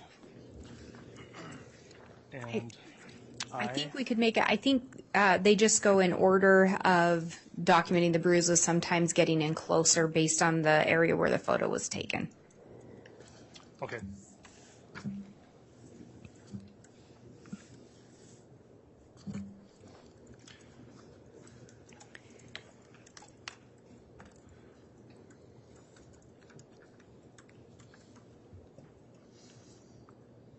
And I think maybe what I would ask is if the court would allow, because and I understand these have not been admitted yet either, but for purposes of starting with, if I could have the witness shown the exhibit and then possibly for reference have him be able to look at the exhibits in order, but pull the ones that need to be published separately and publish those after. Very well. That would be great. I don't know if counsel has an objection to that, but. No objection. Okay, we'll do it. So if I can have the witness shown this copy.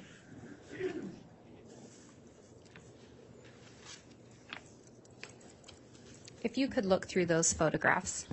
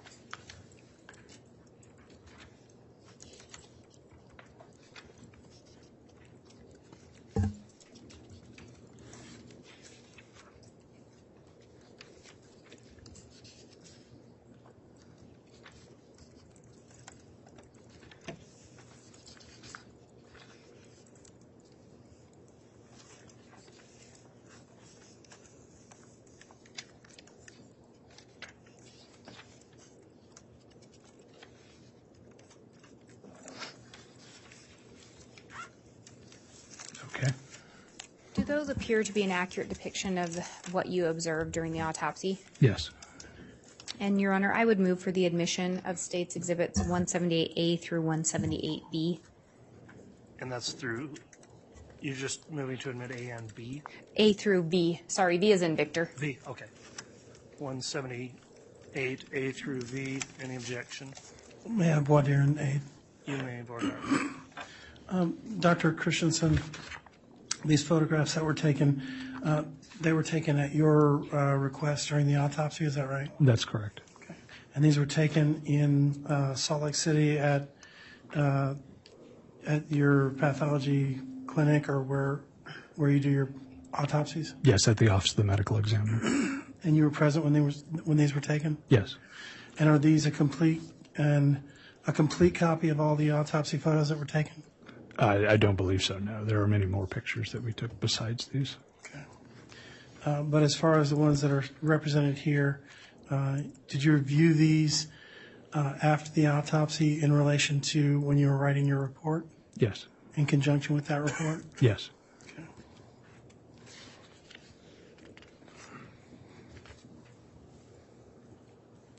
And some of these indicate that, no, I'm not going to get into that yet. I have no objection, Your Honor. Very well. Exhibits 178, A through V are admitted. Thank you, Your Honor. And pursuant to what the court's indicated, if I could have the witness retain a copy to reference as we are publishing only some of them, is my understanding right now. Okay. I'll have. And I can either give him my copy. They have the same exhibit stickers, so whether I retain the copy he was just looking at or this one, I don't know if the court has a preference. All right, the ones that are published should probably be the originals, so when they are published, so we'll have the witness have the copy exhibit from your folder. That would be fine. Yes. And doctor, as we go through these, some of these are not going to be published at this time, but in order for you to have the reference, because I believe they go in order where some of the injuries were documented. On that first photo that is not going to be published at this time, 178A, can you indicate what that depicts? It's a picture of Ms. Daybell's left upper chest, showing the bruise on her chest, left chest. And that next photo, 178B, is that a closer view of that same bruise? Yes, it is. And Your Honor, I would ask to publish 178B. You can publish that. Thank you, Ms. Blake.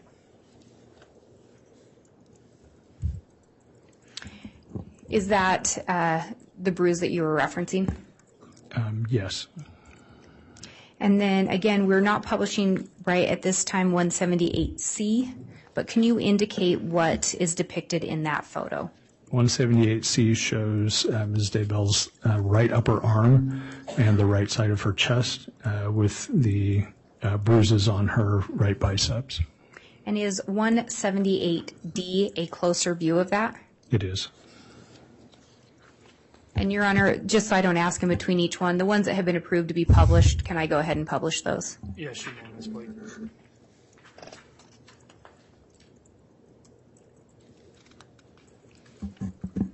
And that's the closer up view of that bruising? Yes, it is. And then if we look at the next photo, 178E,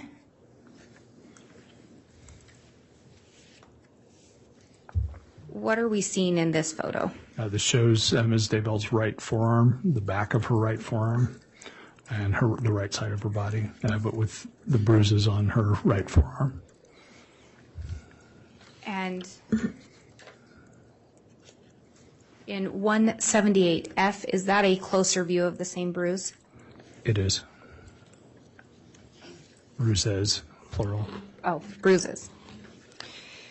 In 178G,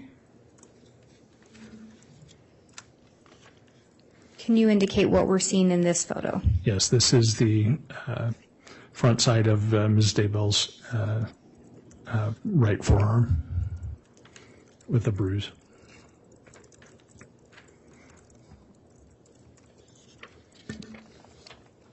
And that 178H? Is a close-up of G, close-up of the same injury. And then we are not publishing at this time 178I, but can you indicate what that shows?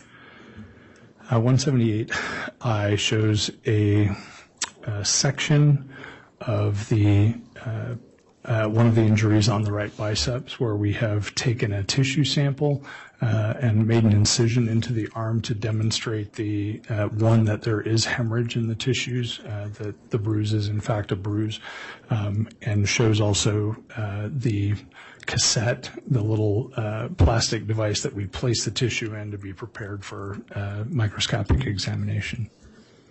And if I publish 178J, is that another view of the incision you were just describing? I believe so, but I can't be certain. It's very, very close up, but I can't tell you for sure if it's the same or not. I think it is, but if I go to 178K. Yes. 178K is the same injury and the same section. And so just to go over that a little bit, you indicate you end up taking a sample of where the bruise is. Yes. And what does that allow you to determine? As I mentioned previously, it allows us to look at that tissue under the microscope to see what sort of progression that injury has gone through. Is it just hemorrhage which is what we see generally in the initial stages of any injury, just bleeding into the tissue in a blunt injury. Over time, those soft tissues go through a progression where inflammatory cells come in an attempt to clean up the injury. Over time, the nature of those inflammatory cells change. Eventually, you end up with tissue cell types that make scar tissue, and then eventually you just end up with scar. And all of that takes place in a somewhat protracted way over several days to weeks. But looking at that under the microscope at least gives us some indication of where in that process the injury is. And as you were going through this process with the bruising on Miss Daybell, were you able to make any determination with regard to the age of the bruising? All of it, all of the sections that we look at under the microscope showed only hemorrhage. They were acute injuries.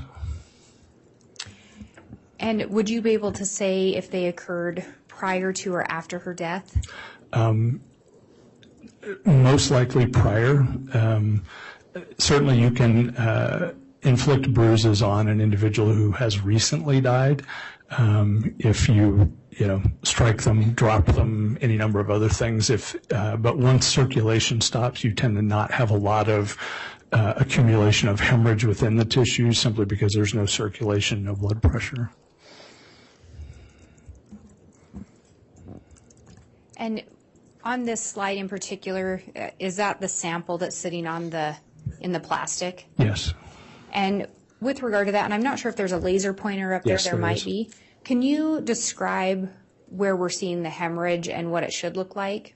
Sure.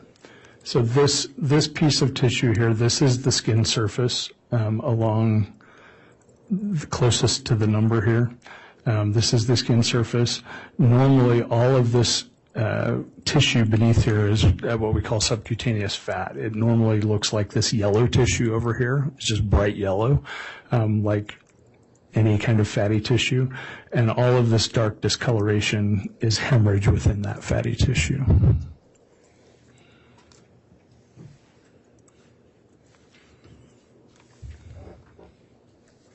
And I believe we are not publishing photo 178L right now, but could you describe what's in that photo?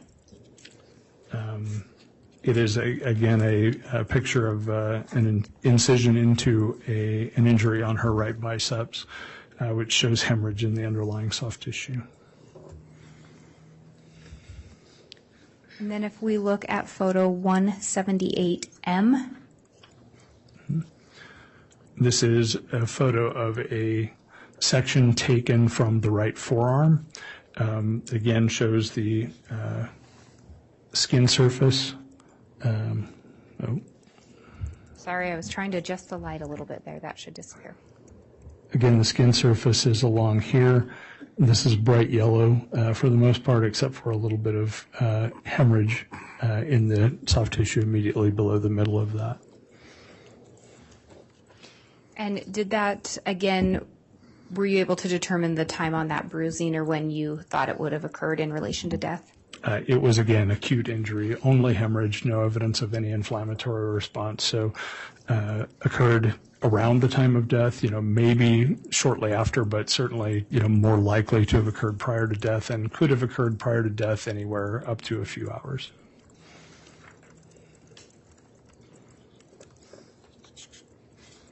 And 178N, is that just another view of the same? Yes, it appears to be.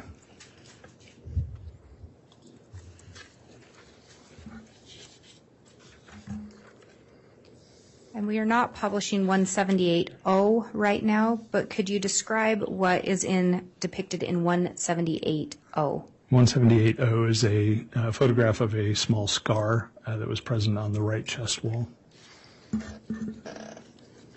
And we are not publishing 178P right now, but can you indicate what is depicted in that photo? 178P depicts incisions into the bruise on the left biceps.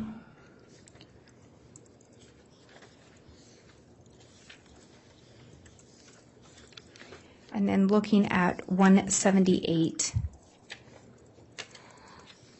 Q, are you able to determine what that is an image of?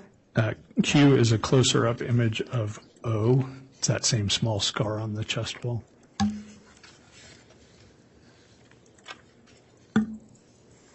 And that scarring was an older injury? Yes, it was completely healed. Do you simply document other external injuries that you notice, including older scarring? Yes, we do.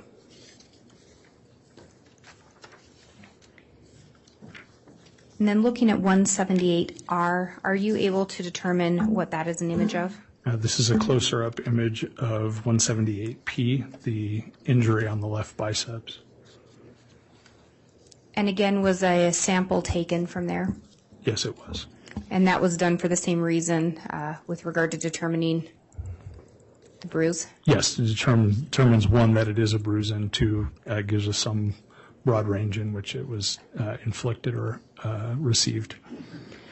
And we are not admitting 178S right now, but can you indicate what's depicted in that image?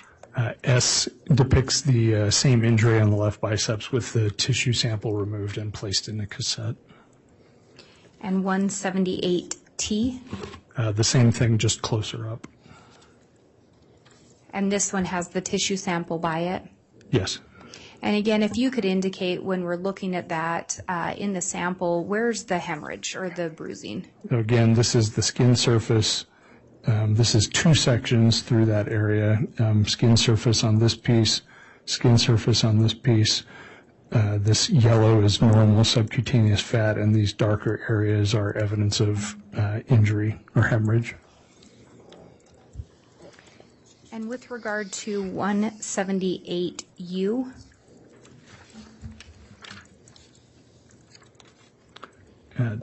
This represents a close-up view of the bruise on the left chest. And 178V? 178V again shows the same area with the sample removed and placed in the cassette. And so, again, is that darker area where you were looking at? Yes, this is the skin surface on the right of that image. All of this dark is hemorrhage within the tissue. And on the prior exhibits where you had indicated the blue marks, these are the images of those bruises from Miss Daybell's body? Yes, they are. And then images documenting the subsequent samples taken? Yes.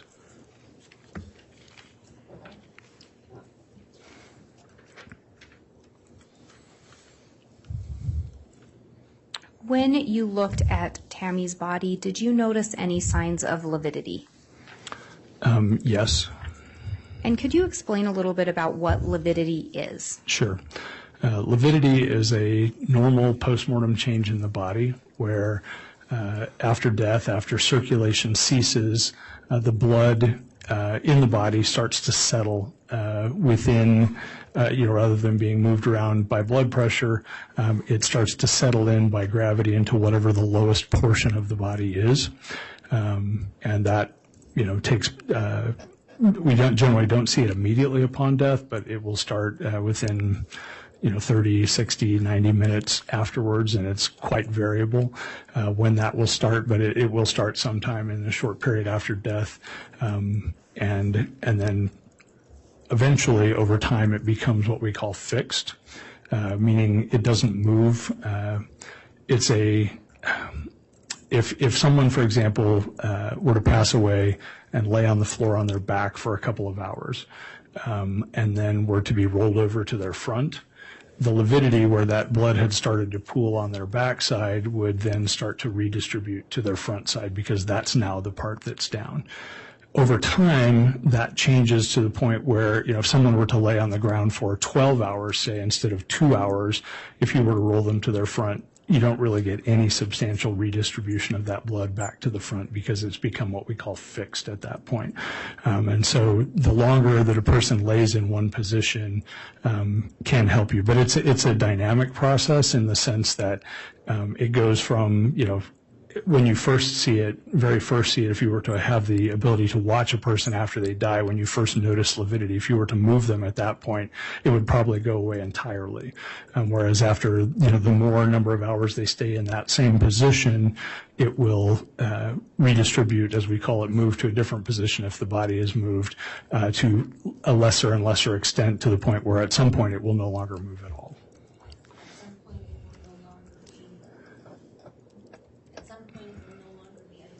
I'm not sure what I said. It'll no longer be movable. It will be fixed.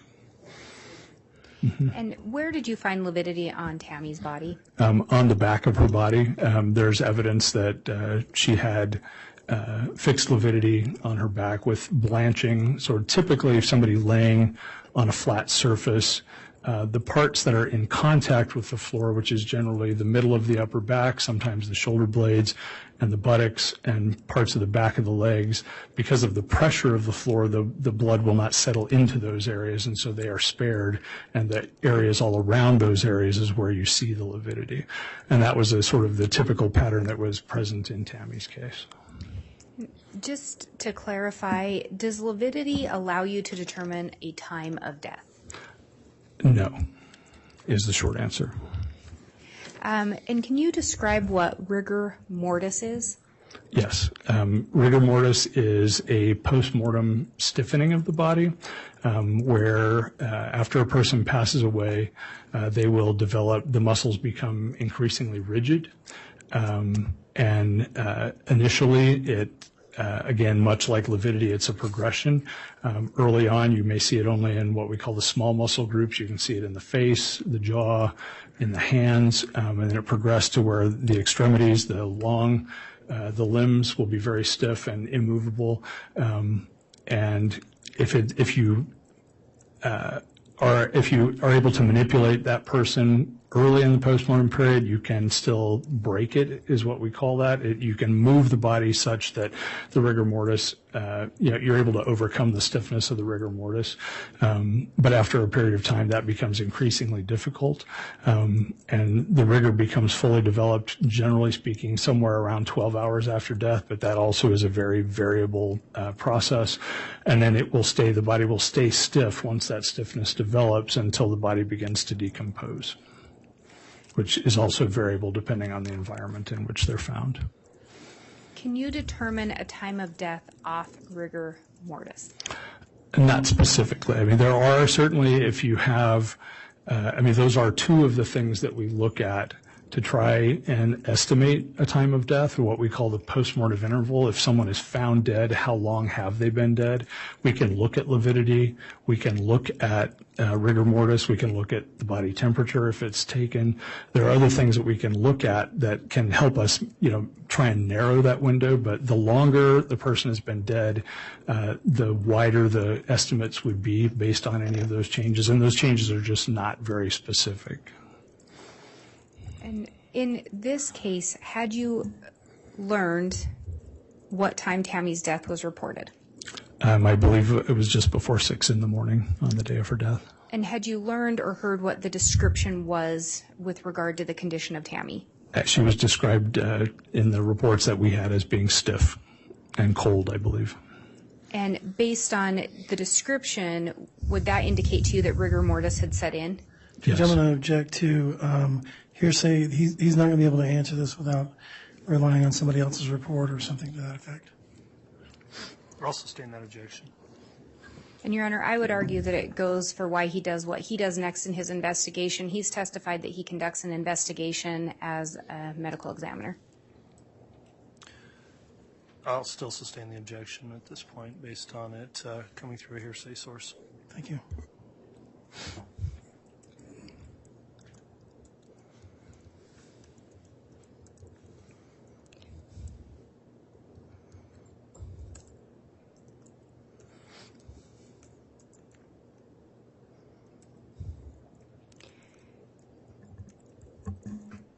And, Your Honor, actually, I'll just ask another question. You were not present on the day of Tammy's death, correct? I was not. And you did not get the benefit of reviewing her body? I did not see her body prior to her exhumation. So As a medical examiner, do you rely on external information provided? Yes. It's a normal part of our business. And does that external information allow you to form play into your ability to form an expert opinion regarding a time of, or at least a reference to when a person may have died? It does. And in this case, did you in fact gain external information?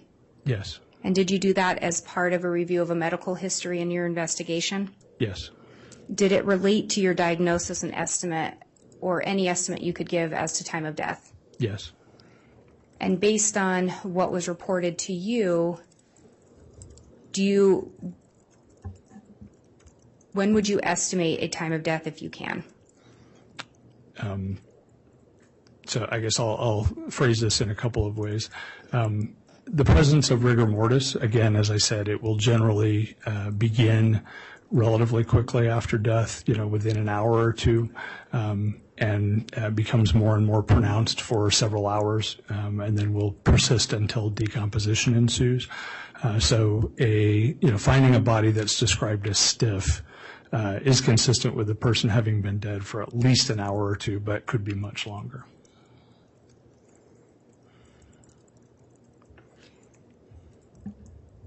So if Tammy was reported as cold and stiff at 6 a.m., you would estimate her to have been dead for a couple hours at that point, at least? In that ballpark, yes. You wouldn't estimate her death to have been closer in time, such as 5:30, 5:40 a.m.? No.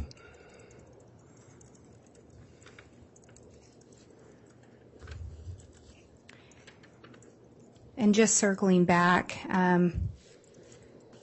with regard to those bruises, did they play into your ultimate determination regarding a cause of death? Yes. In the sense that they are, consistent with her being restrained. And again, you did look at other potential causes of death that would result in a negative autopsy. Yes. And you did not find those to be likely in the case of Tammy Daybell. That's correct. And again, what was the manner and cause of death that you determined in this matter? We determined the cause of death to be asphyxia and the manner of death to be homicide. If I can have just a moment, Your Honor. You may.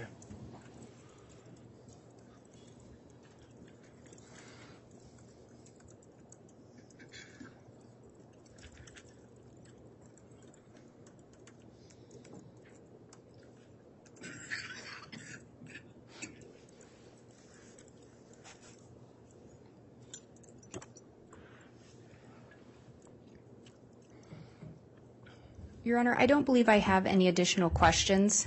With regard to the exhibits that weren't published, I think we could handle it a couple ways. One would be to simply have the jury be able to review that packet. I believe the witness has already testified or indicated what those photos show. All right, it may be more efficient, actually. So you'd be handing the packet around individually to the jurors? Yes, if we were able to do that. I think we can set the monitors up. We're prepared to do that pretty quickly to just publish those so that the public doesn't view them, and I think we can get that done probably more quickly. Okay. We prepared for that this time, so.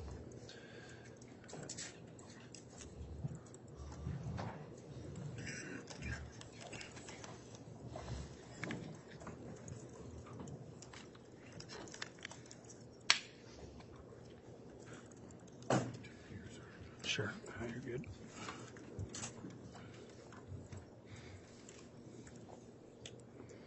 I think we'll also have to move some of the cameras as well, Judge.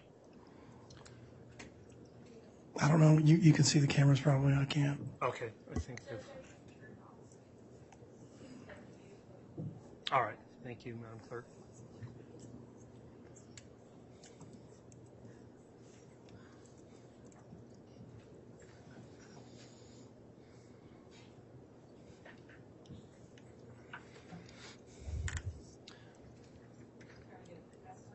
Yeah, why don't you put a test one on there and we'll make sure it's all working right, and then you can publish the remainder. All right. I presume the jurors are able to see that on their monitor. Okay.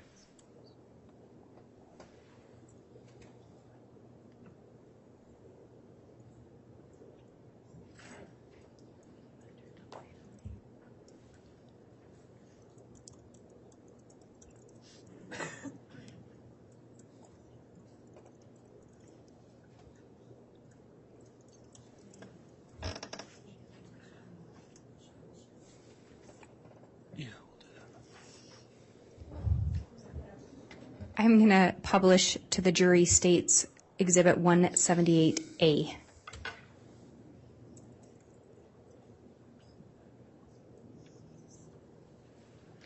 And I had previously asked you to describe what was in 178A, but can you explain to the jurors what they are seeing there? Yes, this is Tammy's left chest and shoulder and upper arm that depicts the bruising on the upper left chest.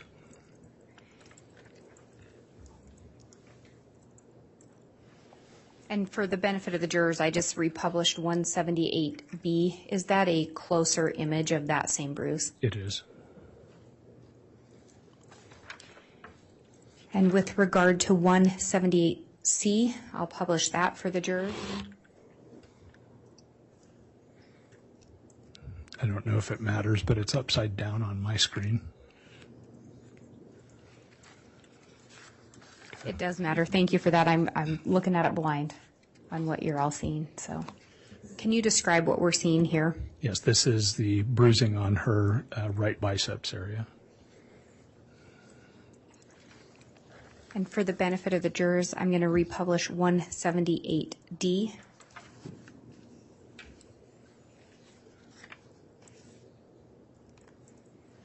And is that a closer up image of the same bruising? Yes, it is.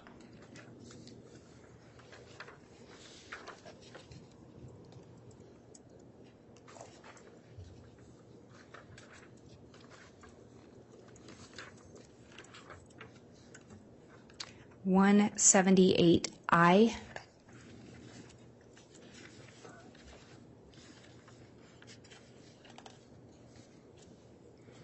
Okay, yeah, this is a section, shows her right upper arm and chest wall with the section removed from her right biceps with the injury in that area. And we did see some additional images of closer up photos of this, correct? Yes, we did.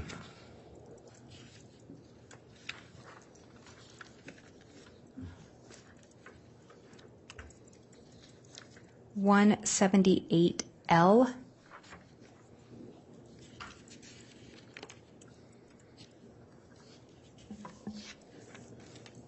Again, this is right biceps and right chest wall with an area of injury with a section taken through it to demonstrate the hemorrhage in the tissue.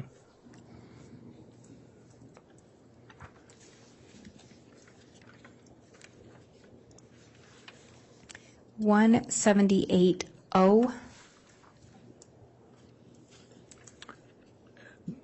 This is the scar on her right chest wall. Does not show up very well in the projected image that I'm looking at. But is it just above the white ruler? I can tell where it is because I can see it in this picture, but I would not be able to tell where it is in that picture. So the jurors would maybe be able to see it better on the actual photo? Yes, I mean, it looks like a scar in the actual photo. And with that scar, that was not indicative of any recent injury? No. 178P. This depicts her left upper arm. Yeah, thank you. Left upper arm and left chest and body wall with incision made into the bruise on her left biceps.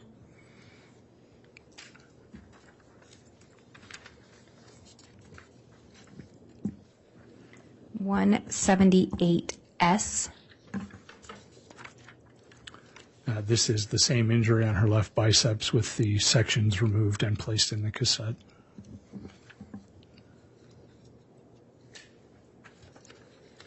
And Your Honor, I believe that was the whole of the photos that had not been formerly published.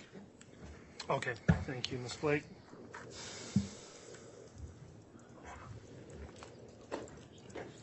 Does that conclude your direct? That does conclude my direct. Okay, we can get things reconfigured then after. So we'll be up to cross-examination. However, given the time of day, I'll suggest we do break for the day. And Mr. Thomas, will you be conducting cross? That's what I would ask, Judge, if we could just break for the day. I know they want to hear my cross, but not 5 minutes worth. Okay. We will conclude for the day then. Ladies and gentlemen of the jury, thank you again for your attendance. Thank you for following the court's admonition each day. Please don't discuss the case amongst yourselves or with anyone else. When you break for the day, please don't do anything to look the case up, research the case, follow the case on the media, or and otherwise be exposed to anything besides just the evidence you're witnessing here in trial. With that in mind, we will recommence with additional cross-examination of this witness tomorrow morning at 8:30, and we'll be in recess for the afternoon. All right, please.